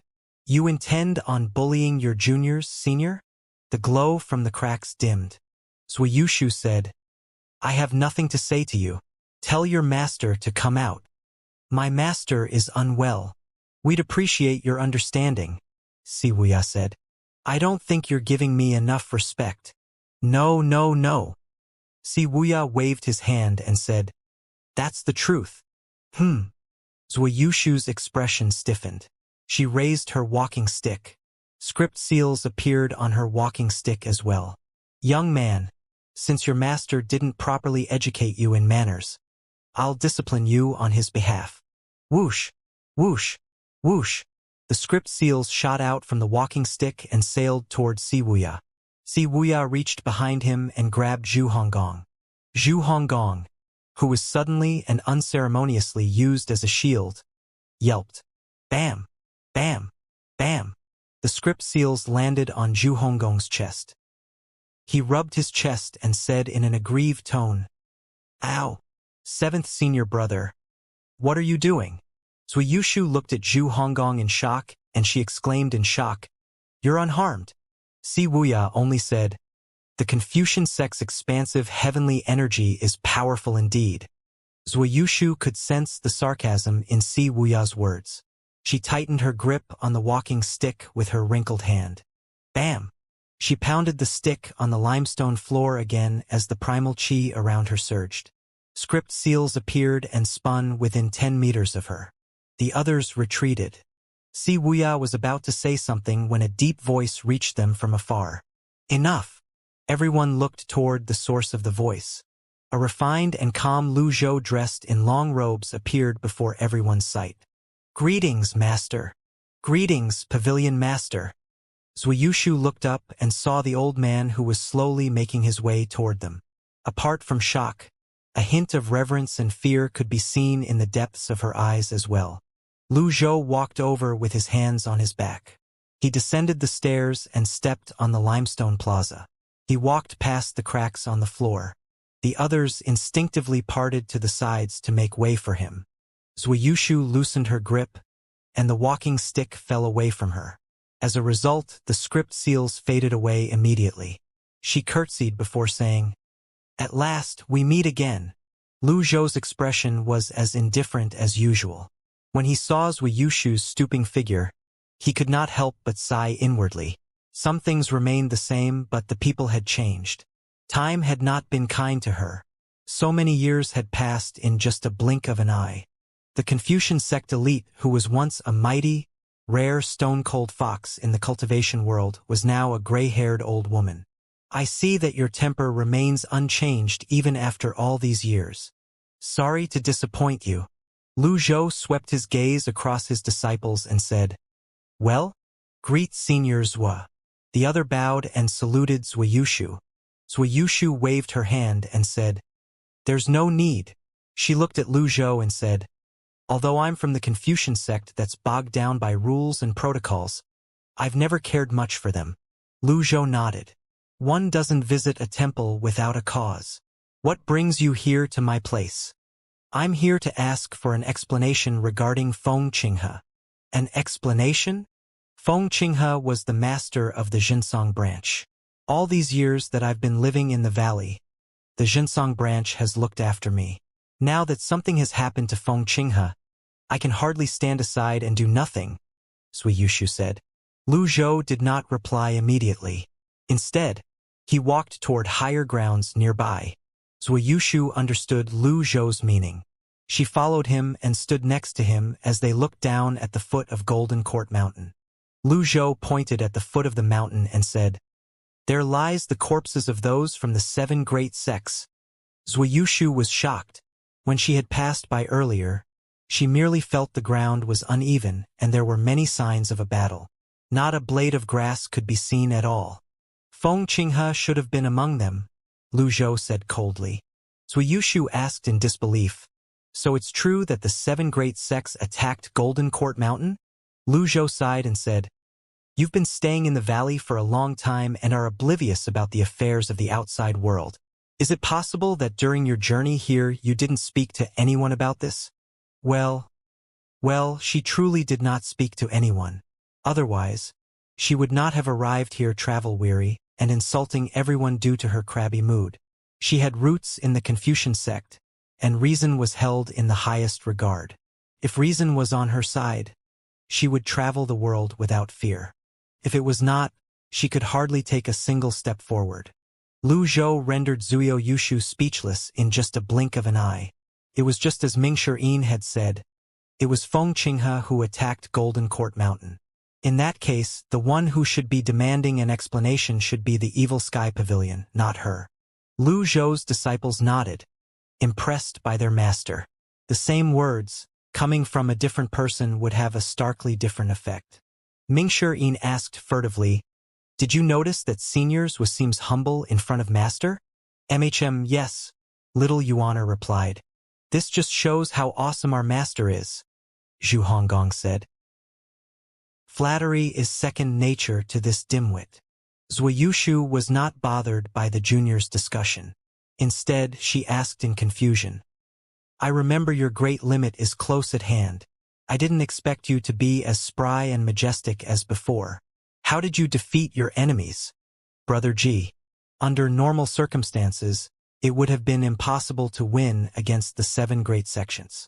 It was clear Zhuyu remained doubtful about what she had been told. Lu Zhou did not withhold any information from her as he calmly said, "To tell you the truth, I'm now at the 9-leaf stage." Zhuyu aged eyes widened. The wrinkles on her face twitched as well. Her facial expression changed drastically before it settled on one of disbelief. It was an entertaining sight to watch. "I'll never believe you, you wretched old man." She looked at Lu Zhou and said, "Brother G, do you think that I'm gullible?" Lu Zhou did not care if she believed him or not. He glanced at her and said, "If it weren't for old time's sake, the damage you caused to the limestone floor alone would have been enough to earn yourself a death sentence." Although Lu Zhou's tone was indifferent, it sent shivers running up everyone's spines. They felt cold, as though the temperature in the surroundings had drastically dropped. Zhuyu old body shivered despite herself. Even a proud daughter of the heavens such as herself would have to lower her pride before Ji Tiandao. She bowed before she asked, "Did Feng Qinghe die in vain then?" At this moment, a figure appeared nearby. With a cold voice he said, "He deserves to die." The others looked at the newcomer. It was Lung Luo, who was wearing his silver mask as usual. Beaker. He looked at the stooping Zhuyu with his hands on his back. "It's you," Zhuyu exclaimed in shock. Lung Luo was not one to care about etiquette. He said, "Zhuyu, your only accomplishment is that you rose to fame at a young age. You aren't fit to do as you please at the Evil Sky Pavilion yet."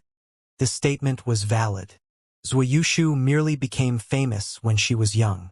In terms of age, she was younger than Lung Luo, let alone Ji Tiandao. Lung Luo had every right to criticize her. Zhuyu said, "Lung Luo, I'm not afraid of you." "What about me?" 2 other figures emerged as well at this moment. Hua Wudao pushed a crude wooden wheelchair as he slowly walked to the others. Zhuyu turned to look. Her wrinkled hands were clearly shaking. "Pan Litian?" Pan Litian broke out in laughter as he said, "I didn't expect anyone to recognize me. You're the greatest elite of the Clarity sect. Of course, I'd recognize you. Since you're aware of that, what gives you the courage to wreak havoc here?" Although Pan Litian was seated on the wooden wheelchair, it did not impede him from looking at his surroundings. The limestone floor was cracked. How dare she cause trouble here? She must have a death wish. "Greetings, Pavilion Master." Pan Litian cupped his fists toward Lu Zhou. Hua Wudao bowed as well. "Greetings, Pavilion Master." Although Zhuyu did not recognize Hua Wudao with a glance, she could tell he was not a simple cultivator as well. She did not expect there to be so many elites in the Evil Sky Pavilion. Zhu Honggong laughed and said, "You look formidable old seniors." Ming-Shi was speechless. This dimwit is a professional in flattery and courting disaster. I should keep my distance. This is a sickness. It might be contagious. Zhu Honggong noticed that he had misspoken as well. Was he not indirectly slighting his master? He quickly slapped himself and said, "I've made a mistake." Zhuyu frowned slightly. She was finding it more and more difficult to understand how these third-rate youngsters ended up becoming Ji Tiandao's disciples. They're not qualified. A female disciple walked slowly toward them from afar. She bowed at Lu Zhou and said, "The flying chariot is ready, Pavilion Master." "Where are you going, Master?" Ming-Shi asked, puzzled. "Zhuyu." Lu Zhou looked at her. "What is it, Brother Ji?" Zhuyu asked, perplexed. "Since you're here, why don't we go together?" Lu Zhou turned around and left. Zhuyu found this strange. She did not know where he was going. However, she did not dwell on it and followed after him. Mingxirin said, "Old Eighth, take Old Seventh back to the Cave of Reflection." "Huh? What do you mean by huh? You have no business here. You're thinking of tagging along? Fat chance." See, Wuxia was not interested in this to begin with. He turned around and returned to the Cave of Reflection. Hua Wudao pushed the wooden wheelchair into Pan Zhong's hands. Then he boarded the flying chariot with Lung Luo. Pan Litian needed to recuperate. There was no need for him to come along. When they were on the flying chariot, Mingxirin volunteered. "I'll man the helm." "Where are we headed, master?" Little Yuaner asked. "The Luo sect." Zhuiyushu was puzzled. She said, "The Luo sect is one of the sects founded by Yun Tianluo. What business do you have there, Brother Ji?" "Someone I know is passing away. I'd like to say my final goodbye," Lu Zhou said as he stroked his beard. Zhuiyushu was stunned by his words. Hua Wudao sighed heavily.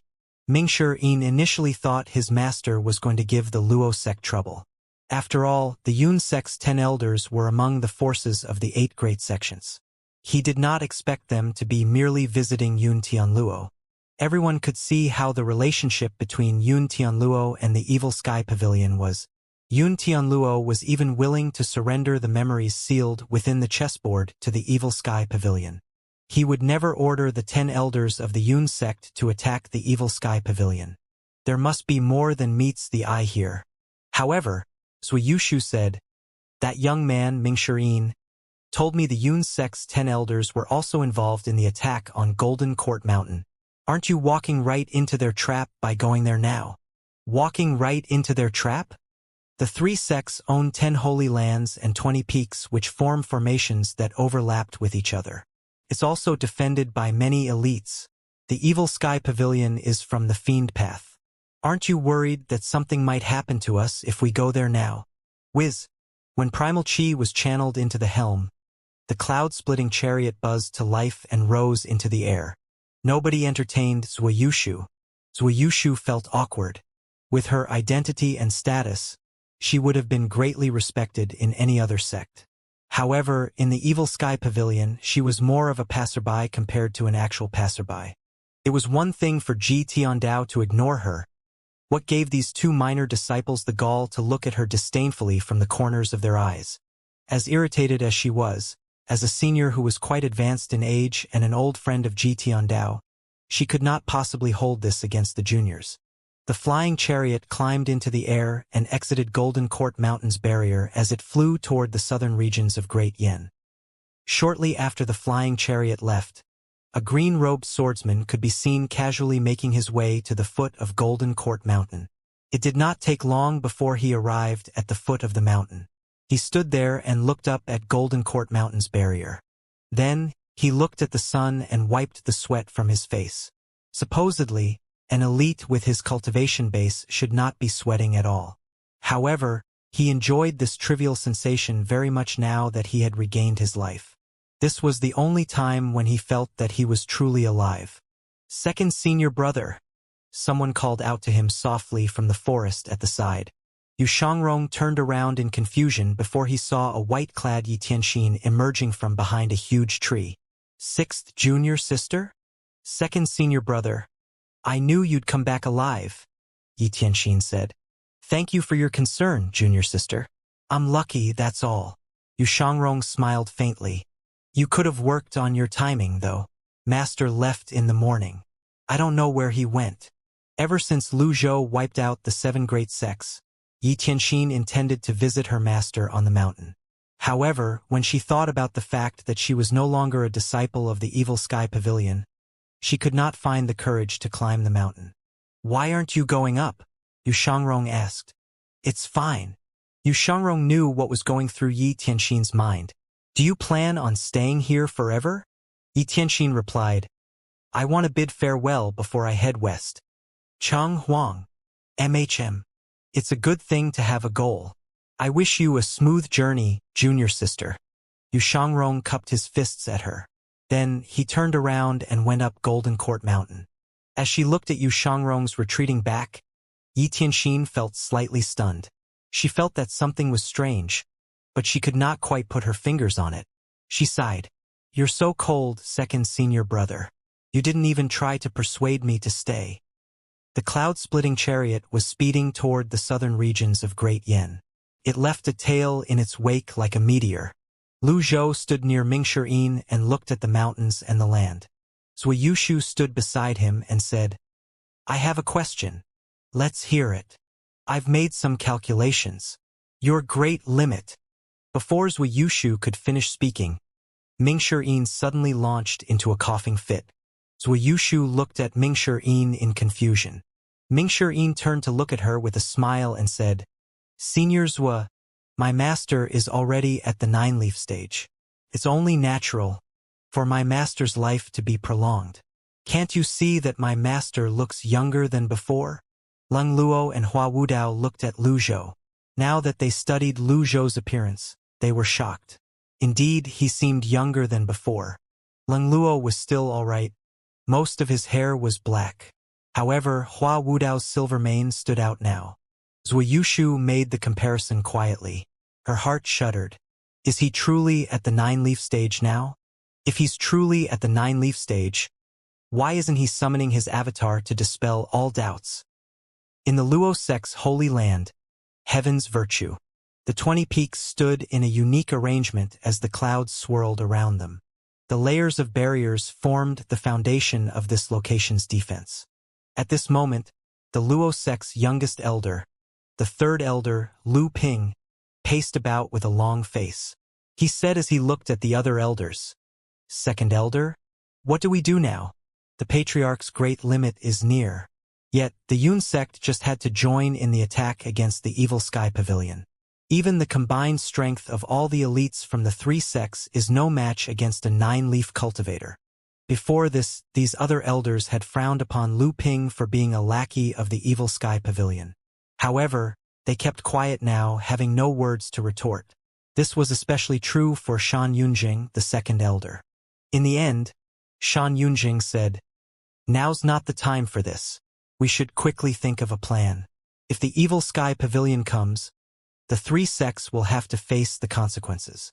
The way I see it, we should join hands with the Tian sect and exclude the Yun sect. This is the only way we can preserve our lives," one of the elders said. Whiz, whiz, whiz. A strange sound rang from beyond the barrier. Looking up from Heaven's Virtue, ripples could be seen spreading across the huge barrier. The elders were shocked. "Enemies incoming." Lu Ping squinted as he looked up. He started when he registered what he was seeing. His eyes were wide as he cried out, "It's the Evil Sky Pavilion's flying chariot." The others were frightened by his words. Some of them stumbled backward. Some of their knees weakened. Some even fell to the ground and sat there limply. The 9-leaf cultivator was here to seek revenge. Somebody help! The inevitable was finally here. With a grim expression, Lu Ping said, "Stay calm. The Yun sect's mistake has nothing to do with the Luo or Tian sects." The others nodded and felt much calmer. Lu Ping stepped into the air and summoned his avatar. He passed through the barriers at lightning speed as he flew to meet the cloud-splitting chariot. A moment later, Lu Ping hovered in midair and said in a clear voice, "Greeting, old Senior G. Forgive me for the lack of hospitality." The flying chariot paused mid-flight. Mingshi had the best view. He saw Lu Ping hovering before the chariot. Hence, he beckoned him over. "Come here. You man the helm." "Gladly." Lu Ping was overjoyed. At the very least, this meant the Evil Sky Pavilion was not here to seek revenge on the Luo sect. He flew over to the flying chariot. Seeing this, Zui Yushu said, "As expected of the 3 sects, they're well-educated and have good manners." She was slightly dissatisfied and disgruntled when she recalled the treatment she received from the Evil Sky Pavilion. After Lu Ping boarded the flying chariot, he looked at Lu Zhou and fell to his knees with a dull thud. He kowtowed and a loud thud rang in the air. He said, "I'm greatly honored to be able to personally man the helm for you, old senior." Zui Yushu was puzzled. She felt a stinging sensation on her face as though she had been slapped. Was this the pride of the 3 sects? That's enough. Come on. Ming Shirin gave Lu Ping a kick. Yes, right away. I've benefited much from this kick, Mr. Fourth. I shouldn't have wasted the old senior's time on such trivialities. Ming Shirin was speechless. Fuck. Is he old eighth's relative or something? Lu Ping hastily switched positions with Ming Shirin and manned the helm. The flying chariot passed through the barriers and landed on Heaven's Virtue with familiar movements. Zhuiyushu was surprised to see the elders and disciples of Luo sect gathered on the Holy Land. When Feng Yizhi, the sect master of the Luo sect, heard about this, he had sped all the way here without even tidying his hair. Leading the 10 elders, he bowed at the flying chariot. Feng Yizhi, the sect master of the Luo sect master, greets the old senior. Greetings, old senior. More and more disciples were flocking to the Holy Land at this moment and greeted the party from the Evil Sky Pavilion. Upon seeing this, Ming Shirin was filled with pride. He enjoyed this feeling very much.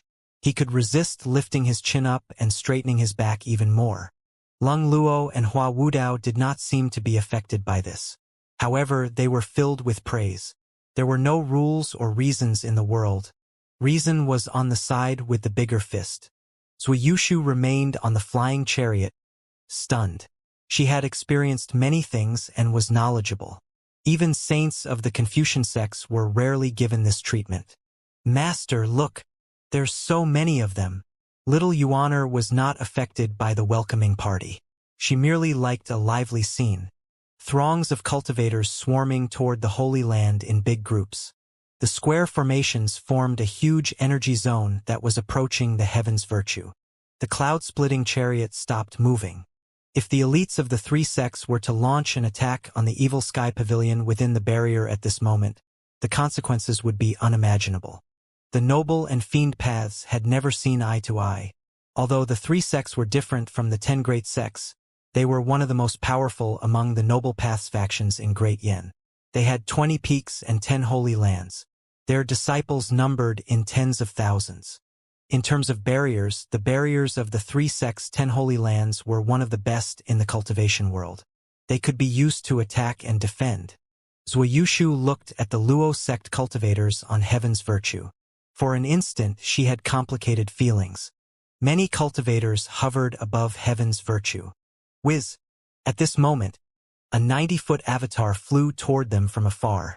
It unleashed its grand technique and soon arrived above Heaven's Virtue from its original position at one of the peaks. Everyone turned to look at the newcomer. Nan Gongwei, the sect master of Tian sect, welcomes the old senior. Several thousand Tian sect disciples bowed in midair. Welcome, old senior. This scene was really extravagant. Anyone else would have been moved. During the Evil Sky Pavilion's previous visit, none of these sect masters had shown up. However, at this time, did they dare to not show up? Ming Shirin had the urge to beat himself to death. He was too excited about this. Kindness was always returned tenfold. Lu Zhou pushed away from the flying chariot and flew out. The others leaped after him. There was no ostentatious show of power as the 3 sects' disciples expected. However, they held their breaths. They did not dare to breathe heavily as they looked at the old man in front of them. Rise! Lu Zhou's voice resounded across Heaven's Virtue. Everyone else sighed in relief. They descended. Although the Heaven's Virtue was vast, the center of the Holy Land was currently occupied by a lot of people. Nan Gongwei, the sect master of the Tian sect, stood in the lead. At this moment, Feng Yizhi, the sect master of the Luo sect, descended as well. Nan Gongwei and Feng Yizhi bowed in unison. What brings you here, senior? Nan Gongwei asked respectfully. Lu Zhou's eyes shifted to Nan Gongwei. Where is the Yun sect's Yun Wuji? As expected, Nan Gongwei and Feng Yizhi were clearly in a dilemma. The others exchanged glances and began discussing among themselves in a hushed tone. Nan Gongwei's expression was slightly sour as he said, Old senior, the Tian sect was completely unaware of the Yun sect's plan. I only found about the Yun sect's participation in the siege after it happened. The Luo sect had no knowledge of it as well. The Yun sect is too unbecoming. We will certainly give the Evil Sky Pavilion a satisfactory explanation in regard to this. It was nothing new for the three sects to disagree among themselves. The current situation was also within expectations. From the moment the Yun sect caused trouble, the signs of discord had already shown themselves. And how do you plan on doing that? Lu Zhou asked Nan Gongwei and Feng Yizhi in a deep voice. Well, Nan Gongwei and Feng Yizhi were both sect masters. Both of them had remarkable statuses in the three sects. Their words certainly bore significance. Finally, the Luo sect's Feng Yizhi bowed and said, "Just say the word, old senior. We'll give you the explanation that you want." Zui Yushu was shocked to hear this, to think the three sects were pandering to the Evil Sky Pavilion. At this moment, a disciple flew toward them in great haste. He looked terrified and his face was drenched in sweat. When he descended, he tripped out of nervousness and fell face forward on the ground. When he picked himself up, he stuttered, sect masters. This is be bad." Nan Gongwei's expression darkened. He said, "Being flustered is unbecoming of a disciple. What is it?" The disciple pointed toward the Holy Land where the Yun sect was located and said, "The sect master of Yun sect master wants to. He's going to commit suicide." There was a collective gasp from the crowd. The disciples of the Tian and Luo sects looked toward Yun sect. The people from the Evil Sky Pavilion were the only ones who remained unruffled. Lu Zhou's expression was indifferent as usual, as though none of this mattered to him. Zui Yushu, on the other hand, was even more shocked. The expression on her wizened face changed. After all, this meant the Yun sect truly did attack the Evil Sky Pavilion. Did this mean the sect master of the Yun sect was unable to withstand the pressure of the consequences of his actions? At this moment, an avatar appeared between the two peaks flanking the Yun sect's holy land. The avatar had an impressive height of 90 feet. It glimmered with golden radiance and its palms were joined together. A figure could be seen hovering within the avatar. It was none other than Yun Wuji, the sect master of the Yun sect. A sound wave rolled toward heaven's virtue. Yun Wuji has done wrong against the Patriarch. Yun Wuji knows that he has committed a grave sin that can only be atoned by death. There were no attacks, only Yun Wuji's voice. His words were filled with reluctance and helplessness. Several thousand disciples of the three sects looked at the avatar. Their goal was to obtain an avatar like that. There were many cultivators who spent their whole lives cultivating without obtaining an avatar with the height of 90 feet. Yun Wuji had reached where he was today due to his hard work. Everyone knew Yun Wuji was a man who struck like lightning and moved like the wind. He was a rare cultivation genius in the cultivation world. He climbed all the way from the bottom of the rank to the highest peak in Yun sect. He was the only one who knew how much effort he had poured in and how many trials he had to overcome before reaching the peak. Unfortunately, the final step had the difference between heaven and earth. Nan Gongwei and Feng Yizhi, the sect masters of the Tian sect and the Luo sect respectively, looked at the avatar expressionlessly. Their hearts were as indifferent as their expressions. Nobody responded to Yun Wuji. After a brief moment of silence, Yun Wuji laughed forlornly. "Was I truly wrong? Was I wrong?" Soundwave rolled out again as he spoke. The 90-foot avatar moved swiftly and hovered 100 meters in front of everyone. Yun Wuji was feeling the pressure from maintaining his avatar for such a long time since it consumed much of his power. However, this was no longer important. At this distance, he saw the Evil Sky Pavilion's master on Heaven's Virtue, the one and only legendary cultivator to reach the 9-leaf stage in Great Yan's cultivation world. Although he no longer cared about his life or death and was prepared to atone for his crime with his life, his heart still raced when he saw the pavilion master. Yun Wuji looked at Lu Zhou, who was standing in the Holy Land. His hair was disheveled, and his voice broke as he said, clearly distressed, "Old Senior Ji, was I wrong?" The others found it difficult to tell if Yun Wuji was going to laugh or cry.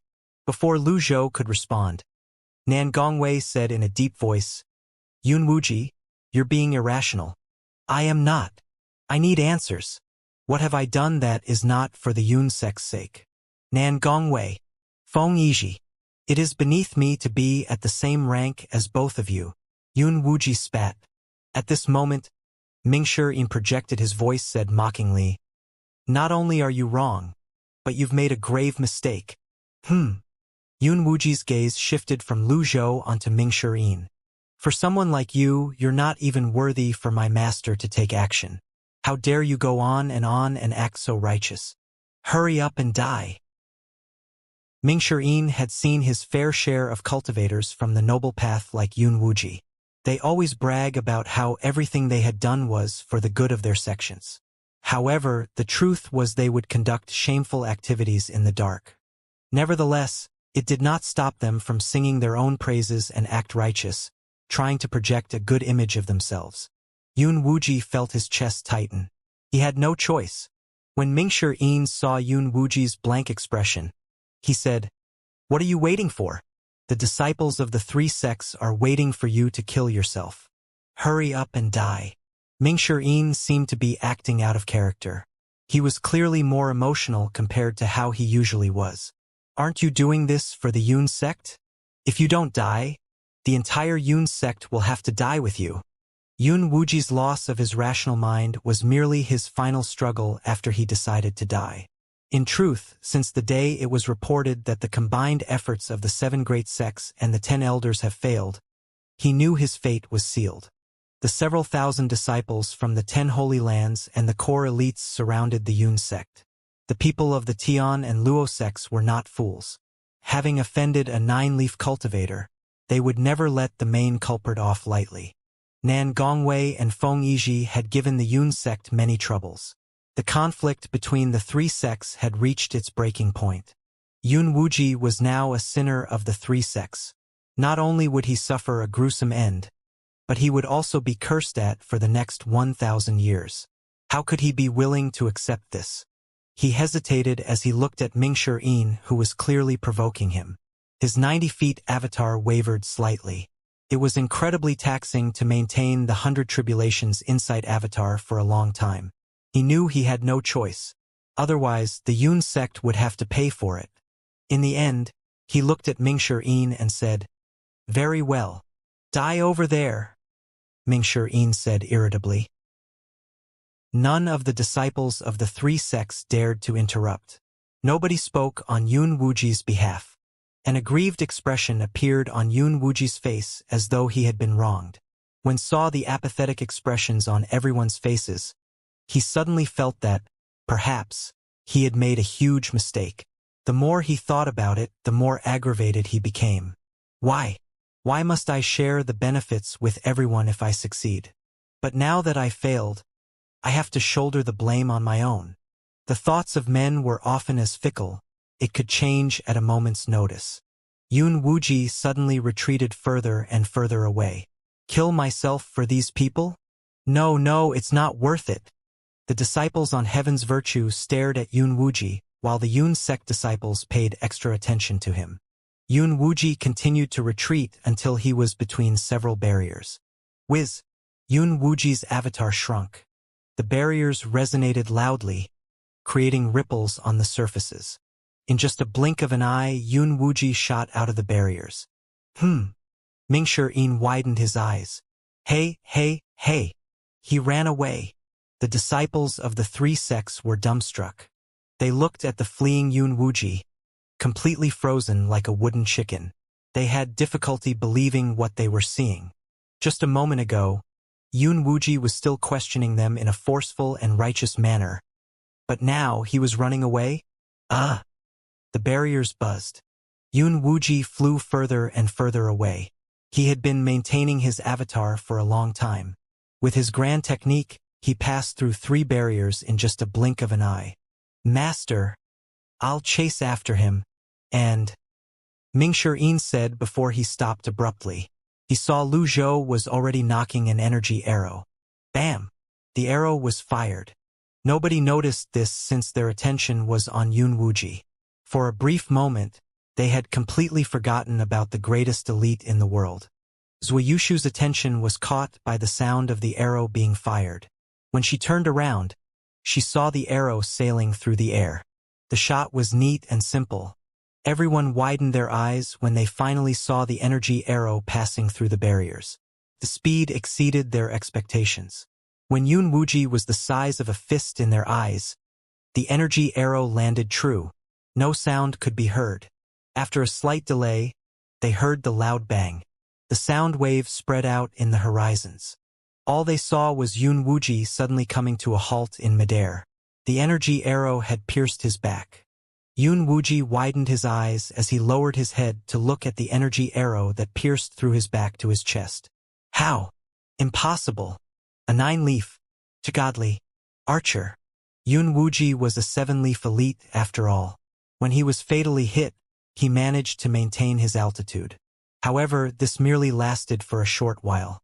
Shortly after, his primal chi leaked into the surroundings from his Dantian sea of chi.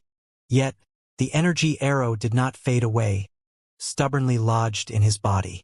Eventually, he could no longer maintain his altitude and plunged to the ground into the forest below, vanishing from everyone's sight. Ding! Killed a target. Reward: 1,500 merit points. Silence descended on heaven's virtue. When Yun Wuji fell, the others were still in a daze. Their eyes were brimming with awe. This included Zuayushu. The Ji Tiandao she knew did not have such great mastery of the bow. How did he easily shoot a 7-leaf elite from this distance? Who else could have achieved this, if not a 9-leaf cultivator? The people of the Evil Sky Pavilion felt relieved. This was not their first time witnessing Lu Zhou taking out a 7-leaf cultivator in a flash. At first, they were awed by his might. In hindsight, they felt there was nothing to be surprised about. After all, what was so surprising about a 9-leaf cultivator easily killing a 7-leaf cultivator? Lu Zhou did not think much about this. When he recalled Unnamed, he gauged the heavenly writing's extraordinary power. He was left with half of the power. He had used much more power than necessary just to be safe. If it had been a shorter distance, with Unnamed, he would only need to use 1/3 of his extraordinary power to kill Yun Wuji. He would never allow Yun Wuji to escape from under his nose. Mingshi made a spitting noise and broke the silence first. It would have been better if he had just killed himself. At least, he would be able to retain what little is left of his dignity. Little Yuaner chimed in. That's right, running away like that. He's more shameless than 4th senior brother. Lu Zhou glanced at Mingshi. His expression remained unchanged as he said apathetically, "If he wishes to die, I'll fulfill his wish." The Holy Land was quiet once again. Lu Zhou looked at everyone and asked in a calm tone and a moderate volume, "Who else has anything to say?" However, his words were very domineering.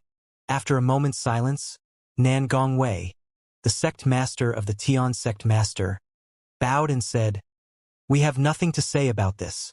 He deserves to die." "Yes, he deserves to die," Feng Yizhi chimed in. When the two of them bowed, they gulped and wiped the cold sweat off their faces.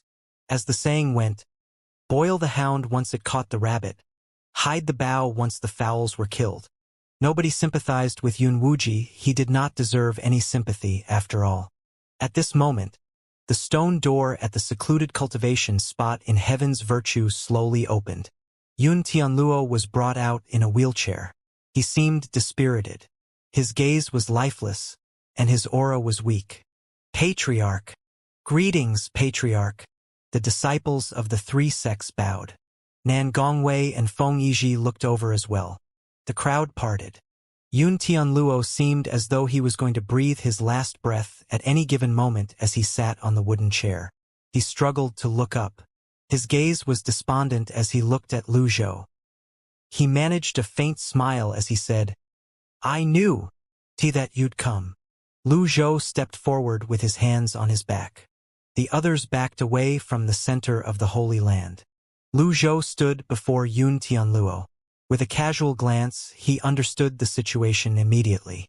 He asked, "Your great limit is already here, and yet you're still holding on?" He could sense that Yun Tianluo was only left with his final breath. When he said this, Nan Gongwei, Feng Yizhi, and the disciples of the 3 sects were in turmoil. Yun Tianluo, however, did not seem to mind as he said, "You can tell, Brother Ji?" After a violent coughing fit, he continued to say, "I have some regrets. That's why. I don't want to leave yet." Lu Zhou shook his head and said, "Stubborn. Yes, I am." Yun Tianluo nodded. "You could have lived for a decade more." "Who hurt you?" Lu Zhou asked. As the saying went, a single pebble gave rise to 1,000 waves. This was the effect of Lu Zhou's words. Nan Gongwei and Feng Yizhi looked shocked. They fell to their knees and kowtowed in unison. "Patriarch, which bastard is so bold as to attack you? Why didn't you tell us? How dare he harm our Patriarch? I vow to tear him to shreds." Yun Tianluo waved his hand and said, "There's no need." The two of them were puzzled. Yun Tianluo said, "Didn't Yun Wuji get what he deserved?" "It was Yun Wuji? That scoundrel deceived his master and denounced his predecessors. That's how low he had stooped." "Men!" Several elders nearby stepped forward. "Your orders. Find Yun Wuji's corpse. Let it lie under the hot sun for 3 days before tearing it to pieces," Nan Gongwei said. "Understood." The elders rose into the air and flew toward the forests. The disciples who heard this shuddered. The Tian sect's master was rather vicious once he steeled his heart. The Yun sect disciples pulled long faces. They were still feeling uneasy. With the death of their sect master, the conflicts between the three sects had completely escalated. What followed would certainly be vicious cycles of vengeance.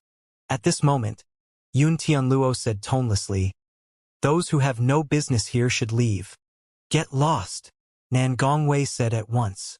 The disciples of the three sects instantly scattered. Only the core members of the three sects were left. Several hundred cultivators, who were mostly elders or greater, remained on the Holy Land. Lu Zhou stroked his beard and said, "Do you know why I'm here?" Yun Tianluo said, "Oh, perhaps. My sentiments are reciprocated. I thought you're suddenly inspired by kindness, Brother Ji, and came to help me resolve my regret." "That's not completely untrue. What are your regrets?" Lu Zhou asked. Although his attainment of the 9-leaf stage had practically nothing to do with Yun Tianluo, he could not think of an excuse. Moreover, he did not wish to explain himself. Yun Tianluo sighed deeply and said, "I've studied the 9-leaf stage for many years and longed to pass through those doors. Alas, I've known nothing but failure and am now in this state. I've brought this upon myself, I'm sure of that. Over the past century, there's only one thing that I've done right." With a deeper tone, he said, "And that's entrusting the thing inside the chessboard to you, Brother Ji." Lu Zhou's expression remained unchanged, but inwardly he complained, "That's too much, you old thing. Do you truly think that my attainment of the 9-leaf stage has anything to do with your stupid chessboard? All my life, the only thing I wanted is to have a peek into the 9-leaf stage. That's my greatest regret. Brother Ji, if you can help me resolve this regret, even in death, I'll remember your kindness. Otherwise, I won't be able to rest in peace." The words were truly burdensome. At this moment, Zuiyushu spoke up. "Yun Tianluo, you've grown sentimental since our last meeting years ago." Yun Tianluo was stunned. He turned to look at Zuiyushu. "Who are you?" "I'm Zuiyushu." Upon hearing this, Yun Tianluo widened his eyes. An image of a peerless beauty with fair skin, charming curves, and a moving smile from 500 years ago surfaced in his mind. For a time, he had difficulties reconciling the image in his mind to the old woman in front of him. "Miss Sua, it's you." "Ugh." Ming Shirin, who was standing at the side, made a vomiting gesture. However, nobody paid any attention to him. Zuiyushu frowned slightly. "You'd better change that form of address. I'm worried that I won't be able to sleep soundly at night." Yun Tianluo looked awkward. Zuiyushu was once a popular candidate for marriage proposals. However, the Zuiyushu back then had an unyielding temperament like a man. She pursued the Confucian path wholeheartedly and had no interests in romantic affairs at all. 500 years have passed. Blue seas had turned into mulberry fields. Her appearance aged. Time changed, but not the memories of the past. How do you want me to resolve your regret? Lu Zhou asked. I'm not asking for much. All I want is to see what the nine-leaf stage is like, Yun Tianluo said. Upon hearing this, many of the people present had an eager and expectant expression on their faces. Zui Yushu was the same. More than anyone else, she wanted to see a nine-leaf avatar. Ming Shiyin, Leng Luo, Hua Wudao, and little Yuaner wanted to see the nine-leaf avatar again as well. Seeing it once was not enough for them. Lu Zhou cursed inwardly. You're lucky I have the disguise cards right now. Otherwise, you won't be able to die in peace, you old thing. Outwardly, he said, very well. Lu Zhou raised a hand and activated his Dantian Sea of Qi. A disguise card appeared in his palm. Then he shattered it. A surge of unique power gathered inside his Dantian Sea of Qi, and his avatar appeared. Whiz! There was a strong resonance of power that resounded across heaven's virtue. The core disciples of the three sects widened their eyes. They looked at the 150-foot avatar. Because they were too close, they had to crane their necks to have a look. Even then, they could not see the top of the avatar. Soon after, they lowered their gazes to the huge golden lotus that was shining brilliantly. 9 lush leaves were slowly spinning around the golden lotus. Everyone felt their breaths caught in their throats. This was a 9-leaf golden lotus avatar. An actual 9-leaf golden lotus avatar. Their bodies trembled in excitement, and they were overwhelmed by emotions. This was the goal that many dreamt about. This was an avatar that many wanted to possess. Its radiance and every blade of leaf were ostentatious and dazzling. Also, how could it be so huge? Zui Yushu staggered backward, completely in awe of the 9-leaf avatar. If Zui Yushu had any doubts and questions before this, they had completely been dispelled by the 9-leaf avatar. In truth, she was already convinced by Lu Zhou when she stepped onto the flying chariot. The attitude of the disciples from the 3 sects had confirmed the fact that the 7 great sects had attacked Golden Court Mountain. However, when she saw the 9-leaf golden lotus with her own eyes, she was still amazed. The disciples of the 3 sects stared at the golden lotus with its 9 leaves. Before this, the nascent divinity tribulation realm cultivators were hesitating and wondering if they should try severing their golden lotuses. If they acted fast enough, they would be ahead of their peers. Nonetheless, faced with uncertainties, the danger was much greater as well. Leaves can be formed after severing the golden lotus. The golden lotus can be formed again as well. So that's what a 9-leaf golden lotus looks like. How did the Evil Sky Pavilion achieve this so soon? The others haven't even started severing their golden lotuses yet. They could hardly remain calm. This was the equivalent to finding out that a player had already cleared all the stages before the game went into beta testing. Everyone naturally had a tough time coming to terms with it. 10 quiet seconds passed by in just a blink of an eye.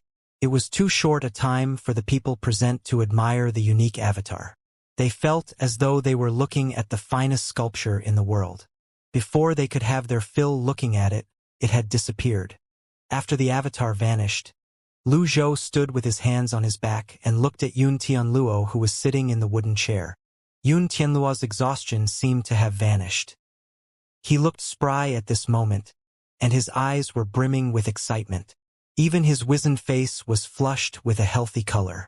It seemed like he had regressed 10 years younger just from looking at the 9-leaf avatar. After a long moment of silence, Lu Zhou finally said, "What do you think?" Lu Zhou's words pulled everyone back to their senses. Yun Tianluo said, "It's worth it. Truly. If I can see it once more, I'll be able to die in peace." Yun Tianluo praised. "This old thing. Give him an inch and he asks for a foot. I'm already doing you a great service by showing it to you once. Do you think that merit points fall from the skies?" Despite Lu Zhou's inner thoughts, he stroked his beard and said with a neutral expression, "Don't be greedy." Yun Tianluo sighed. He raised his hands slightly and said, "In any case, thank you, Brother Ji. Don't mention it. May I ask you something? It's about the method to attain the 9-leaf stage." Yun Tianluo was about to return to dust anyway. With one leg in the coffin, He only wanted this information for his disciples. Therefore, he mustered his courage to ask this question. After all, if he did not ask, nobody would dare to ask this question. Upon hearing Yun Tianluo's question, an eager and excited expression appeared on Nan Gongwei and Feng Yiji's faces. Similarly, the core disciples of the three sects looked at Lu Zhou expectantly as well. Lu Zhou stroked his beard and nodded. The method of severing the golden lotus is not a lie. Upon hearing this, the others grew emotional. As expected, the method is real. However, the mortality rate of severing one's golden lotus was too high. Due to this, many were discouraged and did not dare to try it. However, as more and more people experimented, the survival rates rose as well. Apart from without the golden lotus, sprouting leaves might be a problem. Moreover, they did not know if they could form another golden lotus as well. However, with Lu Zhou's affirmation, it had given them a boost of courage. Apart from that, Lu Zhou seemed to have set a new standard in the cultivation world. Who would be willing to share their method of reaching the nine-leaf stage with others? Ordinary individuals would not be so magnanimous to do such a thing. Nan Gongwei, Feng Yiji, Yun Tianluo said in a deep voice. Yes. Both of them responded in unison. Why aren't you thanking the senior? Upon hearing Yun Tianluo's words, Nan Gongwei and Feng Yiji realized their transgression in the midst of their excitement. Nan Gongwei did not bow at once. Instead, he took a few steps backward, circulated his primal qi, and projected his voice so it resounded through the 10 holy lands. Thank you, old senior Ji. Feng Yiji did the same. The disciples of the three sects who left heaven's virtue were not too far away. When they heard their sect master's words, they knew what it meant. They hovered around the 20 peaks, formed several square formations, and followed their sect master's cue in thanking Lu Zhou. Thank you, old senior Ji. The sound waves overlapped as everyone expressed their gratitude to Lu Zhou. Upon seeing this, Mingshi Yin felt pride swell in his chest. Ding! Worshipped by 3,500 individuals and 1,500 pious individuals. Reward: 18,500 merit points. Note: deliberate and contrived worshipping will not be rewarded. When Lu Zhou heard this notification, he was initially surprised. Then, he made some quick calculations in his heart. There were many disciples in the three sects. However, those who could freely enter and leave the Holy Land merely numbered around 5,000. This meant the ratio of those who were piously worshipping him was even lower. Although this was a quicker way of earning merit points, there was still the risk of having his merit points deducted if he was not careful about the way he went about things. He would be in great trouble if that were to happen. The negative 100,000 merit points he received when he had just transmigrated here were still fresh in his mind. At this moment, Yun Tianluo said, "What do you plan to do now that you've attained the 9-leaf stage, Brother Ji?" "Move on to the 10-leaf stage, of course," Lu Zhou replied casually. Yun Tianluo seemed to have remembered something. He said, "Brother Ji, have you really come to?" "That's right. There are 2 reasons why I came to see you. Indeed, I wanted to pay you a final visit before your passing. Nobody in this world can escape from that shackle. Your passing will mean that I've lost yet another acquaintance." The others sighed in despair upon hearing these words. Although their expressions were appropriate, it felt insincere. Yun Tianluo was unlike the disciples of the three sects. He said in a deep voice, "Hearing your words, I feel that my time in this world has been worthwhile." Mingshi Yin wanted to make a vomiting gesture again, but he resisted that urge when he saw Yun Tianluo's changes. Yun Tianluo's breathing had become shallow, and he was losing vitality. "There's no need to tell me the second reason, Brother Ji. I know it." "Ha! You finally believe me, Brother Ji." Yun Tianluo remembered something in the past. "Yes. It's been 300 years. If she didn't leave behind that cultivation method, I wouldn't have been able to conquer the three sects. The world thinks that I'm some genius, but I'm only an average man," Yun Tianluo said as he shook his head before laughing in a self-deprecating manner. The others were shocked and perplexed when they heard Yun Tianluo's words. Who was the she that Yun Tianluo mentioned? What was their patriarch hiding? Did someone support the three sects until it reached its height today? This was the main reason Lu Zhou came to Heaven's Virtue today. Back then, Yun Tianluo's cultivation talent was nothing out of the ordinary, but he suddenly improved by leaps and bounds. He and Ji Tiandao were old acquaintances. Although the paths they took were different, there was no conflict of interest. The world wanted to know why Yun Tianluo's cultivation base improved drastically. Yun Tianluo said that he met an elite who told him the 8-leaf stage was not the end. The 9-leaf and 10-leaf stages were attainable. However, nobody believed him then. They took him as a joke. Lu Zhou nodded, stroked his beard, and said, "Back then, I thought you were bluffing. Time will tell. The 9-leaf stage is the greatest proof." Yun Tianluo seemed content and triumphant. When he recalled everything that he had done, he felt no remorse.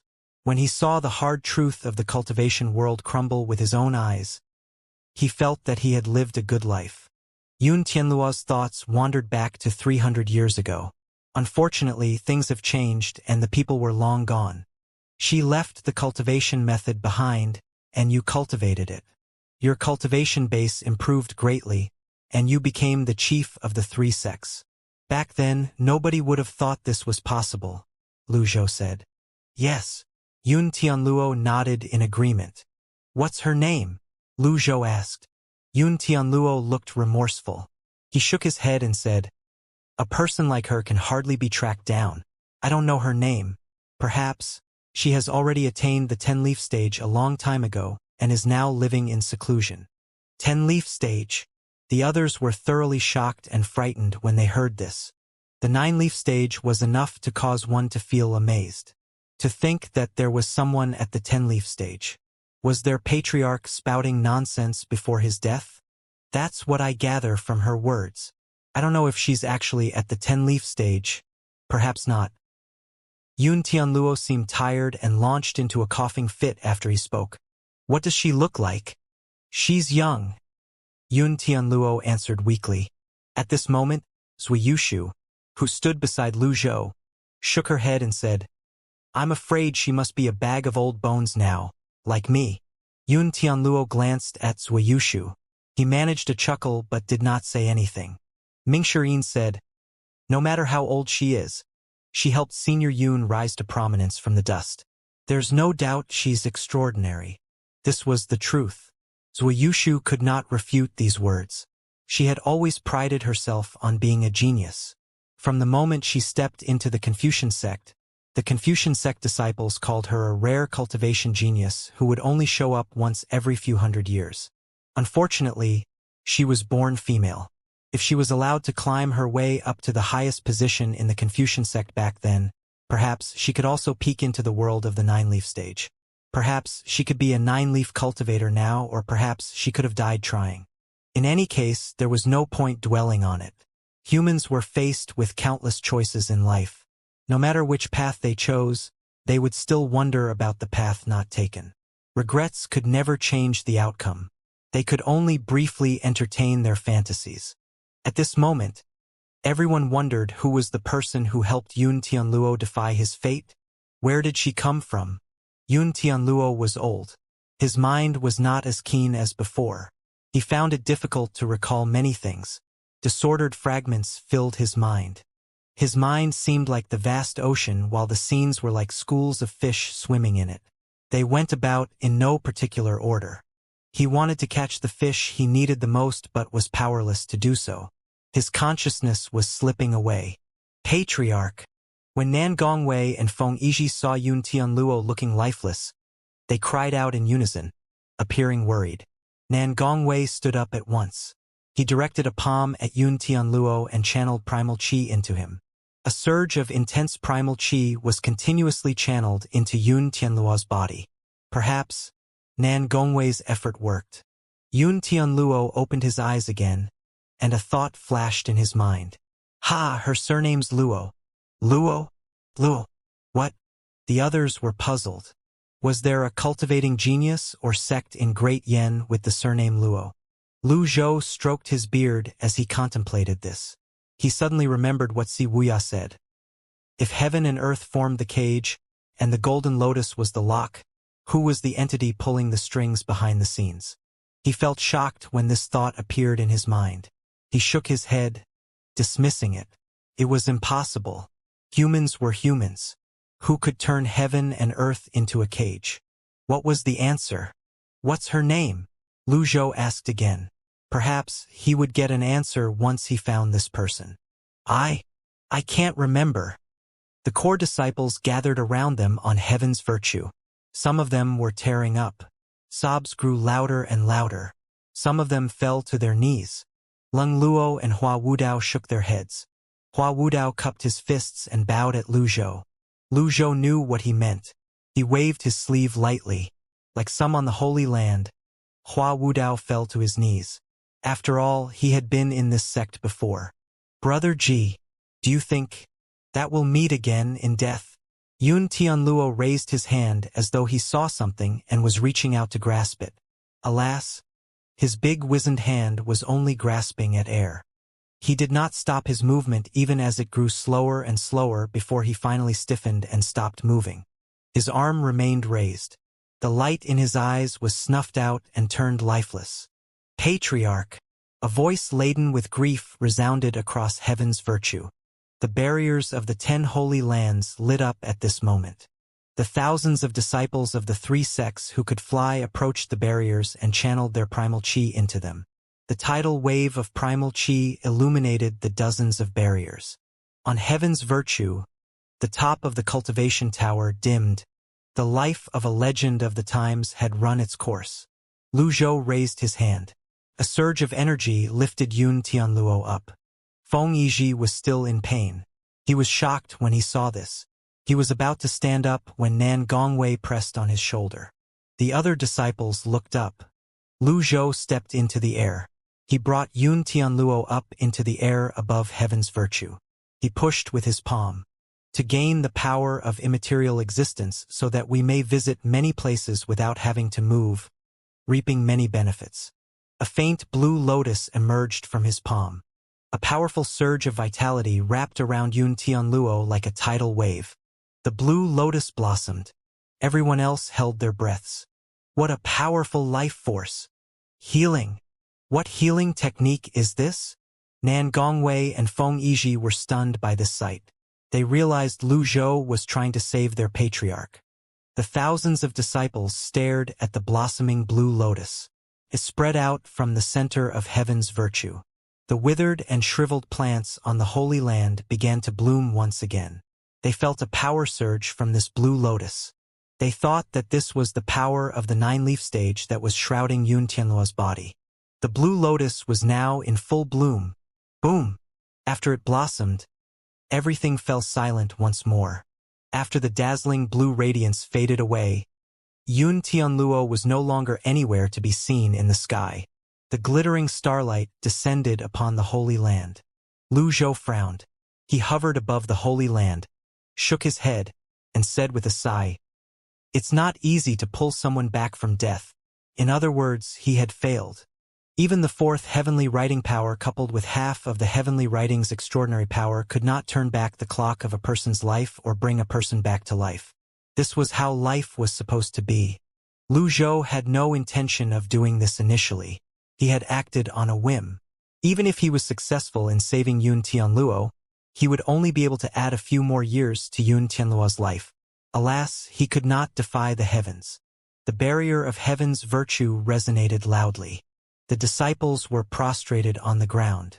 The dead were to be respected. Even Mingshi Yin and little Yuaner, who were usually rather playful, were solemn. Just when Lu Zhou was about to descend, Nan Gongwei fought back his sadness and called out, "Please guide the 3 sects, old Senior Ji. Please guide the 3 sects, old Senior Ji." Before this, the conflicts between the 3 sects had already escalated. During the 100 years their patriarch had gone into seclusion, the feud of the 3 sects had veered out of control. The Yun sect only had itself to blame for the situation it was in. Although the 3 sects still had a strong foundation, nobody could be certain of surviving in a world full of uncertainties, especially now that it was proven possible to attain the 9-leaf stage. Everyone below the 9-leaf stage was like insects. Yun Wuji, the sect master of the Yun sect, was dead. The remaining members of the Yun sect were without a leader now. Chaos would certainly ensue. If the Patriarch, Yun Tianluo, was still around, things might be able to remain under control. However, even the Patriarch had departed for the afterlife. Who would be able to keep them under control? Nan Gongwei and Feng Yizhi were of the same rank. None of them could say they were not biased. Hence, the most proper course of action was to have the Evil Sky Pavilion oversee their matters. After all, the Patriarch of the Evil Sky Pavilion was the first known nine-leaf cultivator. With the support of a nine-leaf cultivator, the three sects would have nothing to worry about. Nan Gongwei was more aware of this than anyone else. Lu Zhou merely proved that it was possible to attain the nine-leaf stage. Nobody knew how perilous or difficult the path to attain the nine-leaf stage was. If they had a nine-leaf cultivator guiding them, their path to the nine-leaf stage would inadvertently be smoother. The two sect masters and the disciples of the three sects looked at Lu Zhou expectantly. Lu Zhou glanced at the dozens of barriers, the disciples in the sky, and the tower on heaven's virtue. Then he shook his head. The fates of men are dictated by the heavens. The Evil Sky Pavilion isn't a charity organization. Nan Gongwei looked disappointed. But, the Patriarch. You dare mention Yun Tianluo again? Lu Zhou glanced at them. There was no need for him to finish his sentence. Perhaps because he was also a Patriarch, he could also empathize with Yun Tianluo. The Yun sect's Yun Wuji had tricked his master and denounced his Patriarch. If Nan Gongwei and Feng Yizhi had cared more, they could have stopped this from happening. It was just like the siege of Golden Court Mountain by the 10 great sections. If only Yu Zhenghai or Yu Shangrong was there, none of the 10 great sects would have dared to challenge the Evil Sky Pavilion. At this juncture, it was meaningless to dwell upon these matters. Lu Zhou turned around and walked toward the cloud-splitting chariot. Little Yuaner, Ming Shiyin, and Lung Luo followed suit. When Hua Wudao saw this, he bowed thrice, expressionlessly, in the direction of heaven's virtue. Elder Hua, can you put in a good word or two for us in front of old Senior Ji? Nan Gongwei pleaded. Hua Wudao's expression remained indifferent. He was still grieving Yun Tianluo's death and had no mood to entertain this request. He only shook his head and said, "You have to bear the consequences of your own actions." Then he quickly left the area. He no longer had any sentiments toward the three sects. Zui Yushu shook her head. Similarly, she turned around and left as well. Upon seeing this, Lu Ping, the second elder of the Luo sect, hurried over. Old Senior, I'll man the helm for you." When Shan Yunzhang saw Lu Ping's behavior, she was annoyed and embarrassed. She was about to reprimand him when Feng Yizhi said in a deep voice, "Shut your mouth." Feng Yizhi's gaze darkened. Shan Yunzhang was so frightened that she dared not speak up. He was the sect master of the Luo sect after all.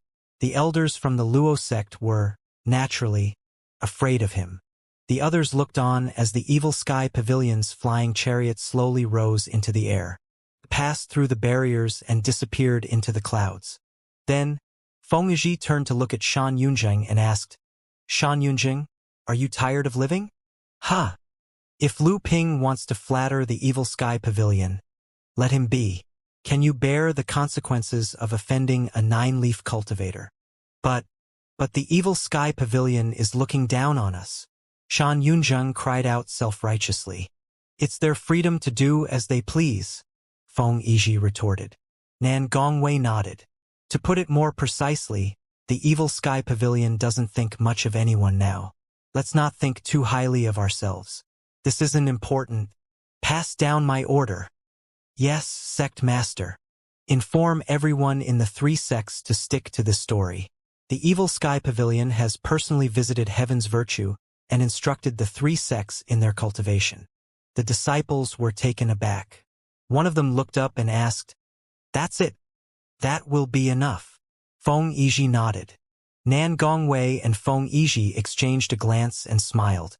The core elders near them quickly understood their intentions. All they needed was to send one message to the outside world. The relationship between the Evil Sky Pavilion and the three sects was special. They would leave the rest up to the imagination of the outside world. As the saying went, the less one was told, the more mysterious one would seem. With this, who would dare underestimate the three sects? On the cloud-splitting chariot, Lu Ping steered the flying chariot past the final barrier. He did this with ease of familiarity. The flight was smooth and stable. Mingshi praised him. Not bad. Are you interested in joining the Evil Sky Pavilion? When Lu Ping heard this, he asked excitedly, really? See, can I? Currently, was there anyone who did not want to join the Evil Sky Pavilion? No, Mingshi replied mercilessly. If this were in the past, Mingshi might have tried to persuade Lu Zhou to accept Lu Ping. However, the current Evil Sky Pavilion was different. They would only recruit those who were truly strong. Zui Yushi frowned when she saw this. The Evil Sky Pavilion won't even consider a nascent divinity tribulation realm cultivator? She turned to look at Lu Zhou and discovered him deep in thought. Lu Zhou was staring at the sea of clouds and the mountain ranges, but his mind was clearly elsewhere. Luo. What's her full name? Who is she? What secrets is she keeping? If she was someone capable of making the mediocre Yun Tianluo reach such heights in such a short time, she should have been famous 300 years ago. How was it that nobody had heard of her? Yun Tianluo did not know, Leng Luo did not know, and Hua Wudao did not know as well. When Zui Yushi heard the word Luo, she asked, Are you thinking about that mysterious person, Brother Ji? She's someone who holds the secrets of the 9-leaf and possibly the 10-leaf stage. Aren't you interested? Alas, I have never heard of such a person, Zui Yushi replied. Upon hearing this, Mingshi asked, Isn't it normal for an elite like that to stay hidden from the world? If what Yun Tianluo said is true, this person must possess an extremely profound cultivation base. Leng Luo added, That's right. A random cultivation method from her turned him into the chief of the three sects. Compared to my master, she seems... Mingshi swallowed his words halfway. He had almost said that person seemed stronger than his master. However, when he recalled, his master had to instruct 9 disciples while the mysterious woman only taught one person, he felt he could not compare the two. Zui Yushi suddenly turned around and placed her walking stick on the floor. She fell to one knee, lowered her head and said, I had no intention of offending the Evil Sky Pavilion before this. I wish to apologize to you, big brother. I'll have no complaints, no matter the punishment. Based on how she addressed Lu Zhou as big brother, it seemed she was not completely tactless even if her tone was awkward. Lu Zhou looked at her and said, I can let bygones be bygones. Zui Yushi was overjoyed to hear this. She was about to thank Lu Zhou when Lu Zhou said, But, I have one condition. Whatever it is, big brother, just say it. I'll agree to 10 conditions, let alone one, Zui Yushi said. Hear me out. Lu Zhou's expression was extremely gentle. He did not seem as frightening and stern as he did earlier. At this moment, he resembled an amiable old man. My condition is simple. Join the Evil Sky Pavilion and serve me. Don't agree to this hastily. Think about it carefully. When you've made up your mind, you can tell me your answer. Zui Yushi was stunned. The others looked at Zui Yushi as well. Little Yuaner looked up. She found this tactic familiar. She instinctively said, Master, should I count down from 10? Here goes. Lu Zhou remained silent, but his eyes were trained on Zui Yushi, clearly waiting for her answer. Despite his words, it was clear she had no other choice but to accept. Zui Yushi wondered what was there to think about. It was obvious she had no choice. Meanwhile, Lu Ping, who was standing at the side, looked so envious that it seemed like he was about to cry. He could not blame the Evil Sky Pavilion for not accepting him. How could he compare to Zui Yushi? He was just like an insignificant sesame seed stuck in the crack on the ground compared to her. After mulling over it for a beat, Zui Yushi answered, All right. Ding. Gained a subordinate. Reward. 1,000 merit points. Lu Zhou had expected this notification. He wondered again if he should mass recruit people on Golden Court Mountain since gaining subordinates earned him merit points.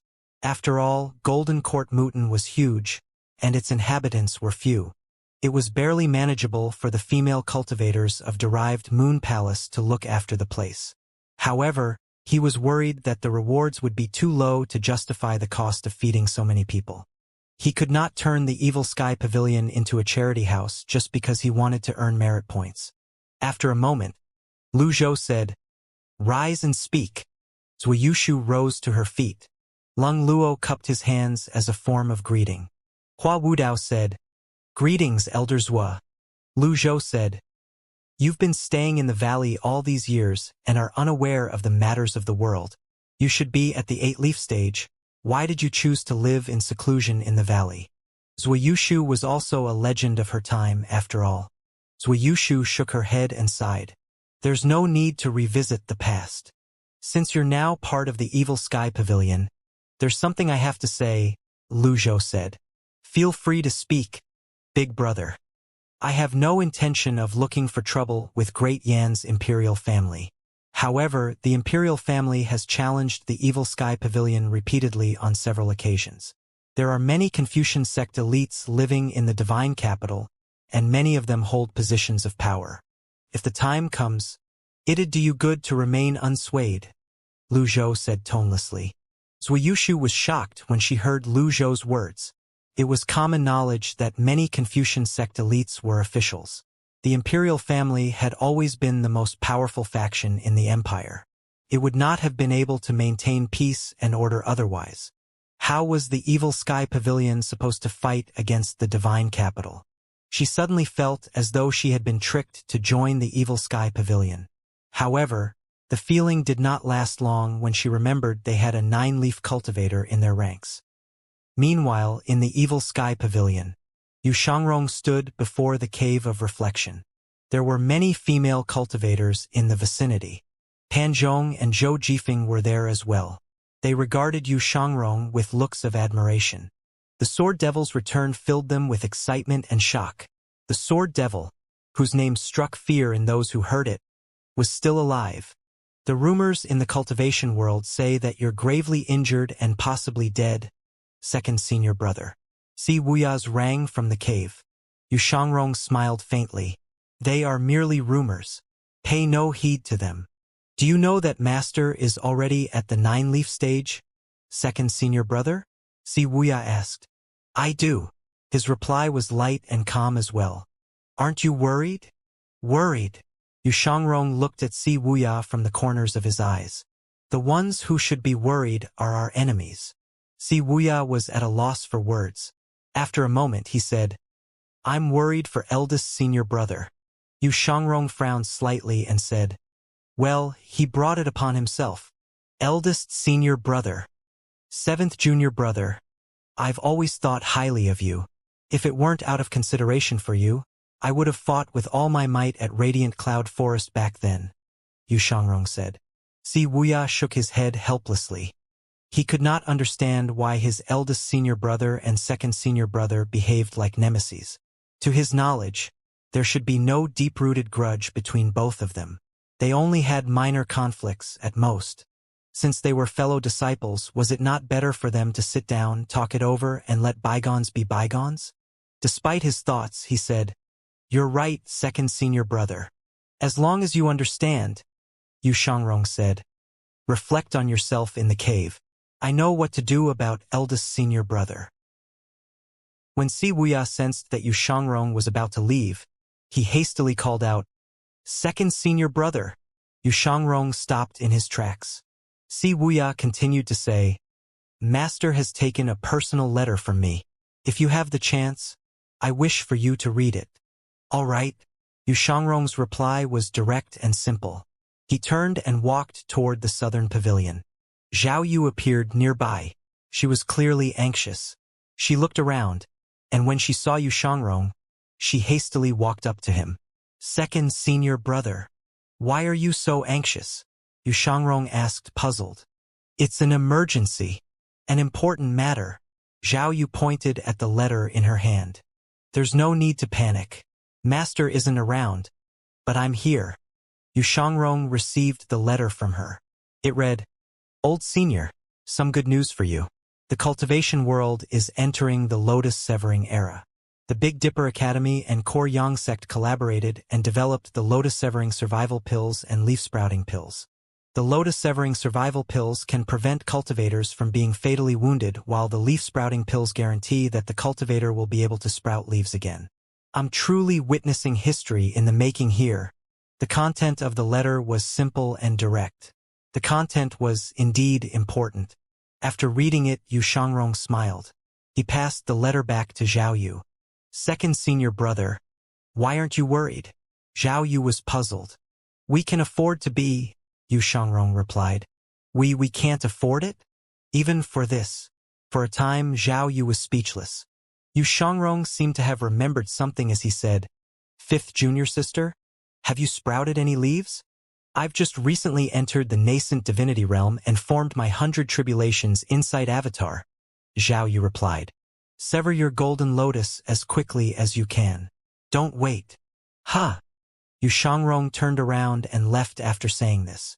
As Zhao Yu looked at Yu Shangrong's retreating back, she said, Second senior brother, people die from severing their golden lotuses. You know? I know. Yet you're telling me to sever mine. Yu Shangrong was no longer in sight. Zhao Yu spread her arms in a helpless gesture.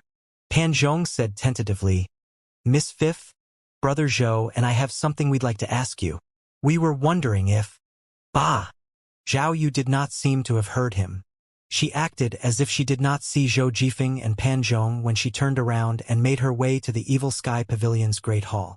The two of them felt awkward, yet they dared not say anything. What is it? A gentle voice rang from the cave of reflection. Si Wuya tossed the paper on the table to the side. He rubbed his temples. He decided to solve some simple problems before continuing his research. Pan Zhong and Zhou Jifeng were overjoyed to hear this. The two of them hastily ran toward the cave of reflection. Both of them bowed and said in unison, Greetings, Mr. Seventh. That's all right. Just get right into it. Si Wuya did not like to waste time on such trivial and unnecessary etiquette. Pan Zhong scratched his head and said, Lately, we feel that we're already at the peak of the divine court realm. We can vaguely feel that we're on the cusp of a breakthrough. There are more and more rumors of cultivators surviving after severing their golden lotuses. Even the Pavilion Master himself has personally approved of this method. The Pavilion Master has also said that the other method is to not form a golden lotus. We're worried that it won't work. How do you know it won't work if you haven't tried it yet? There's no risk to that method, while you'll have to gamble with your life if you sever your golden lotuses. If we think about it in a different way, if it's not possible to sprout leaves directly, shouldn't it be widely spread by now? Si Wuya said. Pan Zhong smacked his head and said, You've got a point. This means that someone in the cultivation world is already using this method, yet they're deliberately concealing it and secretly improving their strength. That sounds about right, Si Wuya replied. You're brilliant, Mr. Seventh. We've never thought about it this way, Pan Zhong said. Si Wuya said, Don't mention it. Ordinary people should be able to realize this. Pan Zhong and Zhou Jifeng were taken aback. Did Si Wuya just take an indirect jab at them? In any case, don't get your hopes up yet. A cultivator who hasn't sprouted any leaves are still lacking in experience, after all. You're right, Mr. Seventh. Regardless of the era, experience would always be precious. Just when the two of them were about to leave, several female disciples ran toward the Evil Sky Pavilion's Great Hall. The Pavilion Master is back. Pan Zhong and Zhou Jifeng looked at the skies at the same time. The cloud-splitting chariot sailed forth from the horizons, passed the barrier, and slowly landed. The two of them hastily ran toward the Great Hall. Shortly after, inside the Evil Sky Pavilion's Great Hall, Lu Zhou sat on his high seat. He looked at Yu Shangrong, who was standing in the Great Hall, slightly surprised. The others who came back on the flying chariot with him stood at the sides. They were also looking at Yu Shangrong in shock. Greetings, Master. Yu Shangrong bowed. He appeared nonchalant, as though nothing of significance had happened. Lu Zhou nodded and said, It's good that you're back.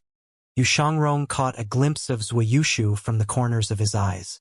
Since he was not familiar with her, He asked with a smile. This is. Mingshi said, second senior brother. This is the Evil Sky Pavilion's new elder, Seniors Wuyushu. She's a cultivation genius from the Confucian sect 500 years ago. Yu Shangrong did not seem surprised. Perhaps he was already used to facing elites in the past and had grown numb to it. He said perfunctorily, well met. Zhuoyushu studied Yu Shangrong. Whether it was his mannerism or attitude, she felt that he was much more powerful than some of her previous disciples.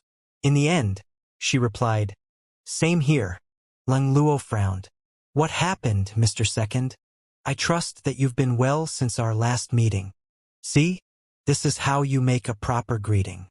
Leng Luo knew how to behave in such situations. He bowed respectfully with his hands in front of him. I have, Yu Shangrong replied. Zhuoyushu disapproved of this. She was confused as to why Leng Luo was behaving so humbly. After all, Leng Luo was also a legendary figure in the past. Leng Luo walked to Zhuoyushu's side and said in a hushed tone, the Evil Sky Pavilion's Mr. Second is a peak 8-leaf cultivator. Zhuoyushu's heart thumped in her chest. Her turbid eyes widened in shock. Then, she quickly greeted Yu Shangrong again. It's not my intention to be rude. Yu Shangrong did not seem to mind it at all. He waved his hand and said, there's no need to trouble yourself, elder. It's only proper for me to greet you. There's no need for that. Zhuoyushu gripped her walking stick tightly. She nearly lost her footing. She was new here. She made up her mind to avoid this Mr. Second if they met in the future. Lu Zhou stood up and descended the steps with his hands on his back. The others stood to attention immediately. Lu Zhou looked at Yu Shangrong and said, show me your avatar. Before this, he was worried about Yu Shangrong's safety after he severed his golden lotus. Now that Yu Shangrong had safely returned, it was only natural for him to want to see what an avatar without a golden lotus would look like. The others were puzzled. They did not know what Lu Zhou intends to do. Was he trying to intimidate the newcomer? All right. Yu Shangrong did not try to hide. He raised his palm with a faint smile on his face. A miniature shining golden avatar hovered above his palm.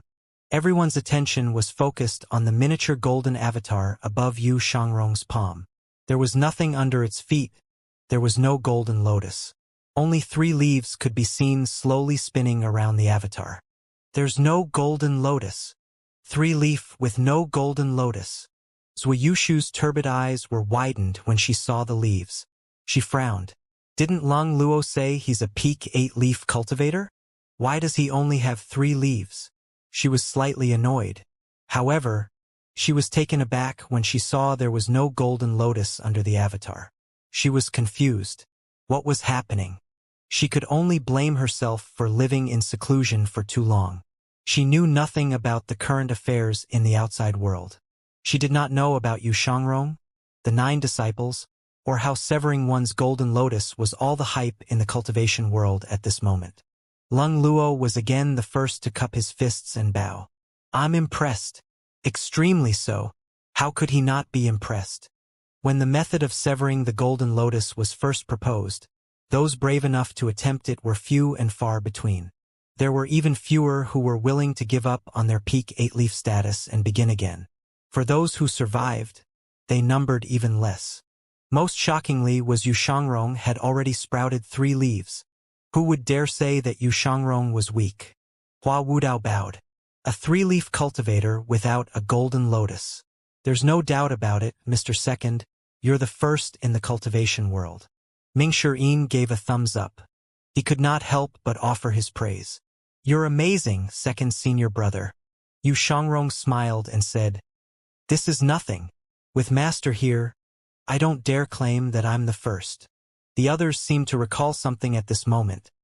Lu Zhou had already attained the 9-leaf stage. Lu Zhou's expression remained unchanged. He stroked his beard as he fell deep into thought. I'd like to be at the 9-leaf stage as well. Alas, my strength doesn't permit me to do that. In any case, when he learned of his second disciple's feat, his great sorrow turned into joy. He knew that he was witnessing history unfolding. At this moment, Zhao Yu hurried into the great hall. She bowed at everyone and presented the letter in her hand. Master, a letter from Zhang Aijian. Second senior brother has read one of them. There's a new one. Lu Zhou received the letter and read it. Something stirred in his heart. The speed of improvement of the cultivation world had exceeded his expectations. The lotus-severing survival pill and the leaf-sprouting pill? Lu Zhou was puzzled. Master, when this news spread out, the Big Dipper Academy and Core Yang sect have become the core of the cultivation world. The nascent divinity tribulation realm cultivators of the major sects are now severing their golden lotuses and cultivating without them. The others in the Great Hall understood Zhai Yu's meaning. Ming Shirin hastily said, Master, if that's the case, we can't be left behind. We'll have to move quickly. Lu Zhou glanced at Ming Shirin and said, We'll start with the elders, then. Leng Luo and Hua Wudao bowed. We'll follow your arrangements, Pavilion Master. Zui Yushu seemed to be in a daze. It took her a while before she bowed and said, I'll follow your arrangements, big brother. Ming Shirin said, In that case, I'll head over to the Core Yang sect and request for some survival pills. However, Yu Shangrong said, Leave this to me. Second senior brother, you've just severed your lotus. This is dangerous. Although Yu Shangrong was ahead of the others for having sprouted 3 leaves after severing his lotus, the 3-leaf stage was still too weak. Yu Shangrong smiled and said, There's no need to worry. I've met the sect master of the Core Yang sect several times before. Several times? What if you run into a conflict? Yu Shangrong turned around and patted Ming Shirin on the shoulder. With my sword in hand, it's enough. After saying this, he bowed at Lu Zhou. In truth, Lu Zhou was worried about Yu Shangrong's current condition as well. There was no guarantee that Yu Shangrong would not run into some elite in the outside world. Yu Shangrong was used to being an 8-leaf cultivator and had not adjusted to his new state yet. Kindly give the order, Master, Yu Shangrong said softly. Are you confident? I, Yu Shangrong, have never done anything that I'm not confident about. All right.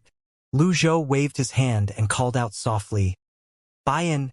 A deep growl rang from outside the great hall. Without having to look, the others knew that Bayan had landed obediently outside the great hall. Bring Bayan with you for this mission. If there's a threat to your life, it'll be able to help you. Lu Zhou knew if he had sent another person to help Yu Shangrong would have refused. Thank you, Master, Yu Shangrong said. Go then. Yu Shangrong turned around and left.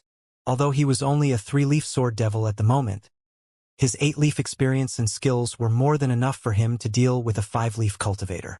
Moreover, who would dare touch him when he had the support of the Evil Sky Pavilion? Moreover, it was well known he could kill a nascent divinity cultivator with his bare hands. However, Lu Zhou knew nothing was for certain in the world. They saw Yu Shangrong off. At this moment, Lu Zhou glanced at the mission menu on the system dashboard. As he expected, Yu Shangrong's mission of obtaining the survival pill appeared. The reward was 10,000 merit points. 10,000 merit points? Looks like this isn't an easy mission. Ming Shirin bowed and said, Master, I'm still worried about second senior brother. To be safe, go help him from the shadows, Lu Zhou calmly. However, knowing your second senior brother, it's best that you don't let him discover your presence. Go. Understood. I'll protect second senior brother. If it were not for the 10,000 merit points, Lu Zhou would not have sent Ming Shirin as reinforcement. It was much safer to have Ming Shirin help Yu Shangrong. Zui Yushu could not stand this any longer. She asked, Big brother, this survival pill and whatnot, and the lack of a golden lotus, what does all of these mean? Leng Luo waved his hand and said, Elder Zua, I'll tell you about it outside. You've been away from the world for too long. Thank you, Elder Leng. I feel ashamed. Zui Yushu followed Leng Luo out of the great hall. Zui Yushu's pride seemed to have vanished now. A newcomer should have to act like a newcomer. Zhao Yu, Lu Zhou said. Yes, master. Send word to Zhang Aijian and the Prince of Qi. Qin Jun, tell them to use their resources to find a woman with the surname Luo. This woman appeared 300 years ago, and she helped Yun Tianluo to become the chief of the 3 sects. Lu Zhou said. Zhao Yu went to work at once after she replied. Yes, master. After Zhao Yu left, Si Wuya's figure appeared in Lu Zhou's mind. Searching for a person in that manner was like finding a needle in a haystack. If he had the help of that rascal's darknet, perhaps, he would have a better chance of finding that person. Meanwhile, the survival created by the Big Dipper Academy and Core Yang sect shook the cultivation world. Hordes of cultivators swarmed toward the two sections. They were willing to trade the survival pills for a handsome amount of gold and treasures. The pill was only just recently created, and it did not have a proper name yet. However, with the word survival tagged to it, news of it spread like a wildfire. There were many lotus-severing survival pills, but it was difficult to get one's hands on the leaf-sprouting pills. Inside Evergreen Palace in the Imperial City, Divine Capital, the new attendant walked in tentatively with something in his hands. Your Majesty, here is a survival pill and 5 leaf-sprouting pills sent by the Big Dipper Academy. The president of the Big Dipper Academy says that the leaf-sprouting pills are extremely precious. The combined efforts of their two sects produced 1,200 survival pills and 8 leaf-sprouting pills. 5 of them are here. Lu Gu grunted and said, if it weren't for the lotus-severing experiment in the Imperial City, they would never be able to produce the survival pill. They should be thankful that I only took 5 pills from them. As expected of your brilliance, Your Majesty, the attendant said. President Zhou said that the leaf-sprouting pills have potent efficacy, but it can guarantee that one will sprout leaves. Lu Gu remained expressionless. He eyed the platter in the attendant's hand coldly and said, pills are external aids after all. The survival pill is more. The world is changing. There are internal troubles and external aggression. The Imperial Guards must not sever their golden lotuses without my decree. Understood. Also, pass this message on. Order General Ping Qian, commander of the Imperial Guard in the northern Imperial City, to guard the Big Dipper Academy with his soldiers. The pills are precious, and I hope that President Zhou will understand what I'm trying to do, said Lu Gu. Understood. The attendant lowered the platter on the table and retreated from the palace respectfully. On the surface, it seemed that Lu Gu wanted to protect the Big Dipper Academy. However, in truth, he was trying to prevent the pills from being widely spread in the cultivation world. The second 9-leaf cultivator had to come from the Divine Capital at the very least. Lu Gu picked up a survival pill from the platter and mumbled, 9-leaf, Jitiandao, how did he do it? How can I be inferior to him? Ever since Lu Gu heard about the Evil Sky Pavilion's Jitiandao attaining the 9-leaf stage, he could hardly eat or sleep well. He had pressured the Big Dipper Academy to develop the pills as quickly as possible. Now that the pills were completed, he saw hope again. So long as I remain within the 10-terminal formation, Old Villain Ji and Yu Zhenghai can do nothing against me. Without hesitation, Lu Gu tossed the pill into his mouth. The pill melted. He immediately felt as though his Dantian Sea of Qi was set aflame. Lu Gu raised his right hand and said in a deep voice, Magistrate brush, come. A brush hanging above the study table in the distance burst shone with golden radiance and flew into his hand with a buzz. He placed his left hand before his Dantian Sea of Qi. Whiz! A miniature 8-leaf avatar appeared before his eyes. The 8 dazzling and succulent leaves kept spinning around. However, Lu Gu did not seem to hesitate. He steeled his heart and swung his arm. A fan-shaped energy shot out from his magistrate brush. The magistrate brush that shone with golden radiance dimmed at once. Lu Gu let go, and the magistrate brush returned to the inkstone. The shining golden lotus fell to the floor after it was severed. Then it vanished. Only the avatar remained. Just like the experiments, the 8 leaves began to fade away. 7-leaf, 6-leaf. His primal qi scattered. Everything had returned to square one. Lu Gu felt a scorching sensation in his Dantian Sea of Qi. The power urged his Dantian Sea of Qi to withdraw the remaining avatar. The avatar returned to his body. Lu Gu's face broke out in sweat. He sat down with his legs crossed. The pill was taking effect, and this comforted him. At long last, the years of tireless attempts had finally borne fruit. His chaotic primal qi was gradually stabilizing. A faint smile appeared on his face as he said, "Men." Another attendant entered. "Your Majesty, I'll be cultivating in seclusion from this day onward." Understood. This meant Lu Gu would not be stepped forward unless it was something extremely important. The attendant who served the emperor was not surprised. The emperor had rarely shown an interest in governance to begin with. Usually, it was delegated to the prime minister or the civil and military officials.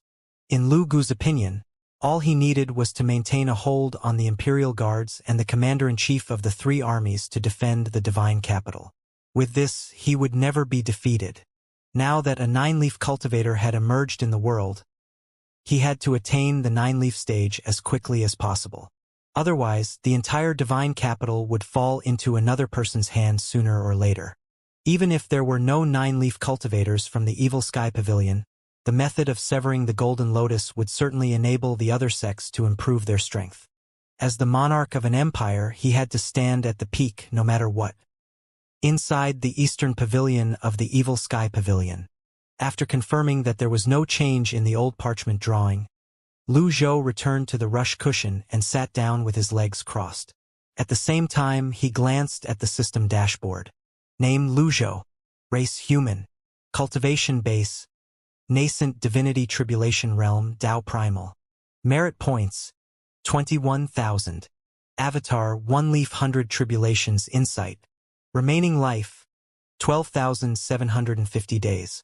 Item: Deadly Strike card X2, Critical Block card X62 passive, Binding Cage card X4 Wizard, Critical Heal card X2, Strengthen Binding Cage card X2, Strengthen Critical Heal card X2, Thunderblast X1, Disguise card X4, Reversal card X53. Weapon: Unnamed, Life Cutter, Jade Horsetail Whisk, Peacock Plume. Cultivation method: 3 scrolls of heavenly writing. The trip to the 3 sects gave him more than 20,000 merit points. This surprised Lu Zhou. Naturally, most of the merit points came from the worshipping of the 3 sects' disciples. Unfortunately, there were conditions to earning merit points from being worshipped. Otherwise, he would have gone around and threatened the other major sects to kowtow to himself. Lu Zhou cleared his mind. Without holding back, he did 10 consecutive lucky draws and was thanked 10 times. Then, he meditated on the heavenly writing scrolls. Although the lack of reward from the lucky draws stung, he had already gotten used to it. He noticed that he now had 53 reversal cards. According to the outside world's understanding of the 9-leaf stage, there should be no issues if he were to prolong his life slightly. He did not hesitate and used 10 reversal cards. The vitality in the surroundings gathered around him. Swoosh! A strong gale appeared, and the vitality surged. Lu Zhou felt that there were more effects this time around. It felt more chaotic compared to his previous experiences. When the vitality entered his wizened body, there was some slight agitation and resistance, but it melted into his body soon enough. He looked at his remaining life on the menu. Remaining life: 16,750 days. Every card added for 100 days? Was that the reason for the agitation and resistance? The number of added days exceeded Lu Zhou's expectations. If this was the pattern, he would do well to stock up on the reversal cards in the future. Stocking up on cards could change his life. Their values appreciated over time. However, he did not dwell on this for too long before closing his eyes and meditating on the heavenly writing scrolls. On the plaza in front of the southern pavilion, Lung Luo recounted the main events that occurred recently in the cultivation world to Zuiyushu. Zuiyushu was suitably shocked. That man who seems like a humble gentleman is the current sword path elite. The sword devil? Yes. There's no need to be overly worried. Mr. Second is an honest and easygoing man. He's not a narrow-minded character, Lung Luo said. When I was still living in seclusion in the valley, I learned some bits of information from the mouths of the Jinsong branch disciples. I've heard about the sword devil before. The very mention of his name shocks the heavens. The hit list of the cultivation world was made by him. He's the reason why the cultivation world was restless. Zuiyushu turned to face Lung Luo and said, Thank you for telling me this, Elder Lung. You're welcome. At this moment, the intense surge of primal chi outside the eastern pavilion drew their attention. Pay no heed to it. Whatever you do, do not go to the eastern pavilion. Lung Luo said at once. After saying this, he turned and left. Zhuiyushu nodded as she looked in the direction of the eastern pavilion. Curiosity kills the cat. This must be something cultivated by nine-leaf cultivators. It's best to avoid that place for now. At noon the next day, the Koryang sect on Koryang Mountain. Clouds of smoke rose from the Heaven Memorial Plaza. A faint blue barrier enveloped the entire Koryang Mountain. Dozens of disciples formed a square formation on the plaza as they practiced their swordplay. At this moment, a black dot appeared in the faraway skies. It was moving toward them. Enemy incoming. Prepare for battle. The Koryang sect disciples drew their swords and looked toward the skies. Usually, anyone who came without warning and from another direction aside from the base of the mountain bore ill intentions. The Koryang sect knew this was a tense and chaotic time as well.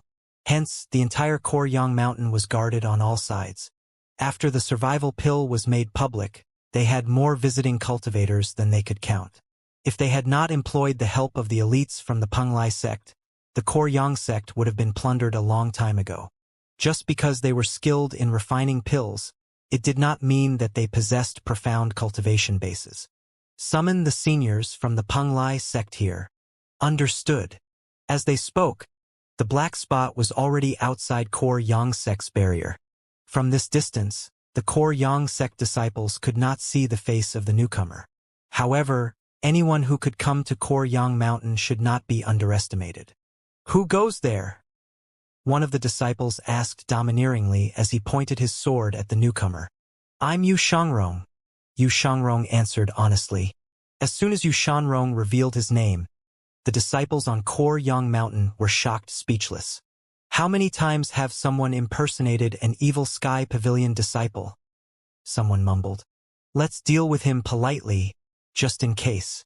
So long as we refuse to give him our pills, he won't be able to get what he wants. The others nodded. Yu Shangrong observed the barrier. If he had his 8-leaf cultivation base, he could have forced his way through a barrier like this with the power of his longevity sword and the runes. The problem was he was only at the 3-leaf stage now. Comrade, how are you going to prove your identity? The disciple in the lead was smart. With this, the conversation could go either way. Wu Deong, the sect master of the Koryang sect, can verify my identity. If I didn't witness his dedication to refining pills years ago, his name would have been on my hit list as well. Yu Shangrong dismounted from Baien and hovered in the air. He said in a casual tone, I bear no ill will. Everything that I said is meant in kindness. The sword devil should not be crossed. Yu Shangrong was trying his best to get what he wanted without having to resort to force. After all, it was unlikely for him to be able to upend the Koryang sect with his 3-leaf nascent divinity tribulation realm. You don't look like him, one of the disciples said. Is that so? Zing. The longevity sword was unsheathed. The scarlet sword danced in the air. Bam! The longevity sword collided with the barrier. A huge ripple spread across the barrier. The disciples were startled into jumping, shaken. A scarlet sword. At this moment, a man dressed in a robe came running from the distance. Impudent fools! How dare you behave rudely toward Mr. Second? Do you have a death wish? The disciples turned around and saw the man bowing and running at the same time. Elder Shin. When the other disciples saw him, they bowed. Elder Shin. Elder Shin waved his hand. He waded through the crowd and ran to the edge of the barrier. When he was at the spot closest to Yu Shangrong, he looked up carefully before his eyes widened. Then, he said reverently, It's the Evil Sky Pavilion's Mr. Second. Welcome. Welcome. Upon hearing these words, the disciples shuddered. All of them threw their swords aside and fell to their knees without a word. Greetings, Mr. Second. Yu Shangrong was puzzled. He looked at the man. He had no recollection of him. Moreover, he preferred to act alone and challenge elites wherever he went. It was impossible for him to make friends. How could someone recognize him? Nevertheless, he decided to go with the flow. It was a good thing for someone else to recognize him. This saved him some trouble. He descended slowly. Elder Shin opened a path through the barrier and made an inviting gesture. Yu Shangrong glanced at him before stepping through the barrier. He asked, "How should I address you, my friend?" Elder Shun kept his back bent as he said, "I'm Shun Liangshou. I've met old Senior Ji once during the Battle of Liang Province." This man was none other than the person on top of the whitelist, Shun Liangshou. After the incident, he stopped dabbling in human trafficking. After recovering his cultivation base with sable magnolias, he came to the core Yang sect and was appointed as an elder. He was now wiser from his experience. Ji Tiandao was the person Shin Liangshou worshipped the most. Having made the mistake of looking down on Ji Tiandao before, he did everything in his power to learn about the characteristics of the Evil Sky Pavilion's 9 disciples. As he expected, it came in handy now. This was especially true for Ji Tiandao. Shin Liangshou was confident that he would be able to recognize him immediately should they meet again. He would not make the same mistake twice. "That's good." Yu Shangrong nodded. When the others heard this, they stepped backward with a shocked expression on their faces. It was as though they were facing a great enemy. Shin Liangshou swept his gaze past the disciples. He cleared his throat and reprimanded them. "I'll teach all of you a lesson later for disrespecting Mr. Second." The disciples remained kneeling. They dared not move. Shin Liangshou felt awkward as he said, "My apologies. These disciples don't know how to behave. I feel ashamed on their behalf." "It's all right. What brings you here, Mr. Second?" Shin Liangshou asked. In truth, he could already guess Yu Shangrong's purpose for coming here. However, the Evil Sky Pavilion was known to act unconventionally. "I heard that the core Yang sect has lotus-severing survival pills," Yu Shangrong said. Shin Liangshou expected as much. He immediately flashed a smile and said, "Men." "Why yes, Elder Shin," one of the core Yang sect disciples said in a trembling voice. "Bring 10 survival pills over and give them to Mr. Second," Shin Liangshou said. "Yes, yes." The disciple was about to turn and leave when Yu Shangrong waved his hand and said, "It's best if you can give me 100. Shin Liangshou. Currently, the supply of survival pills could not meet the demand.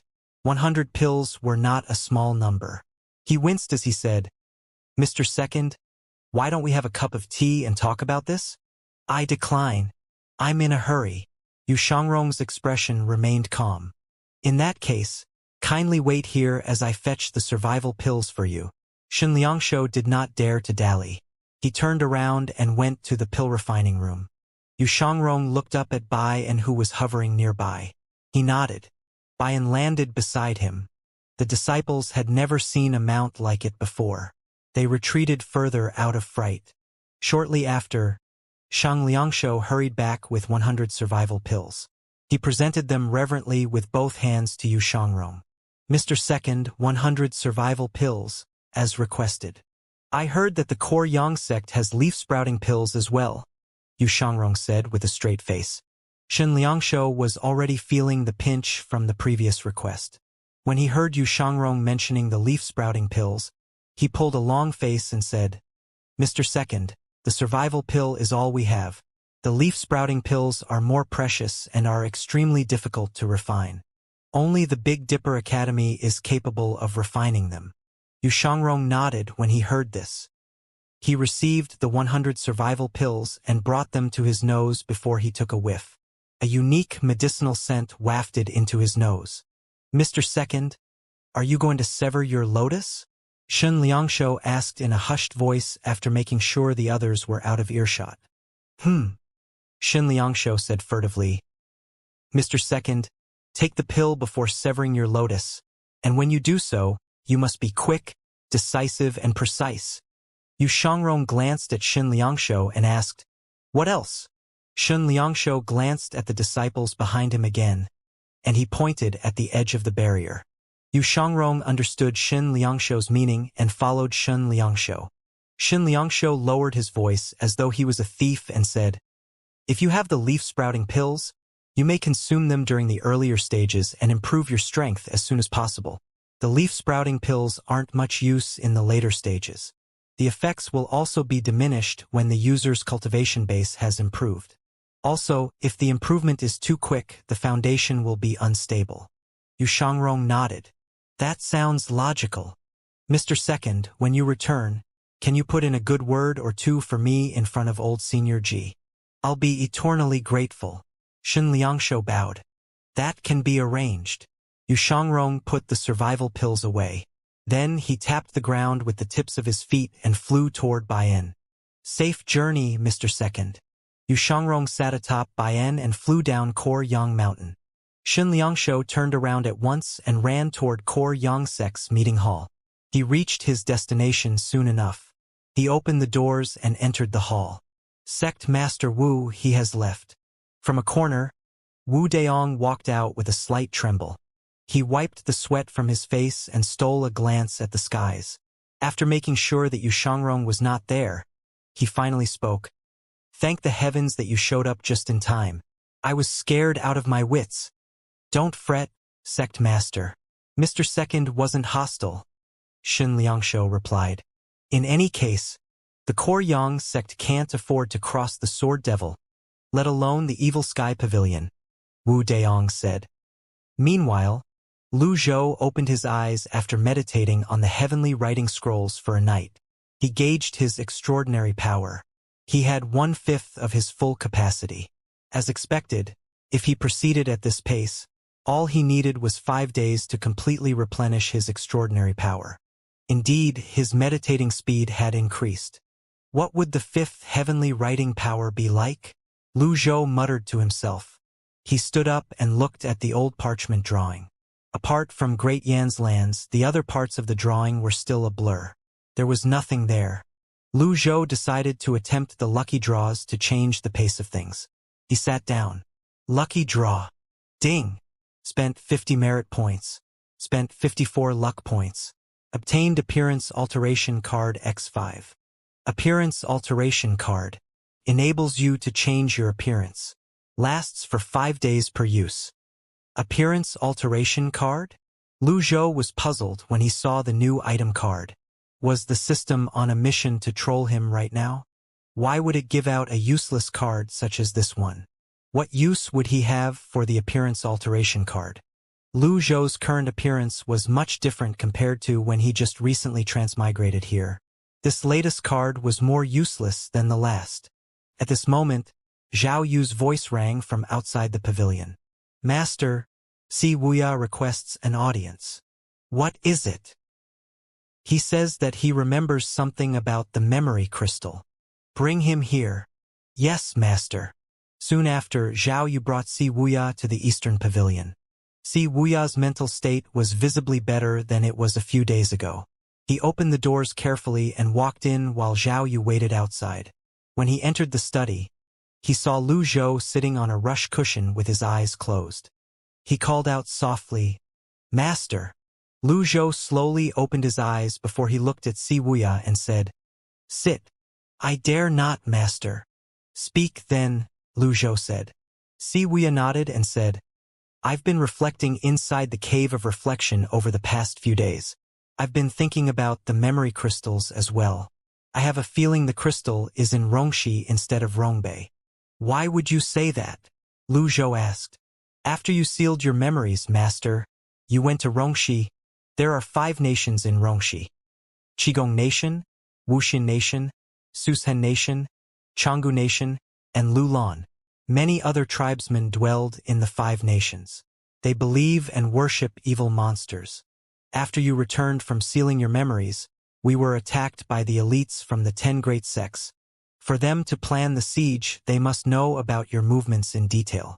In my opinion, Lu Lan is the only one with the motives and strength to pull it off. Lu Lan. Lu Zhou was puzzled. When he first transmigrated here, he had always thought the troubles were caused by the rascals, especially Yu Zhenghai. Now that he heard Si Wuya's words, he thought it was believable. Si Wuya continued to say, Second senior brother once killed a royal consort in the western regions. Do you know why, Master? Lu Zhou glanced at him with a slight frown on his face. His expression clearly said, "Are you trying to be funny, you rascal?" Si Wuya was so startled that he hastily said, "The royal consort was a grand shaman. She had her eyes on second senior brother and wanted to control him. Second senior brother was not fooled. After killing the royal consort, the imperial family had to accept Consort Yu into the palace to establish an alliance by marriage. Consort Yu is immortal, but she brought Li, who had wanted to plunge Great Yen into chaos. Alas, the evil sky pavilion stood in her way." Lu Zhou nodded. "What you're saying is that Lu Lan is the one that's plotting against me." "Most likely so," Si Wuya replied. "What does this have to do with the memory crystals?" Si Wuya said, "Since the people of Lu Lan know about your movements so well, I'm sure they know where you've been in Rongxi. If we can retrace your steps back then, perhaps we can find the memory crystal." Lu Zhou stroked his beard and pondered on Si Wuya's words. This rascal had a point. However, how were they supposed to go about doing this? Si Wuya seemed to have foreseen this.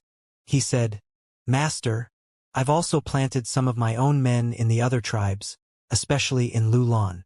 Lu Zhou looked at Si Wuya again. He noticed that Si Wuya's loyalty was higher than before. However, it was still not very high. "Master, I'm the only one who can do this. Although Zhang Aijin is the third prince and has many sources, he doesn't understand the other tribes well enough. Moreover, Zhang Aijin is unfettered and indolent in nature. He won't pay attention to much information. In the past, I've notified the Evil Sky Pavilion of many pieces of information under the Darknet's name. Zhang Aijin could have done that if he only. Zhang Aijin can be trusted." At this juncture, Si Wuya fell silent immediately. He noticed his master's intent gaze, and he shuddered inwardly. He fell to one knee and hastily said, "It's not my intention to slander Zhang Aijin. Please forgive me, master." Lu Zhou stroked his beard and nodded. "Do you know why I wanted you to reflect on your actions in the Cave of Reflection? I know that my act of treason can never be forgiven. I have no complaints, no matter the punishment," Si Wuya replied. "You're wrong." It was clearly unreasonable to punish Si Wuya this severely just because he had defected in the past. After all, he had kneeled outside the Heaven Choice Temple for 3 days and 3 nights to save Zhu Honggong. Moreover, to save Yu Shangrong, he scoured Great Yen in search of runes. In his personal diary, it was clearly documented how he had saved Yu Zhanghai. If Lu Zhou continued to blame him after all discovering these things, it would be clear that Lu Zhou was intentionally being obtuse. Lu Zhou continued to say, "You're just like Yu Shangrong. You have much unneeded pride. Pride. You can be confident, but being overconfident makes you conceited. Pride will often cloud your eyes," Lu Zhou said. Si Wuya was stunned. He remembered the pile of paper inside the Cave of Reflection. He felt his cheeks burn. He prided himself in being intelligent and being able to come up with strategic plans. However, he could not solve a single one of those questions. In the end, he said, "You're right, master. I understand now." Lu Zhou walked to the nearest chair and sat down. He said, "Up until now, you still won't reveal what happened to Yu Zhanghai." Si Wuya shuddered. "I've made a promise to eldest senior brother." Lu Zhou frowned slightly when he saw Si Wuya's determination. Si Wuya claimed that he had been reflecting, and yet he still remained stubborn. Lu Zhou's expression was stern as he said in a deep voice, "Fine. If you insist on not revealing the truth to me, you're now banished from the pavilion. From this day on, you no longer have any ties with the Evil Sky Pavilion. I'll return the peacock plume to you." Lu Zhou flipped his right hand, and the peacock plume appeared above his palm. He did not hesitate as he tossed it over to Si Wuya. Si Wuya was as still as a wooden chicken. Lu Zhou looked at Si Wuya with his keen eyes, waiting for Si Wuya's answer. "You can leave whenever you want. If we meet again as enemies, don't expect me to show any mercy." Lu Zhou would never believe in Si Wuya's determination to keep his promises. "If you can betray your own master, wouldn't I be foolish to believe that you'll keep your promise to Yu Zhanghai? What a joke." Si Wuya looked at the peacock plume with a stunned expression. His mind was completely blank at this moment. Ding! Instructed Si Wuya. Reward: 500 merit points. This time, both of Si Wuya's knees were on the ground. He prostrated himself and said, "I'll tell you what I know, but you must promise me one thing, Master." "You're trying to negotiate with me?" Si Wuya hastily said. "I have no intention of being disobedient, Master, nor am I bold enough to negotiate with you." "Aren't you trying to negotiate now?" Lu Zhou stared at Si Wuya with blazing eyes. Si Wuya felt extremely awkward. All his confidence and composure seemed to vanish under his master's eyes. He was extremely flustered. For a time, he was at a loss for words. Lu Zhou produced Si Wuya's diary from his sleeve. After reading it, he placed it on the table. The room was extremely quiet now. The master and disciple, one seated, the other kneeling. After a long pause, Lu Zhou said, "Do you think there's no way I'd find out about it, just because you refused to tell me?" Si Wuya looked up at Lu Zhou and said in shock, "You knew. The people of Wuxia, upon their deaths, provided that their hearts remain intact, can be resurrected if they're buried and watered." Si Wuya's eyes widened. He looked at his diary on the table. The records were too obvious. It was difficult to not notice them. In the end, his master had found out about it. He prostrated himself again. He said in a hoarse voice, "Eldest senior brother has had a tough life." "Him?" Lu Zhou appeared skeptical. Yu Zhenghai had founded the Nether sect and assimilated other factions to his sect everywhere he went. His 4 great protectors were valiant warriors. Now that the fiend path was practically under his control, he traveled in his flying chariot to establish his dominance daily. He attacked cities and conquered lands. How was this a tough life? The appearance of Si Wuya's diary shattered his defenses and arguments. Lu Zhou had thought long and hard after obtaining the diary. Sometimes, his mind would wander to it while he meditated on the heavenly writing scrolls. What kind of person could return from the dead? Even a person such as Yun Tianluo could not come back to life even with the help of the mysterious Luo woman. How did Yu Zhenghai manage that? In truth, even if he could not find the answer from his memories, he could still find it in the books. Watering them to bring them back to life. This sentence was too obvious of a clue. Si Wuya remained kneeling as he slowly said, "Several hundred years ago, the Wuxians once lived inside Great Yen. When the war broke out, the Wuxians had to migrate elsewhere. They traveled from Yang province in the easternmost region to Liang province in the westernmost region. All was well in the beginning." Si Wuya continued to say, "The Wuxians were caught in the crossfire of the war between Great Yen and Lulan. They were nearly wiped out. Only 3 tribesmen survived. Eldest senior brother was one of them. They were still young back then. They had to beg for a living and sleep on the streets. They were beaten, cursed at, and scorned. Eldest senior brother often stole food for his fellow comrades. Eldest senior brother is unyielding and stubborn in nature. Sometimes, he wouldn't even bow his head after a beating." Lu Zhou had experienced this firsthand. Yu Zhenghai's temperament could simply be described as being stubborn. It was nearly impossible to change Yu Zhenghai's mind once he had made up his mind. Then, 2 out of the 3 were beaten to death. Eldest senior brother was sold off by some traffickers to Lulan. Si Wuya paused at this moment. He looked up slightly, trying to gauge Lu Zhou's expression.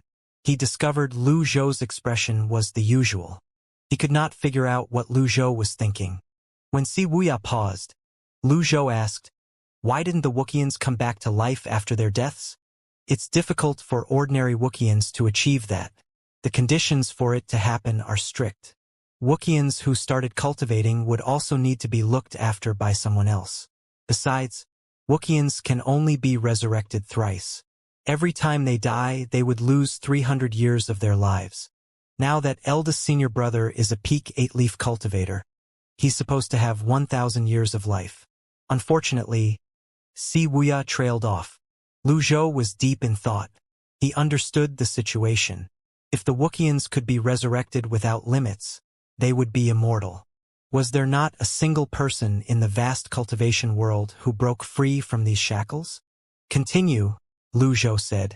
Eldest senior brother thought that life would be easier once he was in Lulan.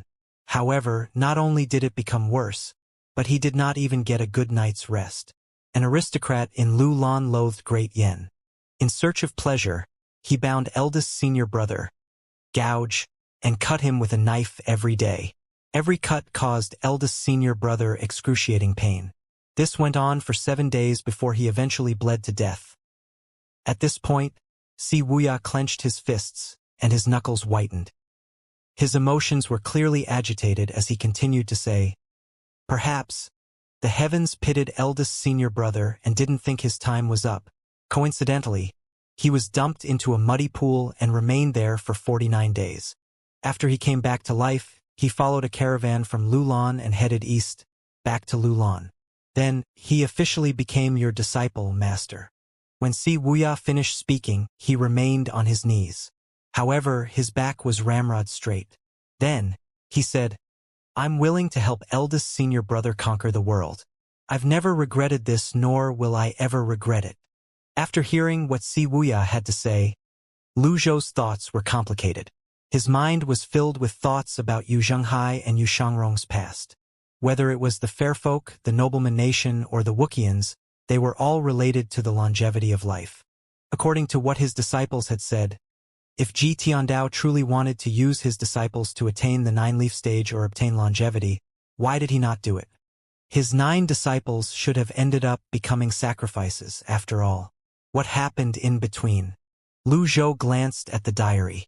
He asked, "How do you explain this diary?" "That's why I'm begging you, master. Please spare eldest senior brother this once."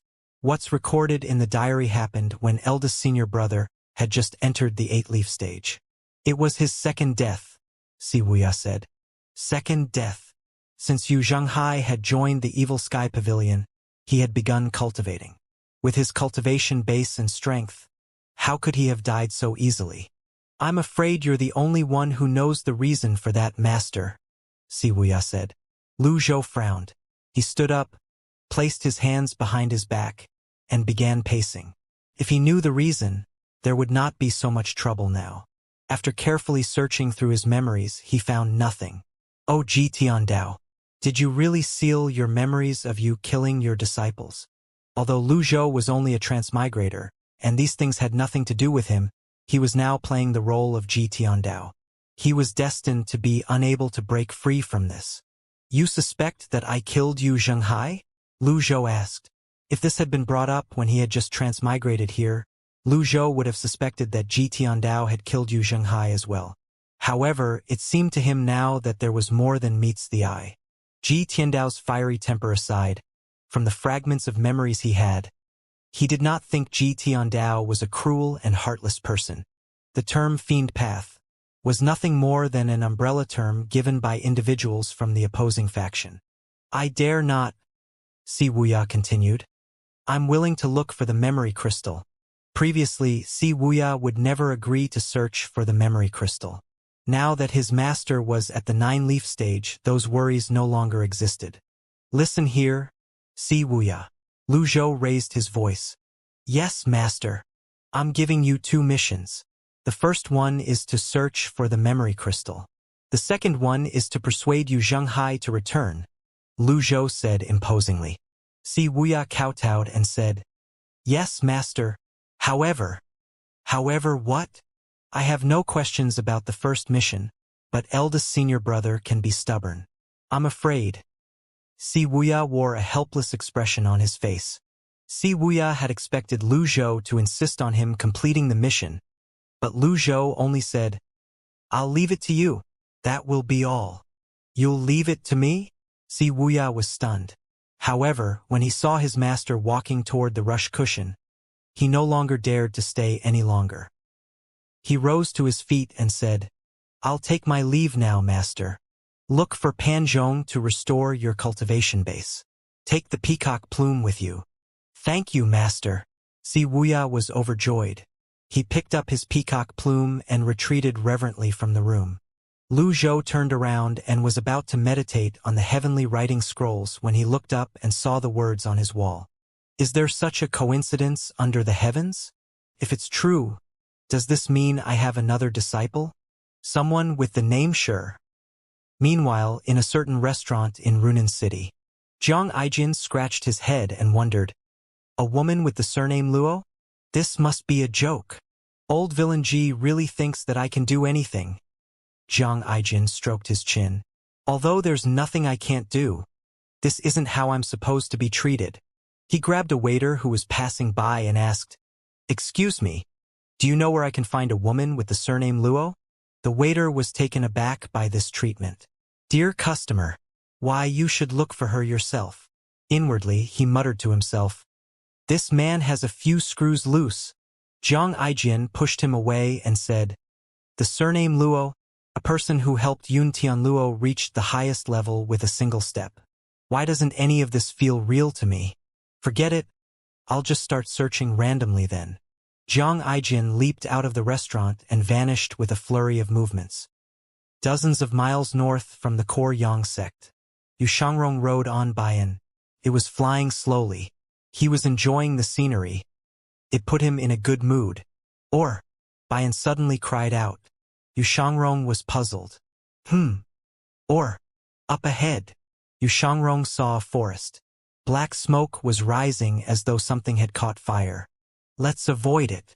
Bayan adjusted its direction and skirted the forest. The skies above them were shrouded with smoke. Poison. Yu Shangrong frowned slightly. His instincts told him that the black smoke was not as simple as it seemed. He steered Bayan and flew low.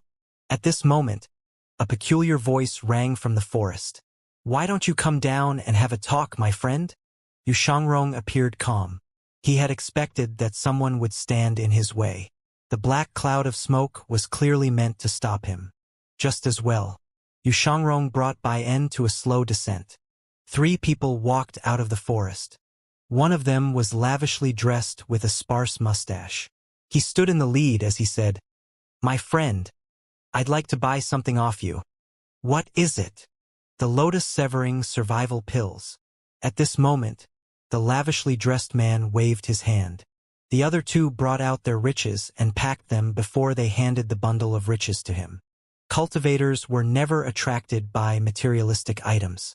Are you certain that you want to buy them? Yu Shangrong smiled faintly. Naturally. You can think of this as a robbery as well, the lavishly dressed man said as he returned Yu Shangrong's smile. The core Yang sect is protected by a barrier.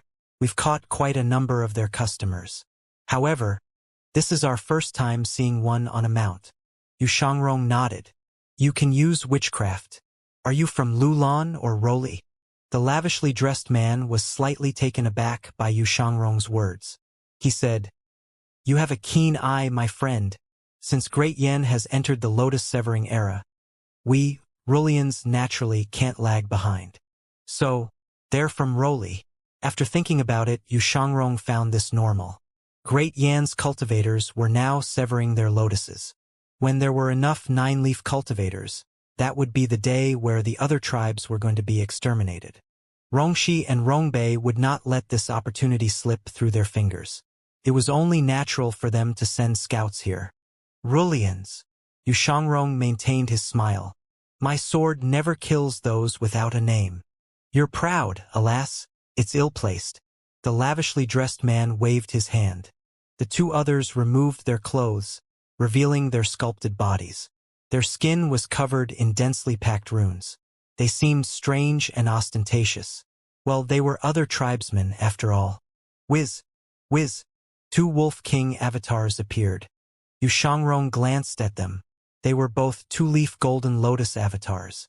The golden lotus could be used as a means to attack and defend. If the lotus, which possessed considerable defensive strength, was used well, a 2-leaf golden lotus avatar was, theoretically, much superior to a 2-leaf avatar without a golden lotus. Alas, Yu Shangrong was not one who could be defined by theory alone. Yu Shangrong did not expect to run into other tribesmen here. The 2 Rolians charged at him. With their Wolf King avatars, their strength and agility were rather shocking. Whoosh! The two Wolf King avatars leaped and lunged at Yu Shangrong in unison. Yu Shangrong remained unruffled as he patted Bian's body and said, "Move to the side. I'm worried that I might hurt you." Or, a seemingly unwilling and disdainful expression appeared on Bian's face. But it did as it was told. With great reluctance, it took several steps back. When the two avatars were descending on Yu Shangrong, zing! Yu Shangrong unsheathed his longevity sword. It glowed brilliantly with a scarlet light. With his sword in hand, he moved swiftly. Instead of retreating, he advanced. With a tap of his feet, he leaped nimbly into the air and forcefully swung his sword. There was a blur of movements. Not even the shadow of the sword could be clearly seen. Traceless sword. The longevity sword slid across the two Wolf King avatars. The two avatars shattered immediately. Concurrently, two miserable cries resonated in the air. Yu Shangrong landed behind the two Rulians. He did not even turn back to look at them to know the outcome. The longevity sword returned to its scabbard. Pa! Pa! Pa! The lavishly dressed man clapped his hands and said, "You're quite skilled with the sword, my friend. You flatter me." The lavishly dressed man continued to say, "There are many with outstanding sword skills in Great Yen. I've heard about many sword path elites. Sword freak Chen Wenjie, sword devil Yu Shangrong, sword slave Wang Haichao. Alas, compared to them, you still have a long way to go." Indeed, Yu Shangrong did not contradict the man's words. His current cultivation base was only at the 3-leaf stage. He was a far cry from his former self. "Allow me to introduce myself. I'm Karen, younger brother of Rolly's great General Carol." Karen smiled confidently. "Never heard of you." Carol, on the other hand, sounds familiar. Yu Shangrong wielded his sword with his right hand.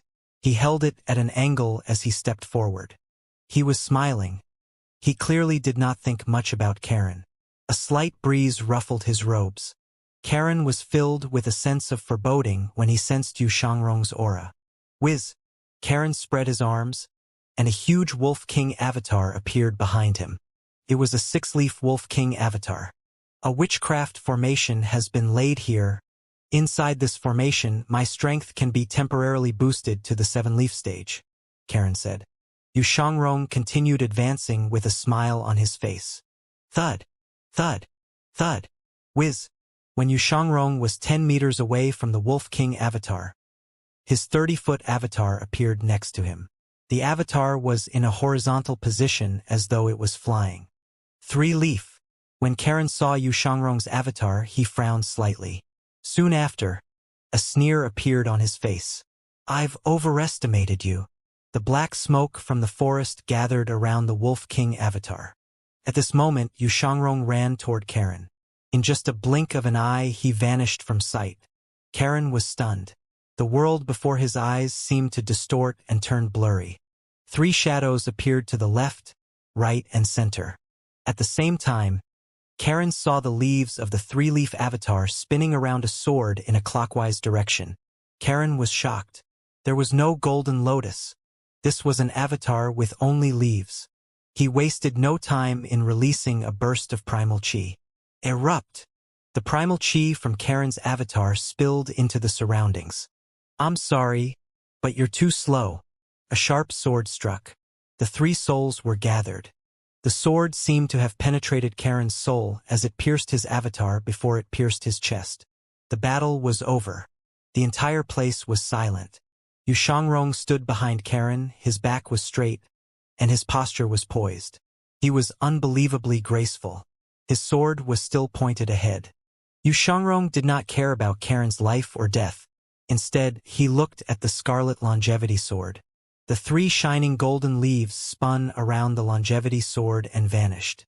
This proved his hypothesis.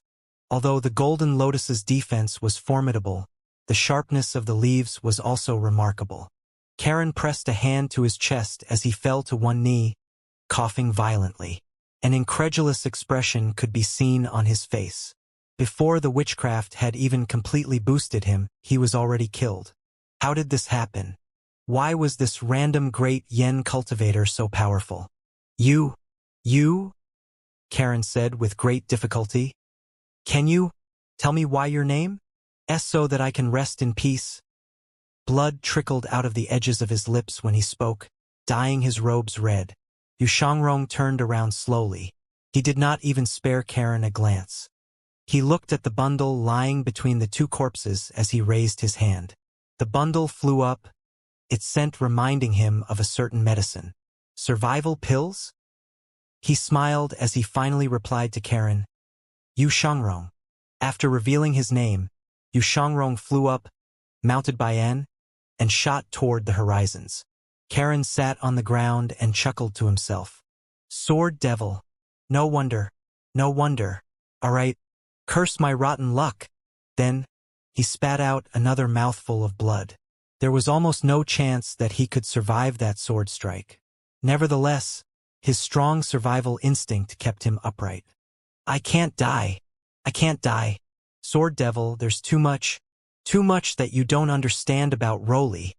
Karen muttered to himself feverishly as he removed his clothes and drew several peculiar symbols on his body with his blood. It did not take long before he was completely covered in his blood. Pa! Pa! Pa! Figure walked out, clapping his hands. He looked at the by and shrinking figure in the horizons with an expression of reverence and awe. No way he did this? A 3-leaf cultivator killing a 6-leaf cultivator. Karen's head swiveled to look at the newcomer. The newcomer was peculiarly dressed. It seemed as though he did not notice Karen as praises flowed out of his mouth. How did he do that? A 3-leaf killing a 6-leaf? Did my eyes deceive me?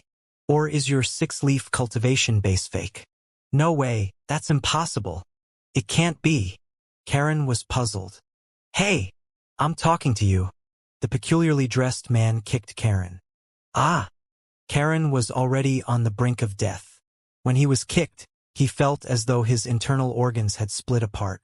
A few moments ago, he still had hopes that he could save his own life, but his hopes vanished without a trace at this moment. His eyes were bloodshot as he said, You?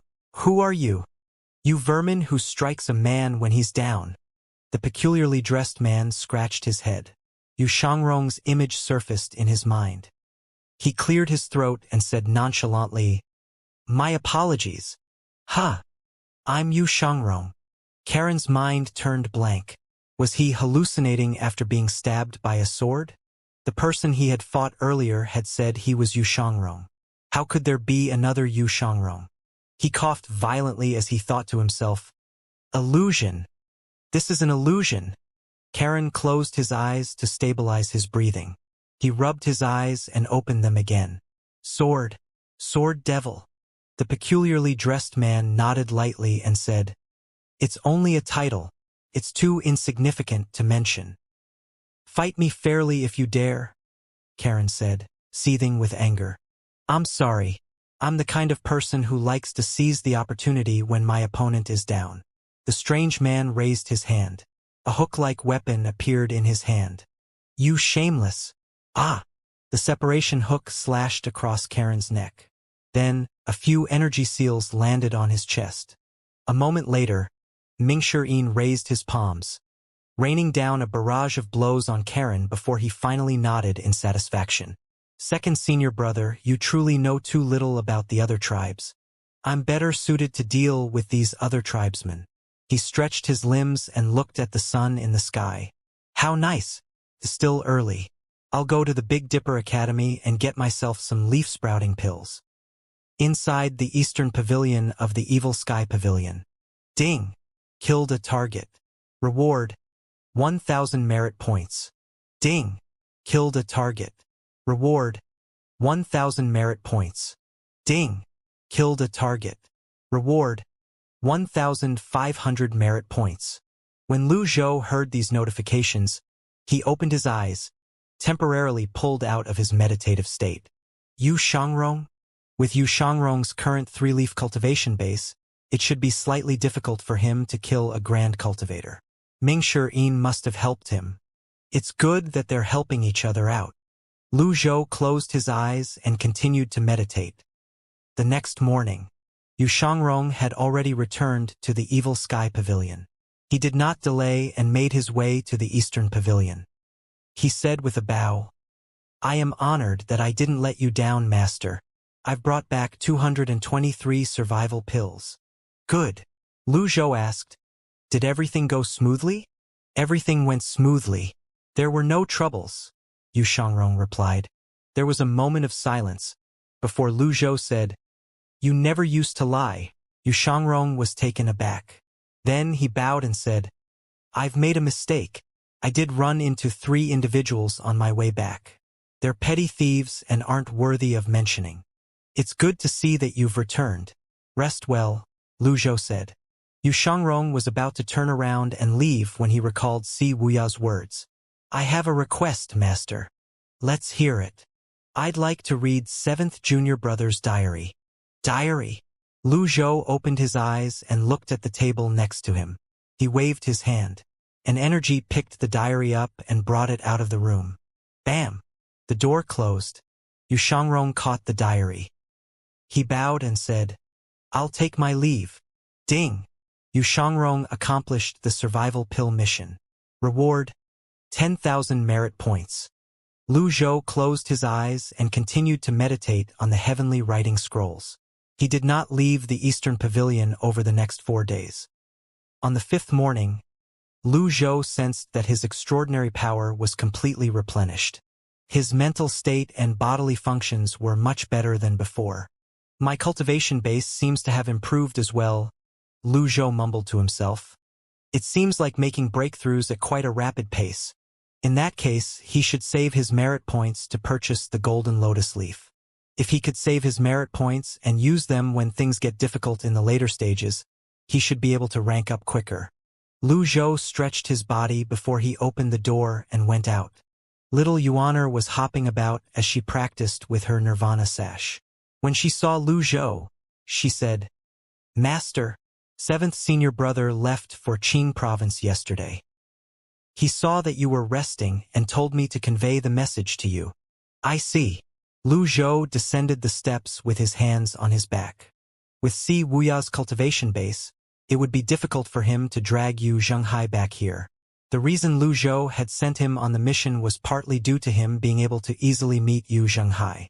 Even if he could not bring Yu Zhenghai back here by force, at the very least, he could be of help to Yu Zhenghai in confronting the imperial family. When Lu Zhou recalled Si Wuya's words, he sighed. Indeed, that rascal had it rough. Before he could retrieve his memory crystal, he would not be so bold as to confirm whether Ji Tiandao did try to kill Yu Zhenghai or not. "I'm a reasonable person, after all." Then, he looked at little Yuaner and asked, "Yuaner, how's your cultivation coming along recently?" Little Yuaner appeared aggrieved as she replied, "Master, it's so difficult to sprout leaves. I can't seem to make the 3rd one appear." "The 3rd leaf? Since when did you sprout a 2nd leaf?" Lu Zhou remembered that the little girl had just recently sprouted her 1st leaf. Most cultivators would experience a drop in their cultivating speed once they entered the nascent divinity tribulation realm. However, this little girl was progressing more and more quickly. It was almost illogical. Little Yuaner scratched her head. "I think it was half a month ago. I can't really remember." "Half a month ago?" Lu Zhou was at loss for words. Was she not asking for the moon, thinking she could sprout the 3rd leaf overnight? "I'm going out. You stay here and cultivate well." "Master, I want to go with you," little Yuaner said excitedly. Lu Zhou scowled as he reprimanded her. "Don't make me repeat my words." "Oh!" Lu Zhou waved his sleeve and headed to the back of the mountain. Little Yuaner felt aggrieved as she looked at her master's retreating back. Previously, her master would bring her everywhere he went. Now he was leaving her behind. How could she not feel wronged? She muttered to herself, "Master must think my cultivation base is too weak. Otherwise, why would he ask about my cultivation base?" At the back of the mountain, Lu Zhou flipped his palm. An appearance alteration card appeared in his hand. In the past, Lu Zhou did not have much means to protect himself. He had to bring little Yuaner with him everywhere he went. However, it was different now. He was already a nascent divinity tribulation realm cultivator. He also had the heavenly writing powers and his item cards. He would have no problems defending himself. If he brought little Yuaner along, it would be easier for someone else to see through his disguise. In the cultivation world, only those in the nascent divinity tribulation realm were considered as properly initiated. Only nascent divinity tribulation realm cultivators could unleash grand techniques. There was no concrete definition of a grand technique. Most cultivators used it as an umbrella term for the mightiest techniques of the Confucian, Buddhist, and Taoist societies. For example, the Sword Devil's Destiny of the Sword Path and the Dark Heaven Starlight of the Saber Path. The second reason was only nascent divinity tribulation realm cultivators could form a golden lotus and sprout leaves. Since he was now in the nascent divinity tribulation realm, he was no longer a weakling. Qing Province. Lu Zhou looked in the direction of Qing Province. I'd like to see what this rascal is up to. With the appearance alteration card, it would be much easier to catch the rascal Yu Zhenghai. Even if he were to leave the Evil Sky Pavilion, nobody would question him. Yu Shangrong and the others could look after Golden Court Mountain. The barrier had been restored. It was now an impregnable fortress. Wizard. With the command, Wizard came on the clouds. Lu Zhou leaped onto the beast's back and flew out the back of the mountain. Lu Zhou shattered the appearance alteration card when he was up in the skies. A faint energy swirled around him. A unique sensation made his senses tingle. He did not know what appearance he had now, so he landed near a lake near the back of the mountain. Then, he peered into the lake to look at his reflection on its surface. He saw another old man looking back at him. This old man seemed more spirited. Half of his hair was black, and his facial features were sharper. He was pleased with what he saw. Lu Zhou did not stay for long. He mounted Wizard and made his way to Qing Province. 2 days later, in the heaven room on the second floor of Cloud's Inn in Jing Province City, Lu Zhou looked at the city through the window. He instinctively stroked his beard as he fell deep in his thoughts. When he reached for his beard, he noticed it was much shorter than it used to be. Well, he had not gotten used to his new appearance. Lu Zhou had arrived in the city the day before. He was surprised to find that the Nether sect had yet to extend its reach to Jing Province City. The citizens did not seem to be affected as well. The Nether sect was no fool. They had promised early on that they would not lay a hand on the civilians. After all, they wanted to achieve world dominion. The civilians were the roots of the world, not their enemies. Their enemies were Great Yan's imperial family and the opposing factions.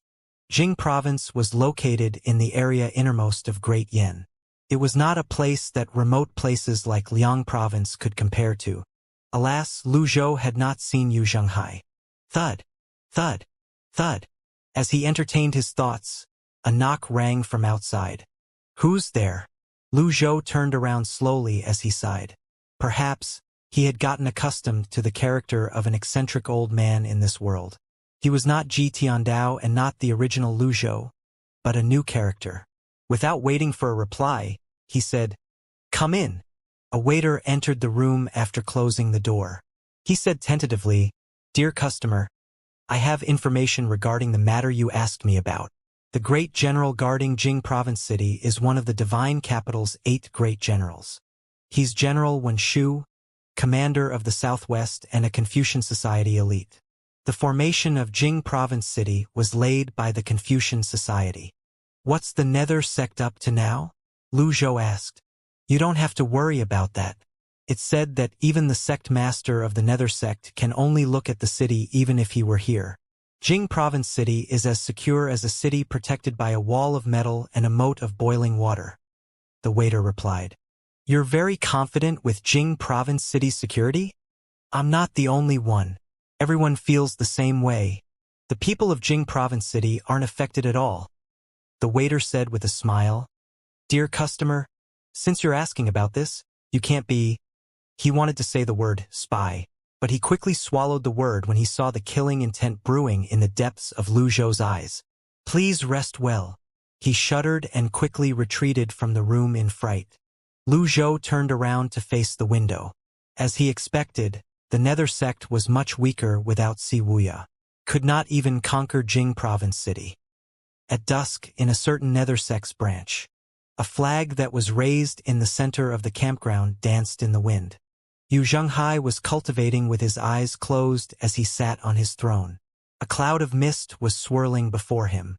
All of a sudden, he flipped his hand. The jasper saber appeared out of thin air above his palm. His forehead was drenched in sweat as his eyes suddenly snapped open.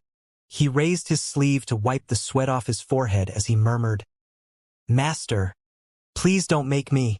It's just a dream." At this moment, Hua Chongyang walked in excitedly. "Sect Master, what is it? Mr. Seventh is back." Upon hearing this, Yu Zhenghai rose to his feet immediately. A strange light gleamed in his eyes as he said, "Hurry! Where is her?"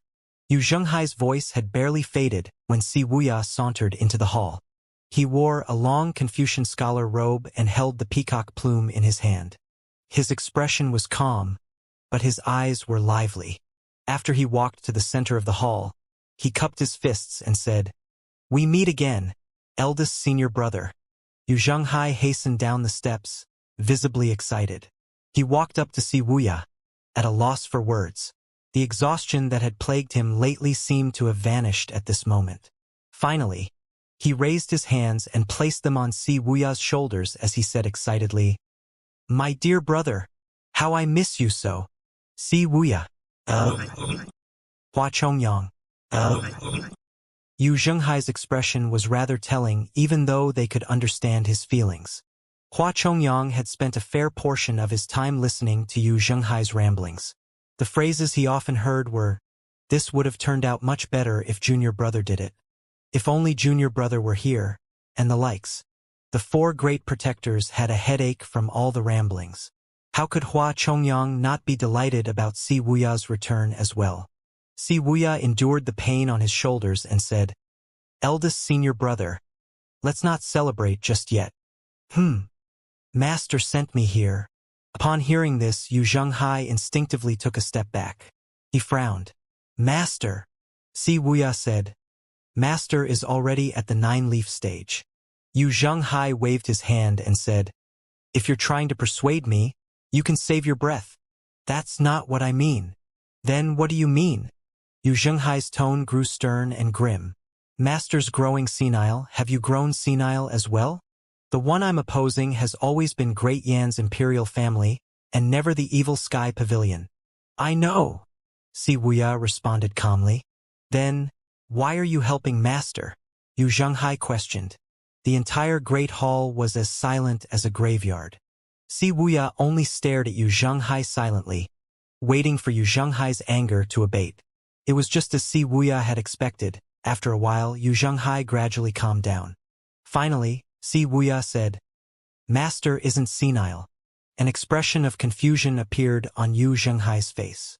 Si Wuya said, "Perhaps we're both wrong." He paused before continuing.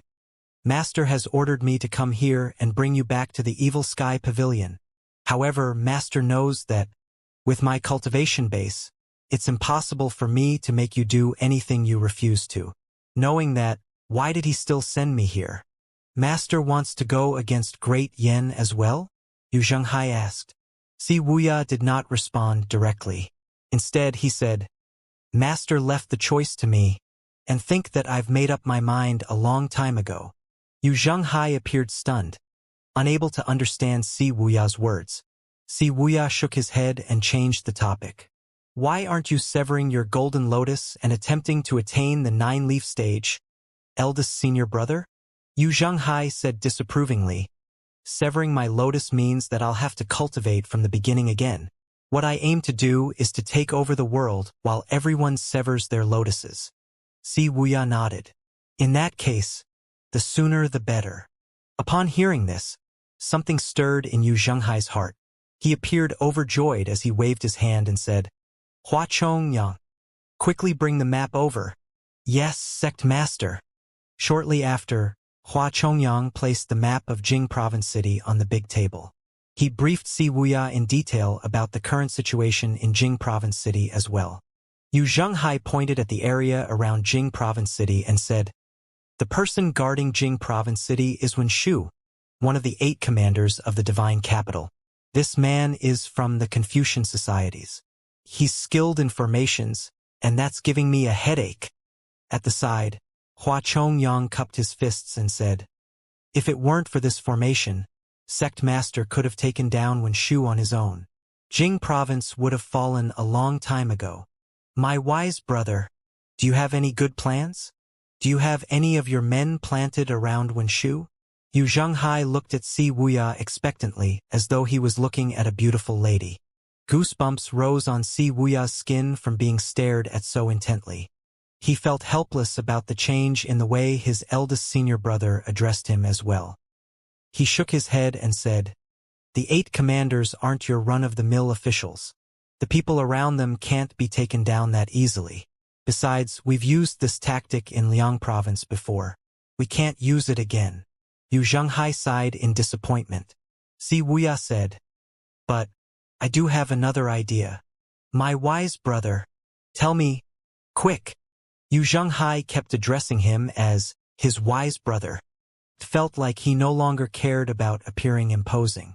Jing province's geography is treacherous. It's also a place where wild beasts are gathered.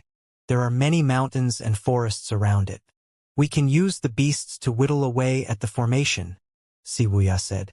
Yu Zhenghai frowned and said, I'm not the king of beasts. How am I supposed to order them around? Si Wuya said, what a coincidence.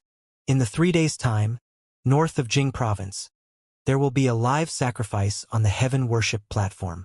A live sacrifice? It's only a mindless act of sacrificing a person to the heavens. That's unimportant. What's important is the sacrificial person is born with the innate ability to understand the tongue of beasts. He's a person gifted in tune. Hua Chongyang's eyes lit up. He bowed and said, now that you mentioned it, Mr. Seventh, I have some recollection of it as well. I did some digging around Jing Province City before this. Indeed, there's something like that coming up. However, I didn't think much of it before and didn't ask anyone else about it in detail. Yu Zhenghai nodded and said, my wise brother, you're telling me that we should snatch this person away and use him for our cause? That's right. Yu Zhenghai's eyes brightened up. He stood up and patted Si Wuya's shoulder. With a forthright smile, he said, why didn't I think of that before, my wise brother? Hua Chongyang had a respectful expression on his face. Well, it had been the same piece of information, but he had thought nothing of it. On the contrary, that information he had easily discarded became extremely useful in Si Wuya's hands. Si Wuya nearly spat out blood from the forceful pat on his shoulder. He said, however, my cultivation base isn't profound. It's not practical for me to whisk this person away. Yu Zhenghai said, that can be easily arranged. You may use my 4 great protectors as you see fit. The others are in Liang province, but just give the word, my wise brother, and they'll come to you in haste. After he finished speaking, he felt his words were not sincere enough, so he thumped his chest and added, I'll be at your service as well. Upon hearing this, Hua Chongyang hastily said, Muster Seventh, please leave this to me. I'm familiar with the layout of Jing Province City, and I know where the heaven worship platform is. How could he allow the great sect master of the Nether sect to personally whisk someone away?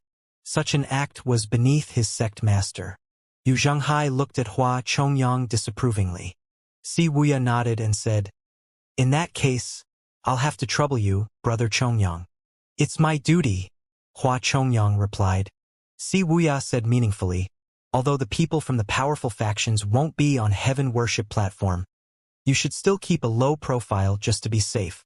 You shouldn't expose your identity as well. Otherwise, not even eldest senior brother can save you. Also, if you can go about it with your wits, don't resort to force. After all, the activity at the heaven worship platform deals with men. Understood, Hua Chongyang said. Go then. Hua Chongyang retreated from the great hall reverently. After Hua Chongyang left, Yu Zhenghai nodded in satisfaction. I feel much more at ease when you're around, wise brother. I've been troubled these few days. I've racked my brain, but I can't seem to come up with a way to take down Jing Province City. Si Wuya smiled and said, The four great protectors have profound cultivation bases. There's no shortage of abled men in the nether sect as well. How is it that nobody can think of anything? Yu Zhenghai shook his head and said, now that the 9 provinces are in chaos, I have no problem focusing on taking one city at a time. However, keeping tabs on the overall situation is much more difficult. Bai Yuqing, Yangyan, and Diqing are guarding Liang province, and they have to guard against sudden advances from the Rulians. The more concerns I have, the more muddled my brain becomes. The more muddled my brain is, the more difficult it is for me to calm down and think of a countermeasure. This was especially true now that a 9-leaf cultivator had appeared, and they had entered the lotus-severing era. He was truly flustered. On the surface, although he had plunged the 9 provinces into chaos and many places are now under the nether sect's control, he could not consider himself as having succeeded so long as the divine capital's lifeline remained intact. Taking down the imperial city in the divine capital sounded far-fetched. There's no need to worry, eldest senior brother, Wuxia said in a soft voice. I'll do everything I can. For some reason, Yu Zhenghai felt there was something different about the current Wuxia. He did not know what Wuxia had experienced to become so determined. Wuxia had become more grounded. However, he did not comment on the changes. He turned around with his hands on his back and looked at the map of Great Yen on the table. Business went on as usual in Cloud's Inn. Lu Zhou parted the curtains and looked down at the streets. There did not seem to be any disturbances. Did I waste my appearance alteration card? A knock sounded on the door at this moment. Your meal, dear customer. The waiter entered and placed the dishes on the table. Lu Zhou glanced at the dishes. In truth, nascent divinity tribulation realm cultivators often did not need to eat for as long as 10 days to a fortnight. However, since he was in Jing Province City, he could not afford to draw attention to himself. He asked, Waiter, did anything happen in Jing Province City lately? Dear customer, you've asked me this question many times. Jing Province City is as peaceful as can be. There's no place safer than here. You can feel at ease staying here, the waiter said confidently. Lu Zhou had expected this response. At this moment, there was a commotion on the streets below. Some low-ranked cultivators gathered on the streets and marched north.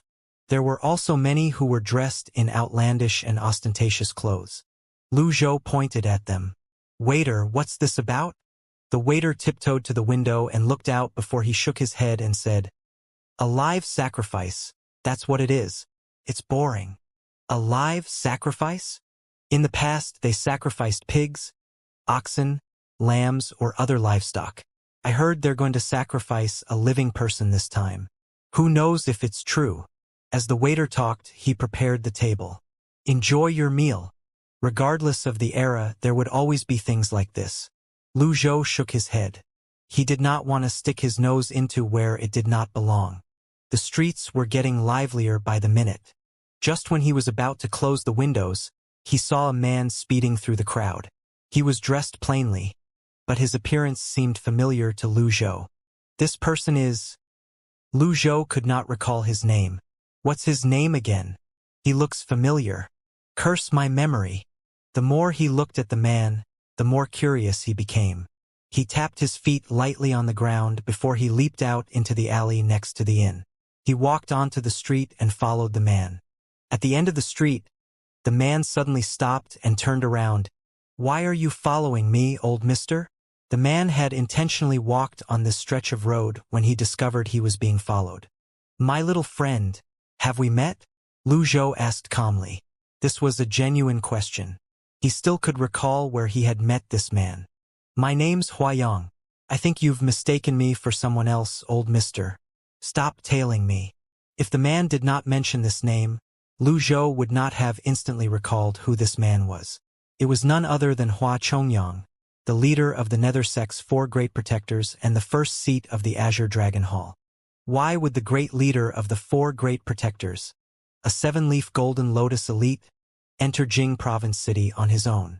When Hua Chongyang turned around and left, a frown could be seen on his face. He quickly searched his memories and confirmed he had not met the old man before. It would be bad if his identity was exposed and foiled Mr. Seven's plan. Lu Zhou glanced at the remaining time of the appearance alteration card. He still had about 2 days left. He continued following Hua Chongyang. So long as he followed Hua Chongyang, he would certainly be able to meet the rascal Yu Zhenghai. Lu Zhou hid his aura and was now no different from an ordinary pedestrian. He was quite pleased with the appearance alteration card. If Hua Chongyang knew who he was, he would have been scared out of his wits and ran away. Hua Chongyang navigated through 4 streets and emerged from the main city. He proceeded northward from Jing Province City. Halfway through the journey, he suddenly swerved to the side and launched an attack behind him at lightning speed. "Forgive me, old man." When he was 10 meters away from Lu Zhou, Hua Chongyang noticed that Lu Zhou appeared unflustered. He felt an unexplainable pressure weighed down on his chest. Just when Hua Chongyang's energy fist was about to reach Lu Zhou's face, Lu Zhou raised a hand. His fingers seemed to be electrified. The bolts of electricity could be vaguely seen. He pushed his arm forward. Bam! The instant the 2 palms collided, a vertical blast of energy rippled out. Hua Chongyang instantly reeled from the formidable power.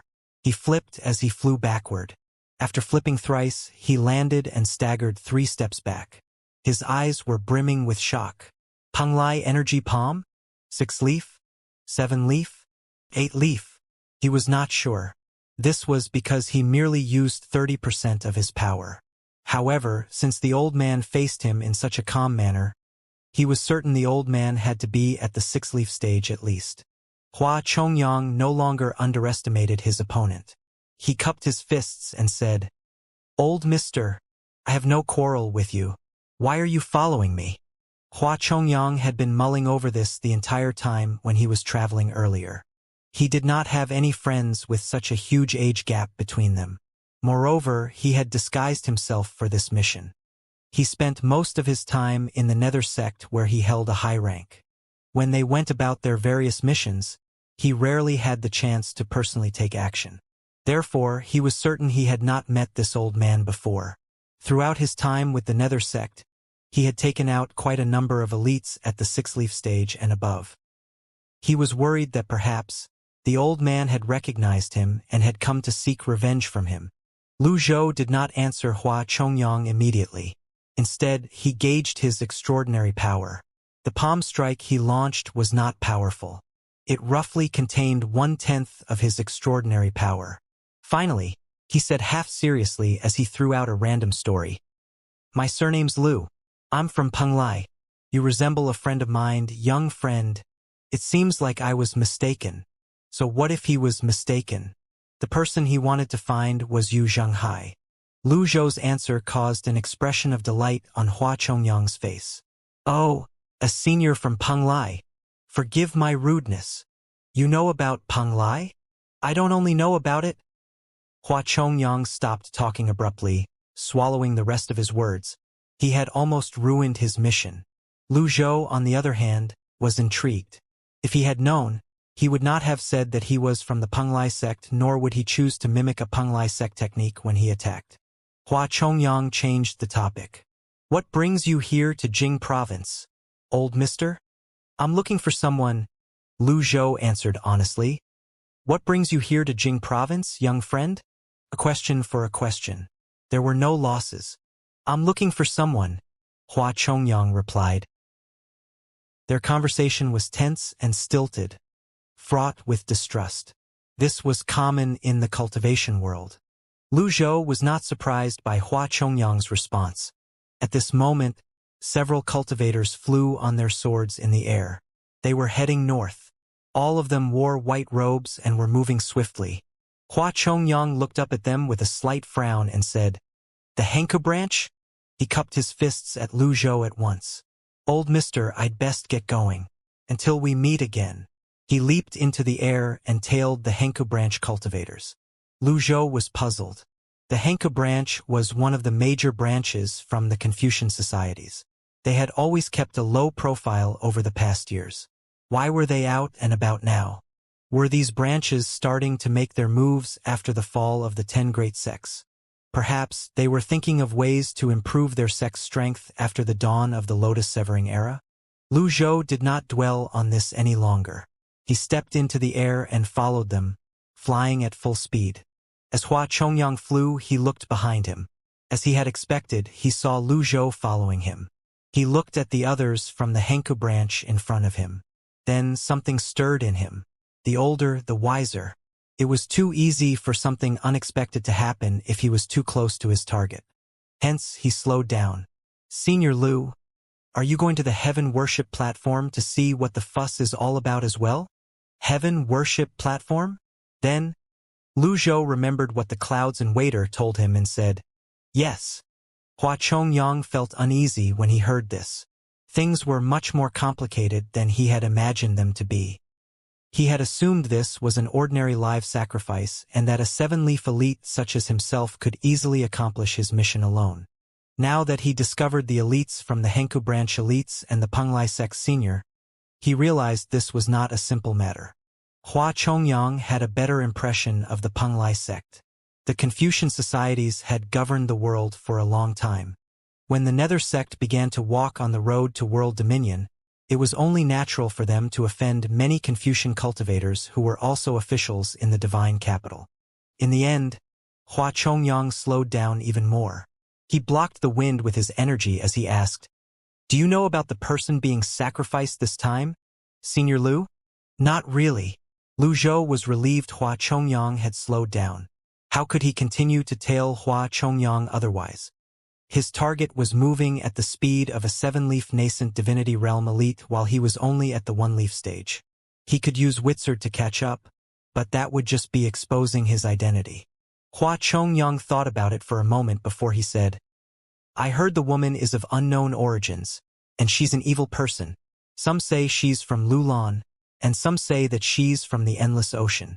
The point is, she's unusual. After she showed up, the beasts attacked the humans, and the birds ran amok. In the cultivation world, these are unlucky signs. She's going to be used as a sacrifice. After he finished speaking, he furtively studied Lu Zhou's face. He wanted to make sure Lu Zhou was not after the same person. Naturally, Lu Zhou was not interested in these matters. His target was Yu Zhenghai, and Yu Zhenghai alone. And you believe that? Of course not. Hua Chongyang shook his head. Are you going to rescue her? Lu Zhou asked. Hua Chongyang was stunned. This old man was something else. Before he could glean any information from the old man, he discovered he had been checkmated. Just like you, I'm just going to see what the fuss is about, Senior Lu. However, this woman's special. It's a shame for a living person to be offered up as a sacrifice. The hearts of men are difficult to fathom. We would be considered fortunate to be able to make it through this world smoothly. Who has the time to feel sorry for others? Lu Zhou said. You have a point. I'm enlightened. Hua Chongyang looked ahead. The Henku branch cultivators were no longer in sight. He said, Senior Lu, shall we pick up the pace? There's no need, Lu Zhou said calmly. Hua Chongyang gave it some thought and found it reasonable. He nodded at once and said, You're wise, Senior Lu. The Heaven Worship Platform won't go anywhere. There's no need to follow the people from the Henku branch. The two of them continued flying. They were neither fast nor slow. They flew past a patch of forest and river outside the city. Then, they saw a simple yet formal Heaven Worship Platform in plain colors. It was like a dark ink painting. The Heaven Worship Platform was not huge. It occupied about 100 meters of the land. It was completely paved with limestone. There were steps at its four corners. In the center of the Heaven Worship Platform, a raised dais seemed to have been temporarily erected. There was a wooden cross on it, and firewood was piled at its feet. They're really using a living person as a sacrifice? Senior Lu, there are many people here, Hua Chongyang said. The two of them landed slowly. They stepped into the bounds of the Heaven Worship Platform. Many low-ranked cultivators were swarming in and surrounding the Heaven Worship Platform. Kill the demon woman! Kill the demon woman! Kill the demon woman! Lu Zhou and Hua Chongyang heard the cries from the crowd and turned to look. The Henku branch cultivators in white robes were gathered together. They did not join in the shouting. There was another group of cultivators in Taoist robes to their left. Both groups were looking at each other. Hua Chongyang frowned. As he expected, things were truly complicated. Young friend, why are you frowning? Lu Zhou asked. There are too many people here. It's noisy. Hua Chongyang replied. Why don't we leave now? You're like a long-lost friend to me. Would you care to join me for a cup of tea? Lu Zhou tried his best to make himself seem peaceful and approachable. I can't appear imposing now. However, Hua Chongyang shook his head and said, Let's take a look now that we're here. He promised his sect master and Mr. Seventh that he would complete the mission. How could he give up halfway? Although the situation was complicated, it was still controllable. Hua Chongyang looked up at the wooden platform and asked, Senior Lu, you're not here for the woman? His eyes were brimming with doubt and disbelief when he asked the question. Lu Zhou knew that Hua Chongyang would not believe him no matter what his answer was. Hence, he said, Why are you asking me if you've already made up your mind about me? Hua Chongyang would never believe him, regardless of his answer.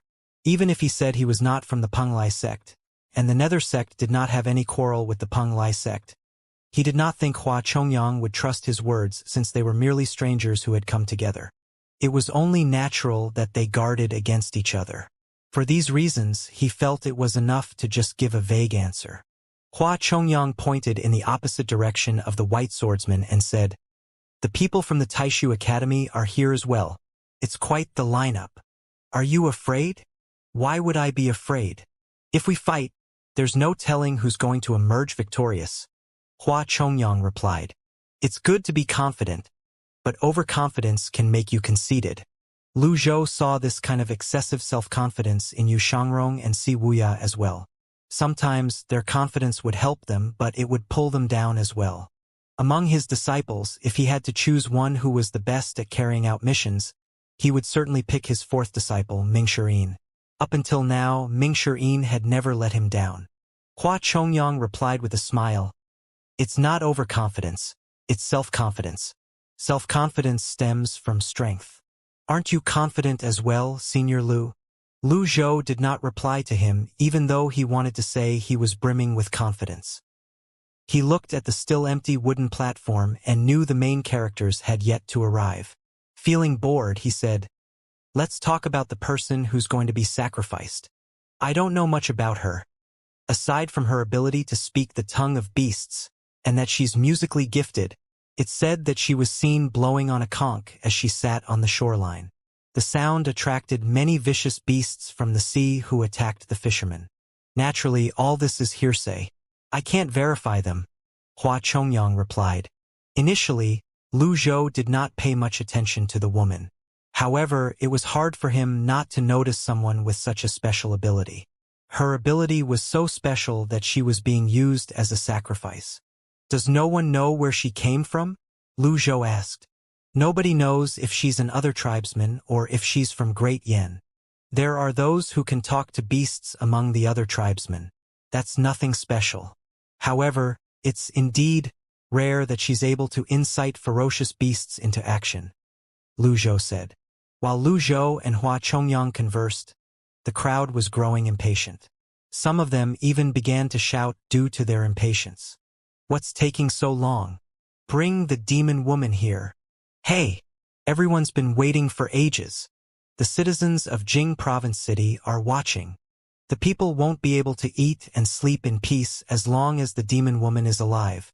Hurry up. Under the urging of the crowd, a middle-aged man dressed in peculiar clothes stepped forward. He wore a brocade hat, and his face was painted in vibrant colors. His sound wave rolled over the crowd, traveling far since it contained primal chi. Order, order. Then, he looked at the sun for a moment before he said, The time has come. Bring forth the demon woman. As soon as he finished speaking, the heaven worship platform fell silent. Everyone turned to look at the path on the left.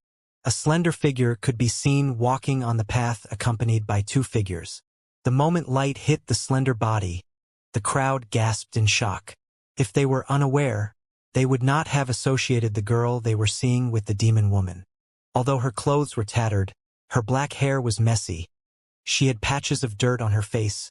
She was barefooted. and her hands were bound by a rope. These did not mask her exquisite beauty at all.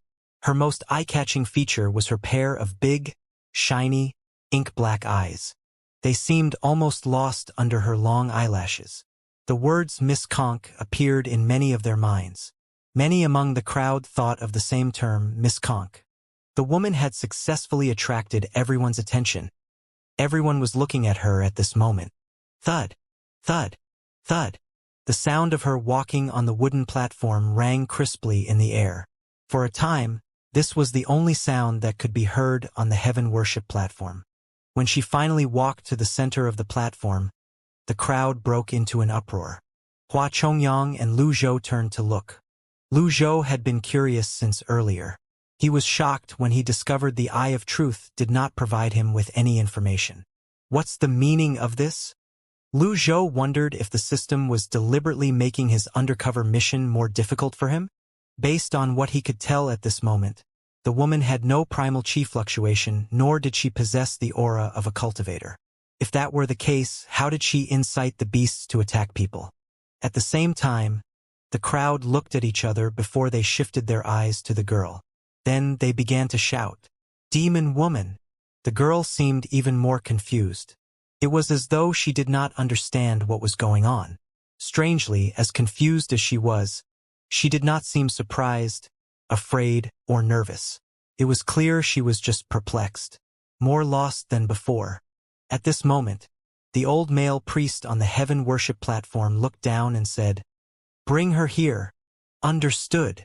The two cultivators sent their energy out to prop the girl up on the wooden platform. Then the old priest waved his horsetail whisk. The rope circled thrice around the girl and bound her to the wood. The scorching sun shone down on the girl. Her disheveled hair, the dirt on her face, her old and tattered clothes, and her fair exposed feet did nothing to obscure her beauty. In fact, it accentuated her lofty, out-of-this-world charm. "Do you know why she's being tied up?" Lu Zhou asked. "I don't." Hua Chongyang shook his head. "Do you think she's a demon woman?" Lu Zhou asked again. "She doesn't look like one." "Why not?" "Gut feeling." Hua Chongyang remembered his own mission. Naturally, he would not forget why he was here. He asked, "What do you think, Senior Lu?" "I think she's the demon woman," Lu Zhou said. "Why's that?" Lu Zhou placed his hands on his back and slowly said, "She's not surprised, not flustered, not panicking, not afraid, not cowering. Do you think ordinary girls can maintain their composure like her? She has no primal chi fluctuations. How could she command vicious beasts? She's barely 16. How can you explain the fact that nobody knows where she's from, or even her name?" Lu Zhou's words rendered Hua Chongyang speechless. Upon seeing this, Lu Zhou only smiled and no longer said anything. Hua Chongyang was clearly here for this little girl. There was no need to ask further questions. The old priest on the heaven worship platform looked at the sun again and said in a clear voice, "The time has come, let us worship heaven now." Dong! The bell tolled, signifying the ritual had begun. Most of everyone looked at the old priest. On the other hand, the people from the Henke branch and the Taishu Academy kept staring at each other, but nobody made the first move. It was as though they were merely here to supervise the ritual. The old priest loudly said, "I'm Yang Ping of Breeze Mountain. I hereby purify you of your sins in the name of the heavens. You'll have your ashes forever scattered. You'll be covered in flames. You'll sink to the bottom of the ocean. Your soul will be tired, and your will be tested. Sins cannot tolerate souls, and evil cannot tolerate ugliness. Preaching is useless. Broken bones and a scorched body is the best punishment. Let it burn." After his long speech, he waved his hand. Everyone widened their eyes in anticipation of the wood catching fire. Whoosh! Embers glowed as a fire started. At this moment, the girl looked down, clearly puzzled. Boom! At this moment, a member of the Taishu Academy sent an energy palm out and scattered the firewood at the base of the cross. The sudden move from the Taishu Academy member stunned Yang Ping, the old priest. He looked at the scattered firewood on the heaven worship platform with a furious expression on his face. He pointed at the people from the Taishu Academy and said, "How dare you? Who are you to go against the will of the heavens?" The person who made a move said in a clear voice, "I am Taishu Academy's first disciple, Jiang Rennie. It's only natural for me to take action when there are lies in your words." Yang Ping snorted before he said, "You don't get to decide what's right or wrong. You'll have to see if the people agree with you." He really did not expect someone to cause trouble at this juncture. Over the years, he had never had any issues conducting the rituals of Jing Province City in the past. The only difference this time was they were using a living person as a sacrifice, so the crowd, which consisted of many cultivators, was bigger. However, he was not worried. His confidence came from the knowledge that he had the support of the common folk. Although the common folk was as weak as ants, only cultivators who were out of their minds would openly oppose the will of the people. After all, the mortals were the foundation of cultivators. They provided the cultivation world with new blood. Even the emperor had to bend to the will of the people. The cultivators were no different. Openly attacking civilians would only earn one scorn and hostility from other cultivators. This had long been an unwritten rule in the cultivation world. As the old priest had expected, the common folk began to rebuke the member from the Taishu Academy. "The demon woman should be killed. Kill the demon woman. You shouldn't defend the demon woman." The Taishu Academy's first disciple, Jiang Rennie, said in a loud voice, "You're a Taoist, and yet, you're talking about the rituals of the other tribes. How dare you sacrifice a living human and fool the masses for your own personal gains? Who gave you the courage to do this?" Yang Ping's face darkened as he said, seething, "How dare you? The Tao is before the celestial emperor. Primal Qi gives rise to all things, and yet is insubstantial." Jiang Rennie said loudly, "I've told you that I'm from the Taishu Academy. You're a Taoist. How dare you spout nonsense? Sins cannot tolerate souls. Evil cannot tolerate ugliness? Who taught you that?" The cultivators present on the scene felt that Jiang Rennie's words made sense when they heard them. No matter how loudly the people shouted, all they could do was make noise. They could not alter the wills of the cultivators. Cultivation theories in Great Yen were founded by thought. Instructions based on those theories were used for cultivation. The Confucian, Buddhist, and Taoist societies did not have such rituals. Instead, it seemed similar to the witchcraft of the other tribes. Cultivators who joined academies would be even more aware of this. Jiang Rennie's speech seemed to make the masses give pause. Meanwhile, Yang Ping took a step backward. Clap, clap, clap. At the same time, the white-robed cultivators from the Henku branch who were standing across him applauded. The applause was so abrupt that it easily drew everyone's attention. As expected of the Taishu Academy's first disciple, "I agree with him. This old priest bears the physical body of a great Yen citizen, and yet, he possesses the filthy soul and distasteful thoughts of the other tribesmen. I propose that we kill him first." "Kill him!" The members from the Henku branch shouted in unison in voices that were so loud that it seemed as though they could shock the heavens. With the primal Qi in their voices, the sound wave resounded through the entire area. The Taishu Academy's first disciple, Jiang Rennie, cupped his fists and said, "Thank you for your support, everyone." He looked around himself before he faced the people again and said, "My dear people, don't be fooled by this man. Open your eyes and see. Is that little girl, bound on the cross, a demon lady?" On the wooden platform, the girl blinked her huge eyes curiously as she watched the proceedings. Jiang Rennie continued to say, "You old thing! You're treating the life of another human with as much worth as a stack of hay. You should confess to your own crimes now." Yang Ping took another step back. When he saw that the situation had turned unfavorable, he pushed away from the ground and leaped up into the sky. If he had chosen to stay and defend himself with words, he might still be able to redeem himself. After all, the accusations hurled at him were without proof at the moment. However, now that he had chosen to flee, his guilt was apparent. The people were shocked as well when they saw the old priest fleeing. Running away? Zhang Can, an elder from the Henku branch elder, drew his sword and leaped into the air. His primal chi surged and 5 energy swords spun around his sword. He pushed both palms out and the energy swords shot out. Bam! Bam! Bam! Yang Ping was only a low-rank cultivator who had not even entered the Brahmin Sea realm. In just a blink of an eye, the 5 energy swords pierced him from behind. He cried out wretchedly as he fell from the sky. Xianxia shouted, "A person with the ambition of wild wolves like him should submit to the rule of law and confess his crimes." Xianxia shouted, "Good. Nice kill." Jiang Rini, the Taishu Academy's first disciple, looked at the girl who was bound to the wooden cross and said in a clear voice, "Under my master's orders, I'll bring her back to the academy to be dealt with." "Hold up." Xianxia raised a hand. "Do you have a problem?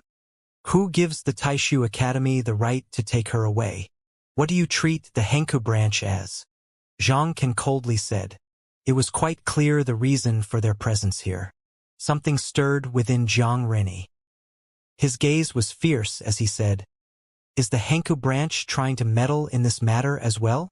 The disciples of the Taishu Academy had already gotten into position. Zing! Zing!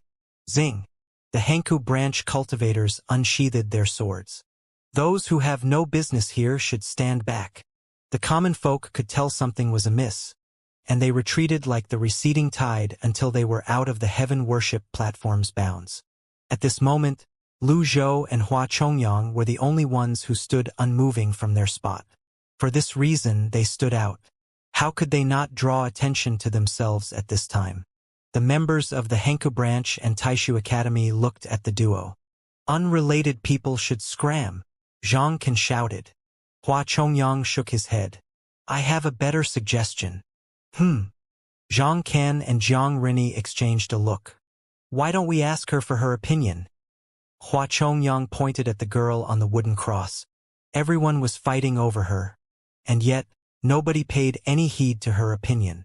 Upon hearing Hua Chongyang's words, the members of the Henku branch and Taishu Academy exchanged glances. "I agree. Me too." The representatives of both sides looked at the girl on the wooden cross with expectant expressions. Jiang Rini looked at the girl and said, "Don't be afraid. What do you say to coming back to the Taishu Academy with me? If you follow me, I'll give you anything you want." He struggled to maintain his expression. He was afraid of scaring the girl. The girl cast her gaze downward. She looked at Jiang Rini for a mere second before she shook her head. Upon seeing this, Xianxia laughed loudly. He said, "Jiang Rini, you should give up while you can. Little girl, return to the Henku branch with me. The sect master will personally teach you how to cultivate. The senior disciples of the Henku branch will be your helpers." The girl glanced at Xianxia before she shook her head again. Xianxia. The members of the Taishu Academy laughed as well in an act of revenge.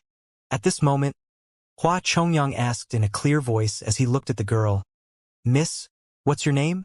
Lu Zhou remained silent as he stood in his spot. However, his interest in the girl was growing. Who was she that the other sects were fighting over her? They even gave her special treatment and promised her so many benefits. Hua Chongyang's question drew everyone's attention again. It suddenly dawned on everyone that they did not even know the girl's name after talking so much. All of them shifted their eyes to her. The girl shook her head again, seemingly at a loss. She struggled to free her hands, since the rope was already loosened by the energy blast. With a firm tug, it fell to the ground easily. Then, she raised the item in her hand and softly said, "Conk! Conk!" Hua Chongyang smiled. "All right, I'll call you Conk. Will you come with me?" Perhaps it was due to Hua Chongyang asking for her name.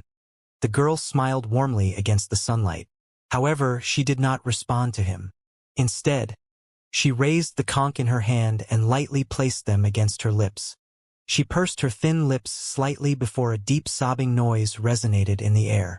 The sound produced by the conch was meandering and melodious as it spread across the heaven worship platform. The unique tone and tune sounded like something that came from under the sea. It seemed to sing tales from the past in a low but beautiful and bright tone. The tune spread into the forest. Whoosh! Whoosh! Whoosh! Birds appeared in the skies. Huge eagles and meek sparrows flew in the air. Meanwhile, the beasts on land slowly crept toward the platform from the forest. Their eyes shone with a dark green light. This was the sign of a being attaining the basic level of cultivation. The wild beasts absorbed the primal chi of heaven and earth and became tougher, scarier, and more savage. Powerful, vicious beasts were the enemies of mankind. The conch sound stunned the masses. When they regained their senses, they began to clamor again. Demon Lady! Demon Lady! At this moment, Zhang Rini, the Taishu Academy's first disciple, pushed away from the stone floor and flew at lightning speed toward Miss Conch.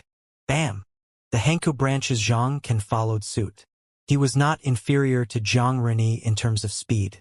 Energy stirred and landed on Zhang Iren as he said, "Let's decide who's worthy with our fists." You took the words right out of my mouth. Both of them were covered in spheres of energy. After the initial collision, they faced each other in the air. The disciples of the Taishu Academy charged forward as the disciples of the Hanku branch drew their swords and advanced as well. Chaos descended on the scene. Upon seeing this, Hua Chongyang glanced at Lu Zhou briefly. He did not hesitate to make a move. With the two tigers fighting, he could easily gain the benefit as the third party. His movements were as nimble as a swallow as he kept the energy at bay. "Follow me." A surprise expression on Miss Conch's face as she took a step backward. At the moment she stepped back, several energy swords sailed toward her. Hua Chongyang struck with one hand. A huge energy seal shattered the energy swords. Then he pulled Miss Conch to him with the energy. After retracting the energy palm, Miss Conch was pulled in by the energy palm. "Don't let him get away. Damn it." Zhang Can and Zhang Rini had discovered Hua Chongyang. The duo stopped fighting immediately as though they had a tacit agreement as they flew toward Hua Chongyang. Palm and a sword. From the left and right. Hua Chongyang shouted, "Get lost!" Whiz! An avatar that was nearly 90 feet tall suddenly appeared with an explosion. The shining golden energy pushed Zhang Can and Zhang Rini back. The two of them reeled back as they spat out mouthfuls of blood up in the sky. The disciples of the Hanku branch and Taishu Academy looked at the avatar that was nearly 90 feet tall in shock. A 7-leaf elite. He's a 7-leaf elite? Lu Zhou looked at Hua Chongyang, the 7-leaf elite. His expression remained calm. When Hua Chongyang summoned his 7-leaf avatar, he did not even spare a glance for Zhang Can or Zhang Rini. His attention had always been on Lu Zhou. Of all the people gathered here, he surmised Lu Zhou was most likely to pose a threat to him here. Zhang Can and Zhang Rini endured the pain in their bodies as they hovered in the sky. "Disciples, hear my order." The disciples of the Taishu Academy and Hanku branch were well trained. They retreated at the same time and formed square formations. "Prepare the formation." The disciples of the Taishu Academy produced talismans from their pockets. The disciples of the Hanku branch bit the tips of their thumbs and swiped it across their swords. The talismans were ignited. The energy blades shone. Script seals appeared and formed a huge script seal grand formation. Hua Chongyang did not expect them to work together harmoniously. He retracted his palm after he brought Miss Conch to him. As he had expected, she was not a cultivator. When she was bound by his energy, she was completely helpless. "You won't get away," Zhang Can shouted. The disciples of the Hanku branch flew on their swords. The densely packed energy swords shot out in rapid succession. Hua Chongyang recalled his avatar and descended. "Let's go." Logically, this was the best chance he had to run away. His mission was to retrieve Miss Conch. He was a 7-leaf elite after all. There was no need for him to fight if it was not necessary. The moment Hua Chongyang flew away from the heaven worship platform, a black figure shot after him from the back. There was no energy or avatar, as though the figure was using his body as a weapon. The figure punched Hua Chongyang with golden energy seals swirling around his fist. Hua Chongyang's expression darkened as he blocked using his arms. At the same time, an energy seal shield appeared around him as he defended against the Taishu Academy's script seals and the Hanku branch's sword formation. Bam! Bam! Bam! He could defend himself against the attacks of the two sects, but the sudden appearance of the golden energy fist exceeded his expectations. Boom! It was too fast. The fist connected firmly with Hua Chongyang's arms. The strong impact caused him to grunt as he fell. He fought against his surging blood essence and pushed with his palm. There was only one person he could rely on at this moment. Elder Lu, help me. The moment the black figure appeared, Hua Chongyang knew his mission today would not be that easy. He was sent flying rather far back on the ground. The limestone floor left in his wake seemed to have been removed. Took a while before he finally slid to a stop. He punched on the ground and flipped 360 degrees in the air before he stood on his feet. Then, he sent Miss Conk over to Lu Zhou with a palm strike. Miss Conk looked up with her huge eyes. For the first time, she smiled and greeted someone. Hello. Lu Zhou looked down into her eyes. Her head only reached his shoulders. It was said that eyes were the windows to a person's soul. He only saw innocence and purity in her eyes. She seemed so pure that it was as though she was not even tainted by a speck of dust. Miss Conk's greeting seemed to catch the black figure off guard. Came to a halt and looked over. The black figure belonged to a middle-aged man who wore full armor. A blade scar could be seen on his face. Based on his armor, it seemed like was a soldier from the Jing province city's garrison.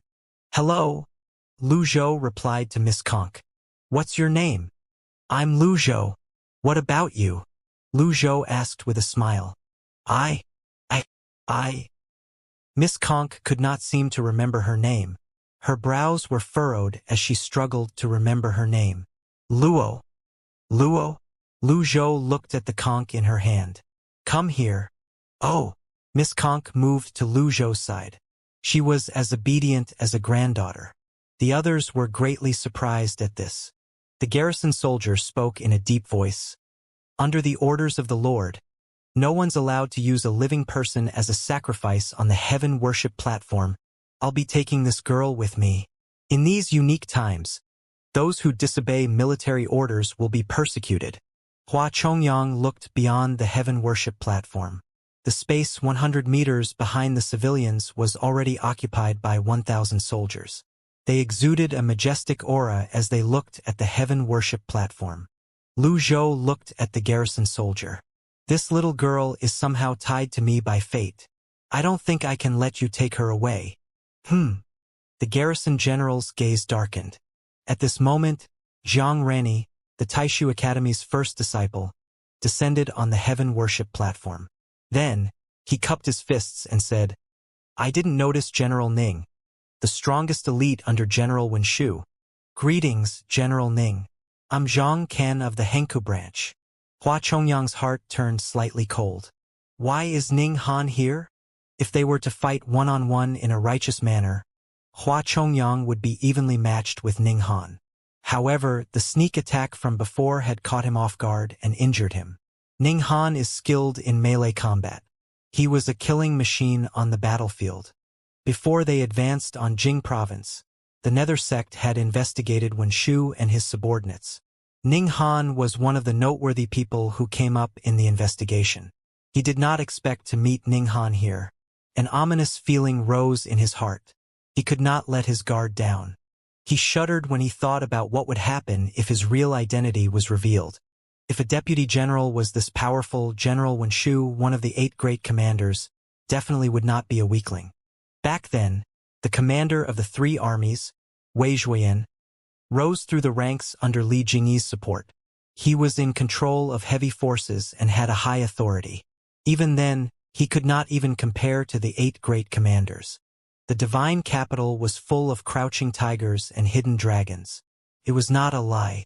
The appearance of General Ning made the members of the Henku branch and the Taishu Academy give up on fighting.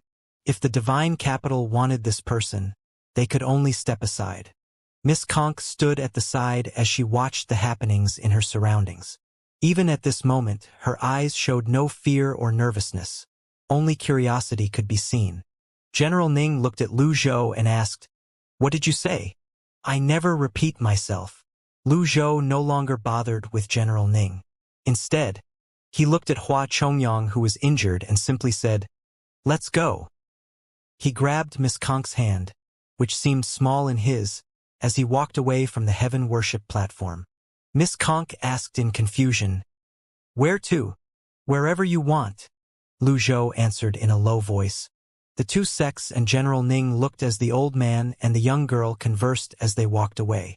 Lu Zhou had just waved his hand, creating a small storm of primal chi when General could no longer hold it in and said, "Catch them."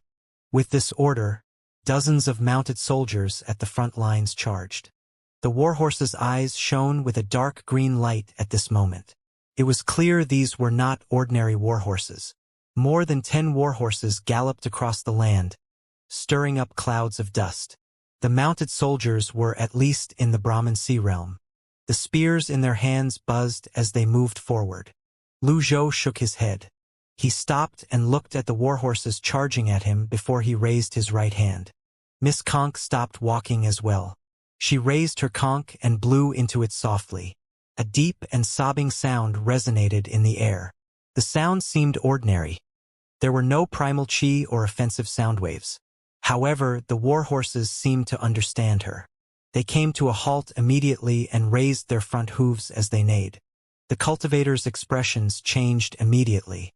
They had tamed these steeds. Why did the steeds go out of control for no reason at all?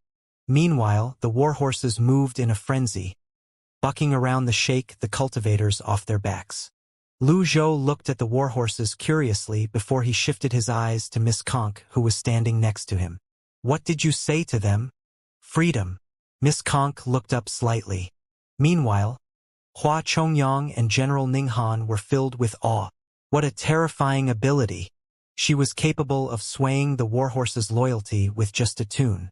Ninghan, otherwise known as General Ning, stomped his foot on the heaven worship platform and said domineeringly, "Those who dare take the demon lady away will be persecuted on the spot." Boom! The heaven worship platform crumbled with a loud crash immediately. Ninghan hovered in midair and ordered, "Kill them!" The cultivators abandoned their frenzied warhorses and leaped into the air. Lu Zhou looked to the side slightly. "Are you afraid?" "What's afraid?" Miss Konk asked. Since she asked this question, it was clear she was not afraid at all.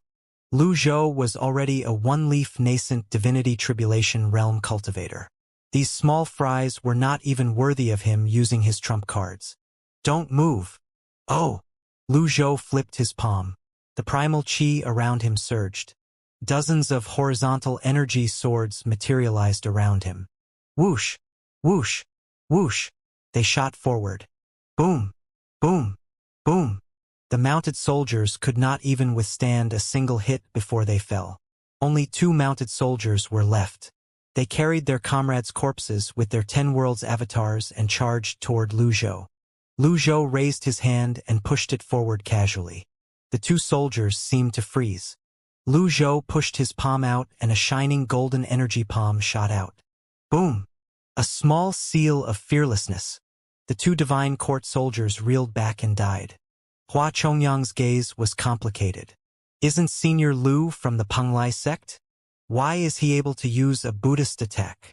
General Ning, who was hovering in midair, was confused as well. When the first wave of cultivators fell, another wave of cultivators took their place. You overestimate your own capabilities. Lu Zhou flipped his palm again. Primal chi was condensed into energy. The Great Blitz Treasure Seal and the Outer Circle Mystic Seal shot out. The energy palms were unique. Huge shining golden scripts could be seen on the 5 fingers of the palm seal. These moves were too obvious. Those are 2 of the palm seals of the Taoist 9 cuts hand seals. Who's this old man? How can he master the techniques of the Buddhist and Taoist societies at the same time? Boom! Boom! Boom! Another dozen cultivators lost their lives. Lu Zhou was satisfied with the feeling of not having to rely on his item cards. Although he was not as awe-inspiring as before, it felt more realistic. Ninghan said loudly, "You 2 sects, what are you standing around for? It's time for you to be of service to the imperial court." Having lost much of his men, he intended to make the members of the Taishu Academy and Henke branch take on the role of vanguards. Glad to be of service, Zhang Renyi said with a bow. You should leave this to the Henku branch. Zhang Can had no intentions of letting the Taishu Academy take all the merits. He waved his hand. The disciples of the Henku branch drew their swords. Dozens of swords sailed through the air. The men formed 4 to 5 energy swords each that spun around their swords. Senior Lu, look out, Hua Chongyang warned. As soon as Hua Chongyang finished speaking, the countless densely packed energy swords shot toward Lu Zhou, looking like a long dragon. A sword formation? Lu Zhou glanced at it. His 1,000 years of combat experience and knowledge was put to good use at this moment. Lu Zhou waved his sleeve. Unnamed flew out. He joined his index and middle fingers as he controlled the sword with his chi. Unnamed split into 2 and continued to multiply. Boom! Boom! Boom! The dragon was slain by Unnamed. The disciples of the Henku branch had sour expressions on their faces when they saw this. That weapon, it's a heaven-grade weapon. General Ning continued looking down from above. This could not go on. A one-leaf nascent divinity tribulation realm cultivator could not continue fighting for a long time after all. Lu Zhou thought about the disguise card which could be used to intimidate the others. Alas, a single card costs 10,000 merit points. It was a waste to use it right now. If it weren't for the price, I would have swatted you as though you're flies ages ago. How dare you act pretentious before me? At this moment, Zhang Renyi and Zhang Can flew toward him. A sword and a palm. They moved at lightning speed. How dare you make a scene when you merely have a one-leaf cultivation base? If they could not gauge this old man's cultivation base after fighting for this long, they would have been the laughingstock of the cultivation world. Forget it. Lu Zhou pushed away from the ground and rose into the air. When the sword and the palm were upon him, primal chi surged as he pushed his palms to the sides. A faint bluish glow appeared immediately. With Lu Zhou in the center, a gigantic array of energy swords that spanned 100 meters appeared. The yellow river sword was a gift from the heavens. Impossible! He's not a one-leaf cultivator. Zhang Can and Zhang Renyi were almost upon him when they were greeted by a tidal wave of energy swords. Bam! Bam! Bam! The energy swords washed over the two of them like a tidal wave. They were minced by the energy sword. They did not even have the time to cry out. The energy swords seemed to have eyes of their own. They skirted around Miss Conk and formed an independent safe space. Eldest senior brother. Elder. The members of the Taishu Academy and Henku branch were stunned. General Ning's gaze turned cold. He stepped into the air that rippled under his feet. With his fists by his side, he launched an attack at Lu Zhou with an overbearing force that was as heavy as a mountain. Lu Zhou was still surrounded by energy swords. The terrifying part was that Ning Han had parted the energy swords with his shining golden fists. My extraordinary power isn't enough. Lu Zhou seemed indifferent. He retracted his arms and placed them before his dantian. The array of energy swords vanished at once. Die! Ning Han, who had been resting all this while, punched Lu Zhou at lightning speed. His body was horizontal in the air as he punched with his right hand. Ning Han had the opportunity to catch his breath. With lightning speed, he hurled a punch at Lu Zhou. His body was horizontal in the air as he punched with his right arm. Bam! This punch connected with Lu Zhou's chest. It hit. Ning Han was feeling pleased with himself. Anyone hit by him would have their bones shattered. Upon seeing his punch had landed true, he hovered in the air. He had seen and felt his fist connecting with Lu Zhou's chest. However, with a second glance, he discovered a layer of blue light surrounding Lu Zhou's body. To maintain and manifest samadhi, like light and shadow, permeating everywhere while staying still in samadhi. This was the power to silence everything. Lu Zhou forcibly focused the heavenly writing's power before himself. There was no explosion of Blue Lotus, nor was there any reversing of the Blue Lotus's energy. Ning Han's heart sank. He cursed silently. When he looked up again, he saw the indifferent expression on Lu Zhou's face. It's been a long time since I've felt the touch of a punch. After saying this, Lu Zhou punched his wizened hand at Ning Han. Boom! Ning Han, or General Ning, felt as though his arm had been punched with the force of 10,000 pounds as he flew back. No energy seal? How did he do that? How was it possible for a cultivator to unleash such great power with his physical strength alone without condensing qi into energy? Moreover, Lu Zhou, in all appearances, was an old man. The others thought it was over when Lu Zhou suddenly flew up and dove. He appeared in front of Ning Han at a great speed. Nobody noticed the blue light shining between his fingers. Boom! Lu Zhou punched again. This time it landed squarely on Ning Han's chest. General! The others, including Hua Chongyang, were stunned. Ning Han was a body cultivation elite. A cultivator like him was not talented in utilizing qi or condensing it into energy. Hence, he took the path of body cultivation. He wrapped his skin in energy while strengthening his body at the same time. He was a formidable foe in close-range combat. A person like him was great at taking punches. He was like a solid rock. Ning Han had lost all control when he was sent flying back. Lu Zhou dove again. He moved faster than the speed Ning Han was sent flying. He punched again. Boom! The punch landed on Ning Han's chest again. All three punches were done in a single breath. He flew out of the heaven worship platform and crashed heavily onto the limestone floor. Lu Zhou looked down at the crater.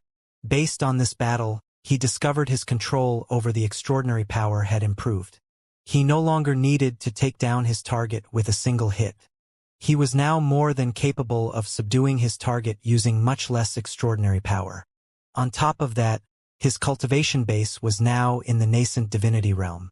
The three punches collectively used a quarter of his extraordinary power. In total, he spent about 1/3 of his extraordinary power. According to his previous calculations, he would have needed 2/3 of his extraordinary power to achieve this, including killing Zhang Can and Jiang Renyi with the energy swords. At this moment, the platform was as silent as a graveyard.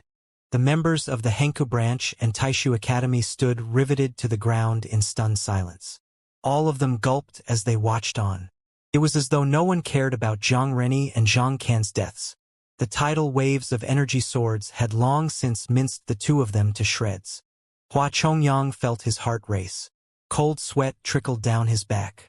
What a savage old man! To think that a body cultivator who was skilled in punches had lost in a punching match, and to an aged individual to boot. Who could defend his honor? He dared not move, afraid that Senior Lu was a petty person who took their previous misunderstandings to heart.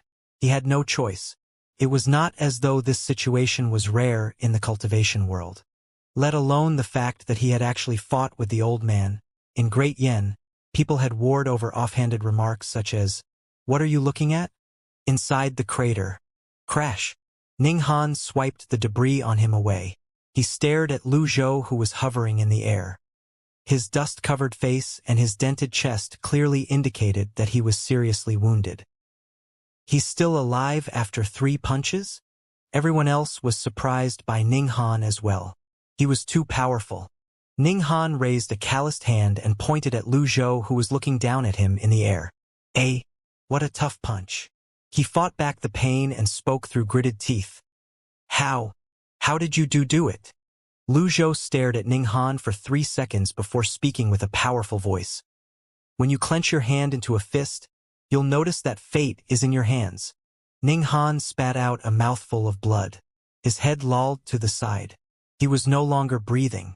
His eyes remained opened. He was only a martial artist. How could he die in peace after hearing those words? Were they nonsense? Or were they the truth?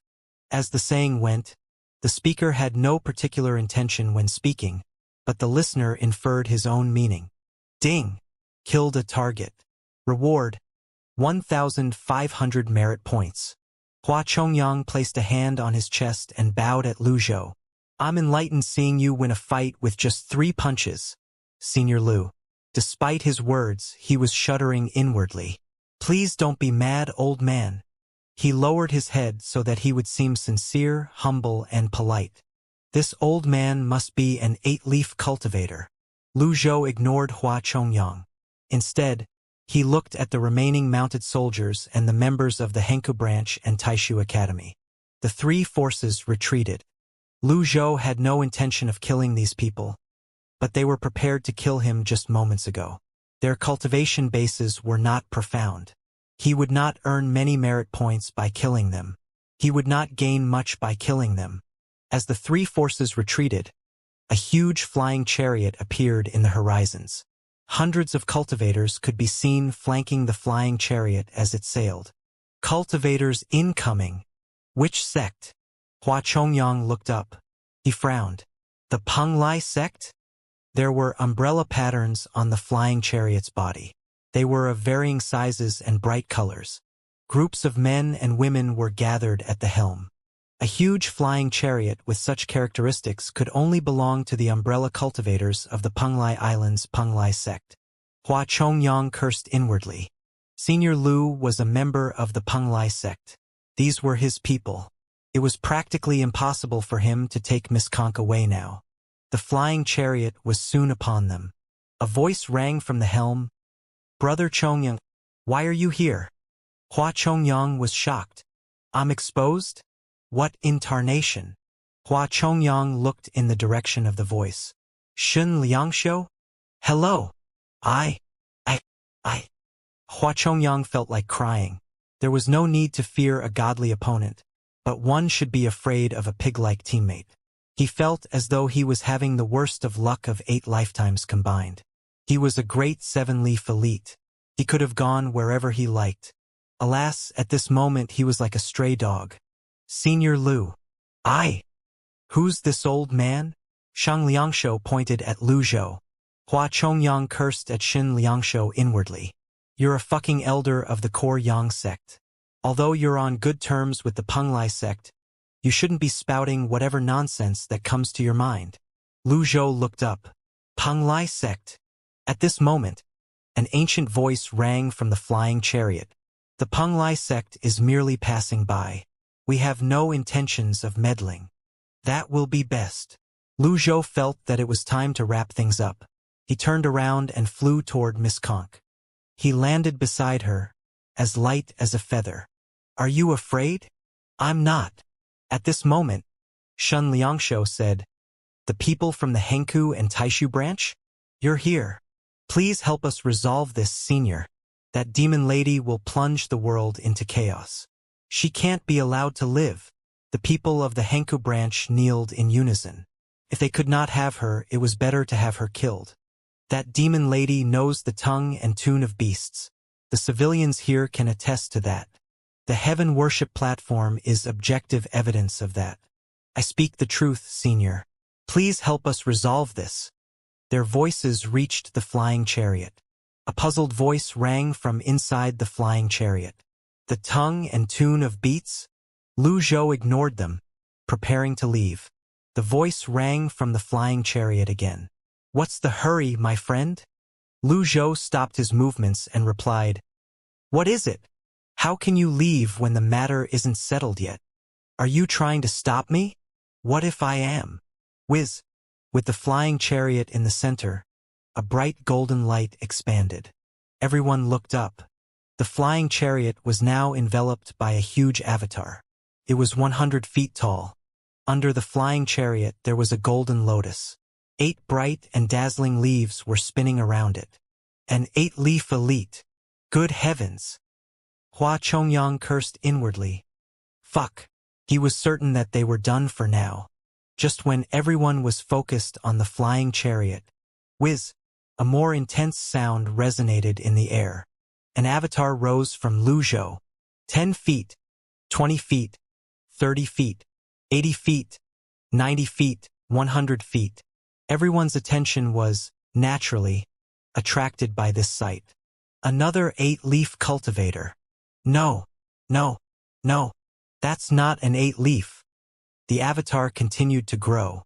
110 feet, 120 feet, 140 feet, 150 feet. 9 leaves spun around the golden lotus under the avatar's feet. A 150-foot avatar faced the 100-foot avatar as well. It was easy to tell which one was superior. No wind blew on the heaven worship platform for 100 meters. It was extremely quiet. The cultivators of the Henku branch and Taishu Academy felt as though their eyeballs were about to pop out from their sockets as they stared at the 150-foot-tall avatar. They could not even see its head. They could only see the 9 leaves that were dazzling and eye-catching. The leaves seemed like blades that kept slicing at their hearts. In Great Yan's cultivation world, aside from the legends of elusive experts who lived in seclusion, the experts whom the cultivators respected were 8-leaf experts. Those who were at the 5-leaf stage could be considered grand cultivators. Ever since the start of the lotus-severing era, the cultivation world was quick to pick it up. Almost everyone severed their lotuses and recultivated for fear of being left behind. The incident of the 7 great sects attacking the evil sky pavilion shocked the entire cultivation world. They were shocked by the appearance of a 9-leaf cultivator. Who could stand against a 9-leaf cultivator? Nobody knew how the evil sky pavilion patriarch, Ji Tiandao, did it. It was a mystery that was unresolved in the cultivation world. However, the 9 leaves could not lie. The Penglai sect's elite in the huge chariot had intended to intimidate Lu Zhou by showing off his avatar so that he could get what he wanted. However, he did not expect the person he wanted to intimidate was a 9-leaf expert. Indeed, an 8-leaf cultivator was powerful. However, in the face of a 9-leaf cultivator, they were as worthless as grass.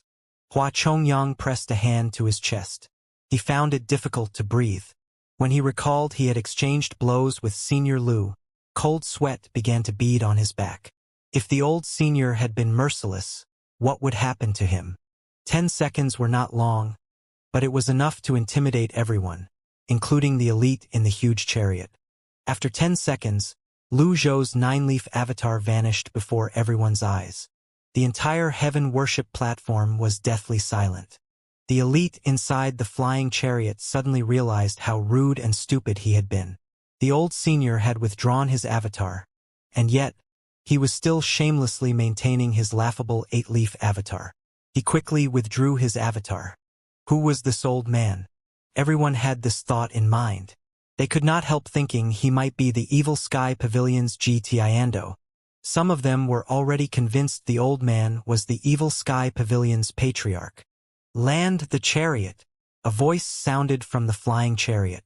The disciples finally reacted and began lowering the flying chariot. As the chariot landed, a deep voice rang from it. Xianxia. Ha! Is this the evil sky pavilion's patriarch? Xianxia was taken aback. He widened his eyes as he looked at the old man again. Compared to Ji Tiandao, this old man looked thinner and livelier. His hair was darker as well. Apart from the fact that they were both old, this old man bore no resemblance to the evil sky pavilion's patriarch at all. Therefore, he did not hesitate as he said, "He's not the evil sky pavilion's patriarch. Are you sure?" "I guarantee it. I was in close contact with old Senior Ji during the battle at Liang province. I remember his words, actions, voice, and looks. They're all imprinted in my mind. It's impossible for me to mistake him," Xianxia said confidently. Boom! The flying chariot landed on the ground. The disciples left the flying chariot, bowed, and said, "Welcome, sect master." An old man, who seemed slightly weathered, emerged from the flying chariot. The only eye-catching thing about him was the extravagant clothes he wore. His brocade robes were embroidered with green birds and umbrellas. The moment he disembarked from the flying chariot, 2 disciples supported him on each side as he hastened forward. They came to a stop several meters before Lu Zhou. With a slight bow, he said, "Greetings, old senior. I'm Huang Shiji from the Penglai sect." Huang Shiji. Lu Zhou nodded. The Penglai sect seldom meddles with the trivial matters of the cultivation world. Why today? The master of Penglai Island was also the sect master of the Penglai sect. Huang Shiji said, "We were passing by when we encountered a powerful primal chi fluctuation. Hence, we came to take a look. We didn't expect to run into an otherworldly elite here." Lu Zhou remained unmoved. He had heard too many flatteries. At this moment, Xianxia jogged over. He emboldened himself to get as close to them as possible. Then, he flashed a smile and said, "Old senior, how should we address you?" Lu Zhou shifted his gaze to Xianxia. Xianxia was frightened into taking a step back when he felt the pressure from Lu Zhou. "I'm sorry, old senior. How dare a puny little nascent divinity realm weakling ask about a nine-leaf elite's name?" A single look from Lu Zhou sucked out all the courage in him. He no longer dared to speak. Huang Shiji said, "Senior, the Penglai sect has no intentions of becoming enemies with you. About before. You want me to give you an explanation?" Lu Zhou asked. "We dare not." Huang Shiji looked to his sides. He saw the Taishu Academy and Henku branch at the far side. He pulled a face, waved his hand and said, "Execute them now." This order startled everyone. The members of the Taishu Academy and Henku branch retreated in fright. Huang Shiji knew this was not the time to be merciful. He lowered his voice and said, "What's this? Are my orders of no importance now?" "Yes, sect master." The Penglai sect's first disciple held a black umbrella in his hand. He turned around with killing intent flashing in his eyes. A few other disciples turned as well. 5 of them leaped into the air before they charged at the crowd. For a time, there was a rain of blood. Cries rose and fell. Lu Zhou did not look at them. They deserved this outcome. Besides, their lives and deaths had nothing to do with him. Huang Shiji cupped his fists and said, "Are you satisfied with this, old senior?" "Do your part well," Lu Zhou replied. "Huang Shiji shall follow your instructions, old senior." Huang Shiji bowed. The other disciples bowed as well. Lu Zhou turned his attention away from Huang Shiji. He walked up to Miss Conk. He noticed that she was not at all afraid. In fact, she seemed more curious than anything else. Before Lu Zhou could speak, she said, "I've seen it before." "What have you seen before?" Nine leaves. Miss Conk made a golden lotus shape with her hands. When Lu Zhou heard this, he was shocked. His instincts told him that Miss Conk was not lying. Her eyes were filled with honesty. He did not press further. He found her words slightly frightening. Was it true that he was not the only nine-leaf elite? In the end, he extended his hand to her and said, "Let's go." Miss Conk glanced at him and took his hand. The sun shone on the platform. The beasts of the forest had left. The birds took flight in neat formations toward the setting sun. They were chasing the sunlight. There was still hope. Lu Zhou held Miss Conk's hand in his and turned toward Jing Province City. He looked back and said, "Hua Chongyang." Hua Chongyang shuddered. A great 7-leaf elite was like a small fry today. He made his way through the members of the Penglai sect. When he hurried past Huang Shiji, he did not even have the time to salute him. Senior Lu. The people from the Penglai sect heard Hua Chongyang's words. So this 9-leaf elite's surname is Lu. At long last, there was another miracle in the cultivation world.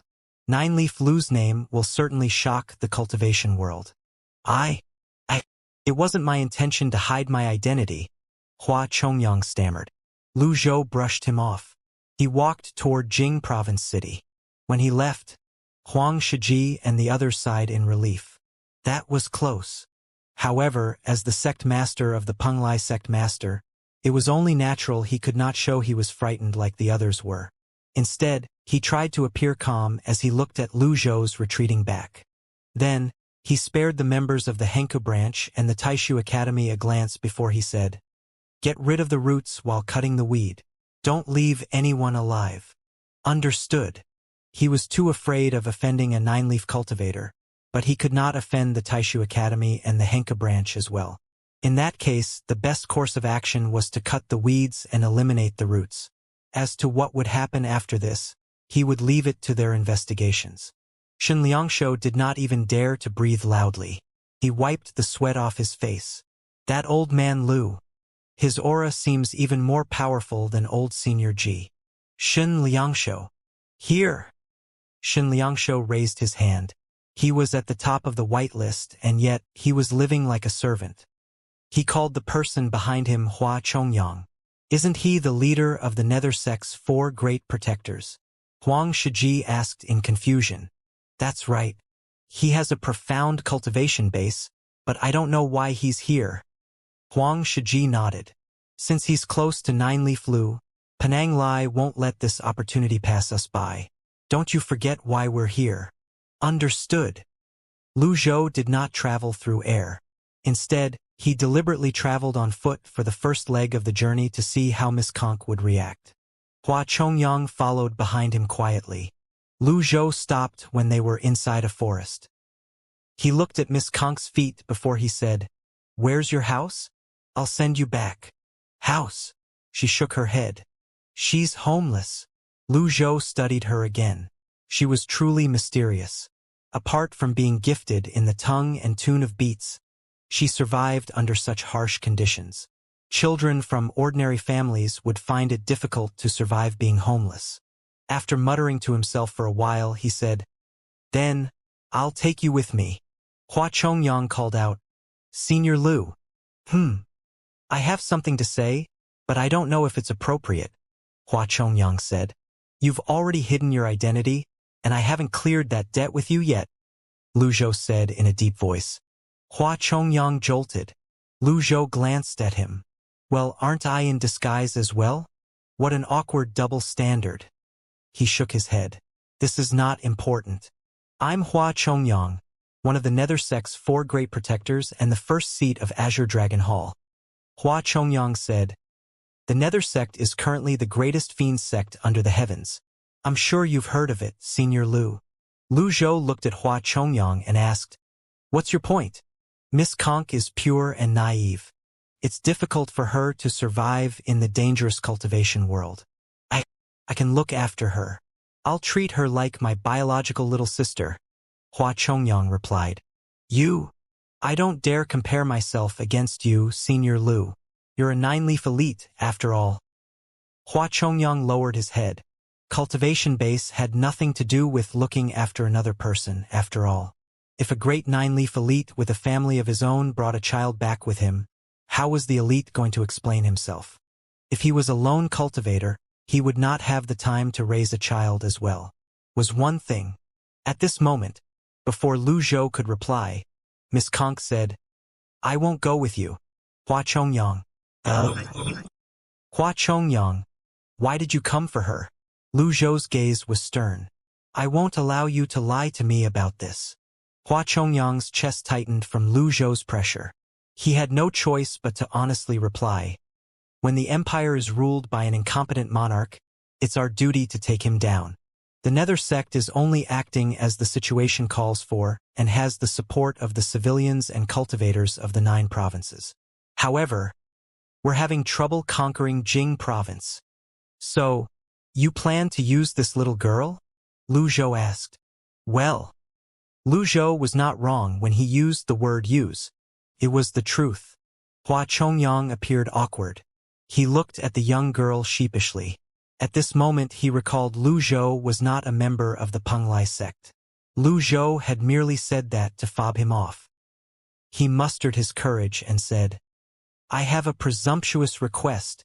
If the Nether Sect can have your assistance, old senior, I'm sure we can easily take down Jing province.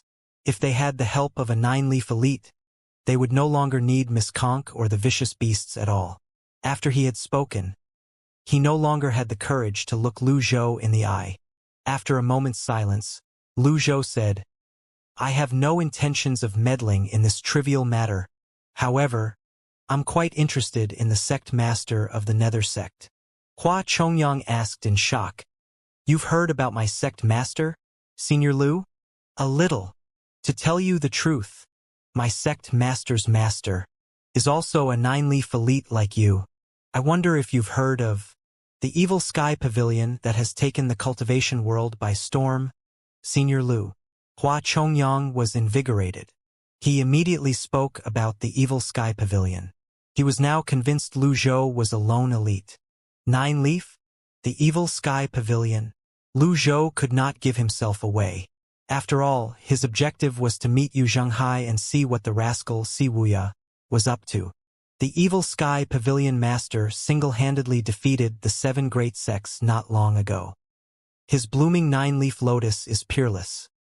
Hua Chongyang's tone was filled with respect. However, he realized he had spoken when he said the word peerless. He coughed lightly and corrected himself. Naturally, compared to you, Senior Lu, he's slightly lacking. After all, the pavilion master is getting old. Even if he's at the 9-leaf stage, there's still a limit to the addition to his life. Lu Zhou. You've got balls talking crap about me. How do you know his lifespan would remain the same after he's attained the 9-leaf stage? Lu Zhou asked. Even he did not dare to make such a claim. His actual cultivation base was still at the 1-leaf stage after all. However, he had a feeling that the addition was surely more than 50 years once he broke through from the 8-leaf stage to the 9-leaf stage. You have a point, Senior Lu. I'm too uneducated, Hua Chongyang said. If Yu Zhenghai has such a master, why didn't he ask for his help and flatten Jing province? Lu Zhou asked. Well, Hua Chongyang dared not speak of such matters lightly. This was his sect master Yu Zhenghai's personal matter. It was rarely brought up in the Nether sect as well. Then he said, perhaps you can ask my sect master in person about this. Sure, Lu Zhou replied. They clicked easily. Then he looked at Miss Conk and said, I'll take you with me. MHM. A surge of energy lifted the two of them. They rose into the air and flew toward Jing Province City. Hua Chongyang nodded silently. He thought that the 9-leaf elite lived up to his name. Stability was the best way forward. He followed them quietly. The 3 of them passed through the forest as they flew. Miss Conk seemed excited by this. It was as though she had not flown before or had not flown for a long time. She pointed below and said, Beautiful. Then, she lifted her conch to her lips and softly blew into it. The deep hum resounded across the skies. It was clearly an ordinary sound but was sonorous and forceful as it reached the lands below. In the forest, the beasts ran wildly. The forest rumbled as clouds of dust rose between the trees. The birds who heard the sound flapped their wings and flocked together. Some of the vicious beasts that had begun cultivating moved at lightning speed. As the 3 of them flew, the birds and beasts followed them. Lu Zhou was not surprised to see this. He merely said, Conch. Oh. She passed the conch to Lu Zhou. Lu Zhou scrutinized it. It was not a weapon. It was just an ordinary conch. This was not a sound technique. Is it possible that the tune is also part of the beast's language? Lu Zhou returned the conch to her. Thank you. Surprisingly, Miss Conch thanked him. When the sound of the conch faded away, the beasts and birds stopped following them. Lu Zhou glanced at Miss Conch. It was mystifying to think that there was a person with such abilities. Hua Chongyang praised her. If this talent is used well, you'll be comparable to the brave master. Lu Zhou glanced at him and said, With these beasts alone? The beasts near human settlements were generally not very large. They would still be lacking if they were to compete with powerful human cultivators. Hua Chongyang considered this in his mind. The old senior was knowledgeable and experienced. It was only natural for him to know about many things. He was somehow convinced that Lu Zhou was trying to find out about his sect master's strength. He mulled over it for a moment before he said, Naturally, these beasts are too insignificant to mention. Many beasts are merely slightly more powerful than mortals. The minority that is powerful are only in the mystic enlightening or sense-condensing realms. They can't be compared to human cultivators. However, the beasts from the 4 great forests are enough to strike fear in the hearts of the masses. When he saw Lu Zhou keeping quiet, he continued to say, Not only did the Henke branch and Taishu Academy covet the little girl's talents, they saw the huge benefits they could gain from her as well. If they were to groom the little girl well and catch some mounts, I'm sure they'll become the greatest sects in Great Yen within 100 years. Lu Zhou had never thought about it from this angle. The little girl could subdue vicious beasts. Naturally, it was suited to taming wild beasts. Who knows how many powerful beasts there were within the 4 great forests. Even an 8-leaf elite like Pan Lydian had been lost inside the forest previously and nearly lost his life. He recalled his mounts, Witzard and Bayan. They were not from the 4 great forests and could not be compared. After flying for some time, Lu Zhou, Miss Conk, and Hua Chongyang finally arrived at Jing Province City. Lu Zhou glanced at Miss Conk's clothes and brought her to the tailor to have a set of garments made. Then, he employed someone to give her a wash. If the soil and her old clothes could not even obscure her otherworldly elegance. After a change of clothes, Miss Conk seemed like a fairy. Although her hair was coiled into a bun, she still seemed playful and cute. Her long dress that was girdled at the waist made her seem stately. Hua Chongyang clicked his tongue in wonder. It's difficult to imagine her being a homeless child. What kind of parents would be so cold-hearted as to abandon such a naive, pure, beautiful, and elegant daughter? Miss Conk seemed to like her new clothes well enough. When she emerged from the fitting room, she pirouetted like a graceful dancer. She relished in her new appearance. A joyful smile could be seen on her face. "Do you like it?" Lu Zhou asked. "I do." Conk looked up and smiled. "You're nice." "Good." That was all? The little girl was not only naive, but she was oblivious to the workings of the world. She resembled little Yuaner in this aspect. However, the other party would usually be on the losing end when dealing with little Yuaner. On the other hand, Miss Conk seemed like the type to be at a disadvantage. Her being almost sacrificed at the heaven worship platform was the best proof of this. At this moment, Hua Chongyang bowed and said, "Senior Lu, it's getting late. There's a curfew in Jing Province City at night." Curfew was a form of strict control over the entry and exit of a city. The citizens would not be allowed to venture outdoors at night, let alone out of the city. Lu Zhou did not seem to care as he said, "There's no need to rush." He looked at Miss Conk and asked, "Are you hungry?" Miss Conk rubbed her stomach and nodded. Hua Chongyang had no choice but to follow the two of them to the inn. Sumptuous dishes were ordered and placed on the table, around which the 3 of them sat. Lu Zhou and Hua Chongyang did not have much of an appetite. They only stared at Miss Conk as she ate. She was not a fast eater. She ate in small mouthfuls without gobbling down her food. She did not have the speed of a chick pecking for grain. She resembled more of a rabbit. Based on this, it seemed like she was not the child of an ordinary family. "Where's your house?" Lu Zhou asked again. She pointed east and said, "Far, far away. Do you remember where it is?" Hua Chongyang's interest was piqued. Miss Conk shook her head. "What is your hometown like?" Hua Chongyang wanted to try and guess the place based on geographical landmarks. Conk shook her head again. "I don't remember." Lu Zhou felt suspicious. Did she lose her memories? His curiosity was piqued. He said, "Give me your hand." "Oh." Miss Conk obediently placed her hand in front of Lu Zhou. Lu Zhou placed 2 fingers on her wrist. His primal chi trickled into her extraordinary 8 meridians. After a moment, he was even more confused. She was not injured, nor did she hit her head. Her mind seemed to be in tip-top condition as well. Her Dantian sea of chi was in its primordial state, indicating she had never cultivated. In other words, she was an ordinary healthy mortal. So why did it seem like she had lost her memories?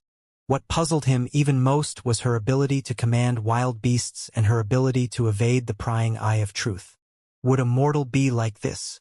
There were too many suspicious things about her, so he paid attention to her every move. She seemed polite enough.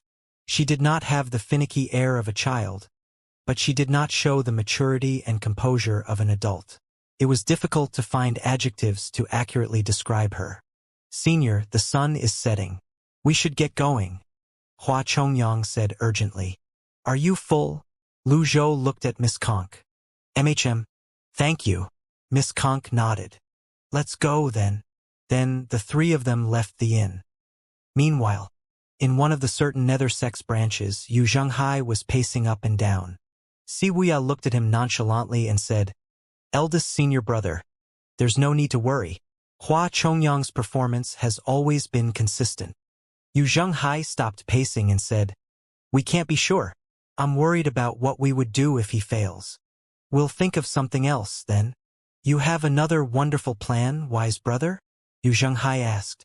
I won't call it wonderful, Wuxia said. I've gone through the recent records of the Nether sect. When did you get acquainted with the sect master of the Penglai sect? Eldest senior brother. Yu Zhenghai laughed. He said, It's a long story. When I mastered my Great Dark Heaven Memorial, I was in need of opponents. I initially intended to test my skills against second junior brother, but I couldn't find him. Hence, I had no choice but to travel to Penglai Island. I defeated him with 3 strikes of my saber. Basically, we got acquainted through a fight. Then he asked, Why are you asking, wise brother? If we have the help of the master of Penglai Island, we can easily take Jing Province City, Wuxia said. Yu Zhenghai's eyes brightened. Enlightened. You have a point. At this moment a subordinate walked in. He bowed and said, Sect Master, the master of Penglai Island is here. Wuxia stood up. His eyes were sparkling as he said, Eldest senior brother, you're in luck. Yu Zhenghai said, Bring him in. When the flying chariot landed outside the branch, Yu Zhenghai walked up to it. Wuxia followed closely behind him. A voice rang from the flying chariot. It's been a long time, Brother Shiji. Good to see you again. At this moment, a figure in brocade robes shot out of the flying chariot, guns blazing at lightning speed. The target of the attack was Yu Zhenghai. The palms of the figure glowed in the dark.